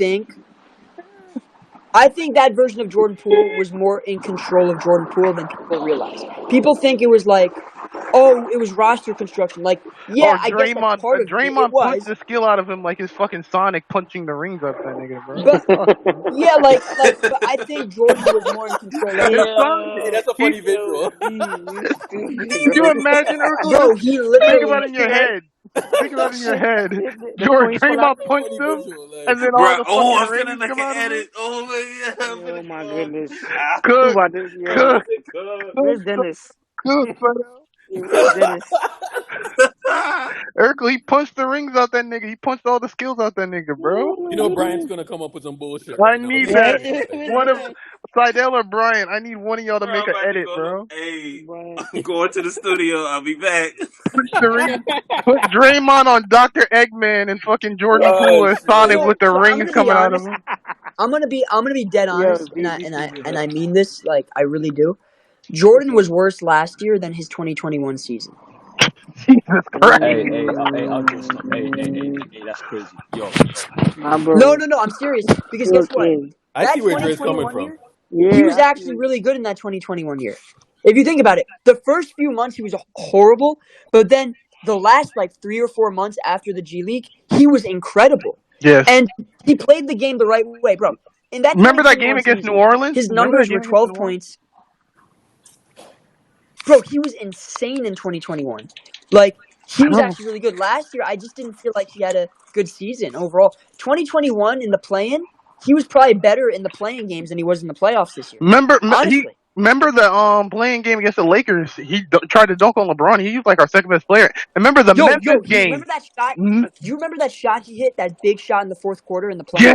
Yeah. Against Memphis. you don't even know what Memphis, the that's the sidestep crazy. three. The sidestep Hey, three. you know the crazy thing is? You didn't even know which one I was talking about. I was talking about the LA one. Because he hit a big one. Do you remember? The crazy thing is, that's my point though. He literally hit a big one against Memphis, and he hit a big one against the Lakers. Do you remember the one against the Lakers where it was like a tie game, and it was like 3 minutes to go, and then they got it to Jordan. Draymond found Jordan in the corner, and he hit the three. Bro, and it was a huge shot. I was like, oh my God, I remember that shot. And then there was one with Memphis. He hit in overtime. Yeah, in the corner. Yeah. The sidestep And three. It was off a rebound. in the corner. There was the corner one, but then it was also off the rebound. JTA got the rebound, and it was like, I'm telling you, bro, he hit some huge shots in the play-in, bro. And then, like, that year, I think he played better than he did last year. And that's not hate. It's not hate. It's Honest not, to God, it's I not. believe it. I believe it. It's not hate. I believe that. Oh, God. Because, dude, he played the game the right way, bro. I swear, like, now he this just nigga's did. not even better than Atlanta Hawks Tracy McGrady. It's crazy. No, I'm telling you, bro.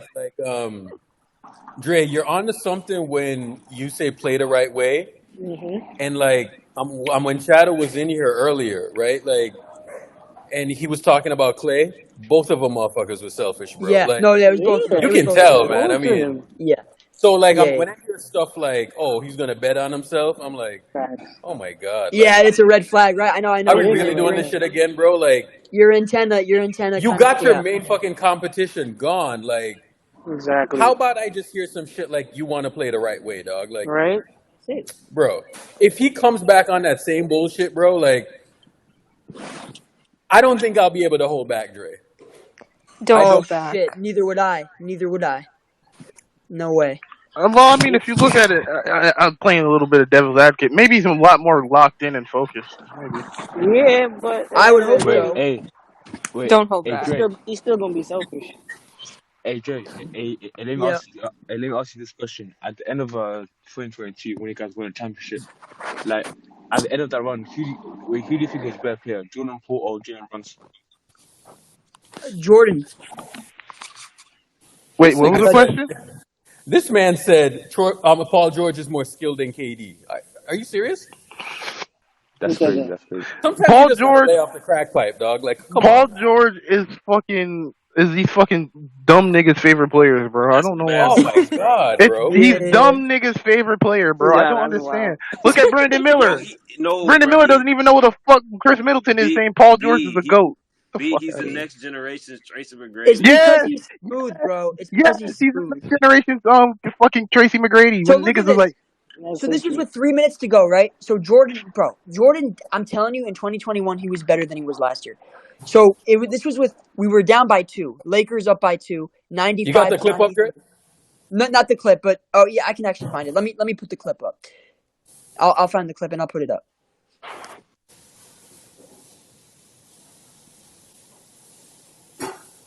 So I don't play the video because I'm trying to save people's battery or whatever.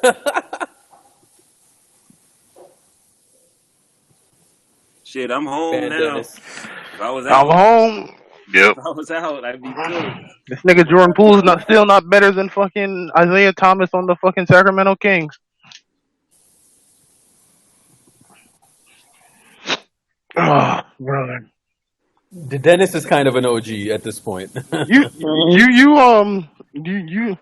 find Paul George. You know what, Snake? You stay in your own little lane. Never mind. I knew you would respond to that. Never mind. I'm just keep my mouth shut because I'm gonna be the one end up getting fucking cooked at the end of the day. No. I'm just. Bro, we I'm should have happy. won this damn I'm game, happy. man. This shit still pisses me off. So We should have won this fucking game. Yo, that LeBron 3 is such fuckery, dude. I saw 3 rims. Oh, I wanted to punch that nigga in the face when he said I saw 3 rims. You watching something? I ain't seen Bro, that. Steph was cooking. So look this at this. game. Look at this, right? So I think Steph like misses a shot here or some shit. Yeah. I remember when Steph missed that shot, I was like, fuck. That was like one of the best looks he had all night. Remember how they got marched to the free throw line in the second half, bro? Oh, they did. That third quarter. All right, so here we go. So Dennis, I think AD like cuts or some shit. Or he made the layup. Okay, yeah, he made the layup. Draymond's like, offensive. Okay, watch this play right here. Bro, Steph creates. Dude, do you know how big a shot this is? This is Jordan Poole's second season. This shot was so And the big. year after he was the worst player in the NBA, bro. Bro, Schroeder's just ignoring him. Schroeder Look at didn't even guard him. Bro, it's like shit like this, bro. He wasn't doing that. His game, Dre, his game was so simple. Bro, he wasn't doing this last year, bro. Yeah, but Dre, hold up. He didn't have as much attention on him back then either. See if you can rewind that just for a slight second. Let me point something out. Yeah, it was the gravity of Steph. I know. Yeah, he created. No. It's not even a gravity, but like. All right, let me see if I can rewind. So they made a decision on him, bro, because you know, like. Yeah, it's like an advantage thing, but it's almost like they left Jordan to go and guard Wiggins, like. Bro, Schroeder turned his back to him. He wasn't even looking at him. So watch what they do with Jordan. But the difference is he doesn't get guarded like that no more. You know what I'm saying? So yeah, because they got film on him. So trap. Look at that. So they stepped to fucking Mike Boulder. You know what I'm saying? Yeah. That ain't It's happening. Canada's finest. not fucking cool. Like, My thing is Jordan. I mean, he had his feet set. It was an open shot, but he had his feet set. He looked confident. Like there was no hesitation. Hey, Kevin, he didn't take an extra dribble and try to rizz it up. Yeah, and he's got that confidence. He's swagging after he makes that three. Like that's the Jordan that we really needed. You know, I mean, just take a look at the confidence in that shot versus his shooting this year. It was like even that shot was more confident than most of the shots he took this year, in my opinion. you know, the problem is, Kevin, is that he tried to expand his game, and he tried to expand to the detriment of the team. You know what I'm saying? Yeah, I agree with you, 100%. What was Mark? He started to play outside of his head, basically, and then teams were planning up for him and ganging up for him. Like, there's a lot of bullshit that he did, man. What was Lethal Shooter cooking?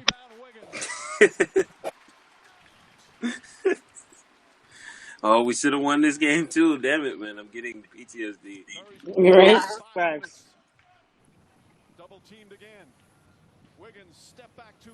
Fuck, man.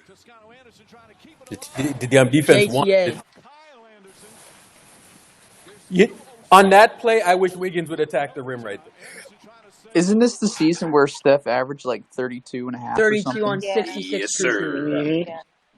He should have been MVP. Facts. Did he make first team All NBA this year? Or, He did, yeah. Yes, he did. Okay. If we win like 3 more games, he's MVP. Bro, if he didn't get hurt, man, we wouldn't have. No, it wasn't even hurt. It wasn't even hurt. I think if we just won 3 more games, bro, he would have been MVP. No, I don't think he would have won MVP. They still give it to Jokic? No. After the March and April So he look had. at this shot here. I think Steph misses the three here. I think Look Steph at this lineup. JTA, second year Jordan Poole. Watch Steph. Like, Watch what Steph. is I this? think he misses the shot here. He gets fouled. Oh, He gets fouled. Well, yeah, I was right. Ooh, didn't call it. got fouled. Yeah, didn't call fuck, man. Oh, Now look at this. Look at this shot. Bing! Bro, big shot, bro. Come on, man. Confidence. He didn't take an extra dribble. Draymond punched the rings out this nigga. Yeah, I'm still cooking. And then this is where I think Tillman. Watch Tillman. Bro, I'm telling you, dude.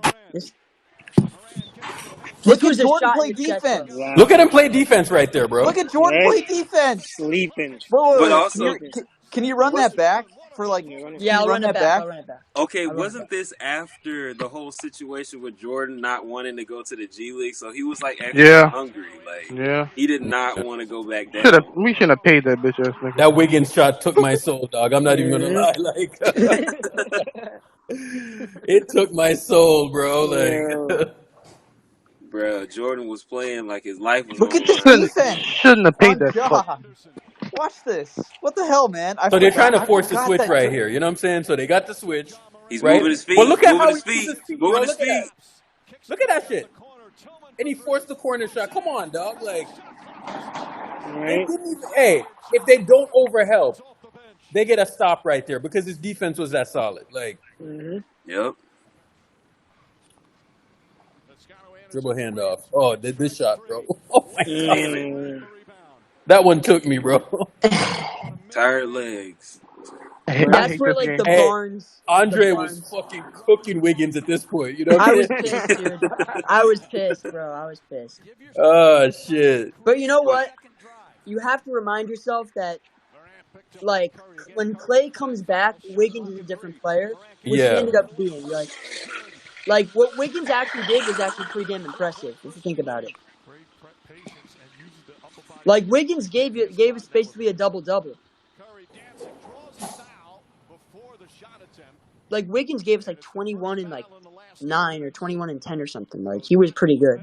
So my stance on Wiggins was always this. I'm like, okay, we need a guy like him, right? Like, could we get a better player? Probably, but you know, like I just thought that he just needed to be 20% better, and he ended up being 20% better. You know what I'm saying? So I was never too harsh on it because I'm like, all right, when Clay comes back, I was just looking at the formation, and the thing is that the wild part about it is that Klay Thompson coming back actually hurt him initially, at least. Yep. Right. So it's like that's the funny part about it. It's like he probably played worse with Klay, and then they went to the playoffs, and then they kind of figured things out, and then he played much better, right? So, but he was really comfortable when it was him, Jordan, Steph, Draymond. You know what I'm saying? Is it a thing like where Wiggins doesn't want to I don't That know, is true. step on Clay's toes or some shit? 100%. That's it. 100%. Yeah. Exactly. Yeah. Yeah. Okay. Because Wiggins is the type of guy where he sees someone else have an ego, and he's gonna take a step back for that person. He's not gonna try to compete with them. You know what I'm saying? Okay. Not in a bad way. I'm saying yeah. Check your text message, Dre. What's up? Oh, okay. Damn.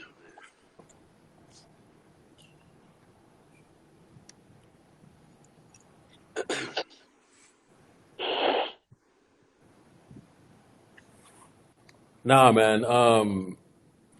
Jordan. Sacramento Kings for Mitch Richmond over Jordan Poole. All right, let's do this. Let's finish the night off on Dre's channel. So if y'all can jump over to Dre, let's do that. Okay. All right, y'all.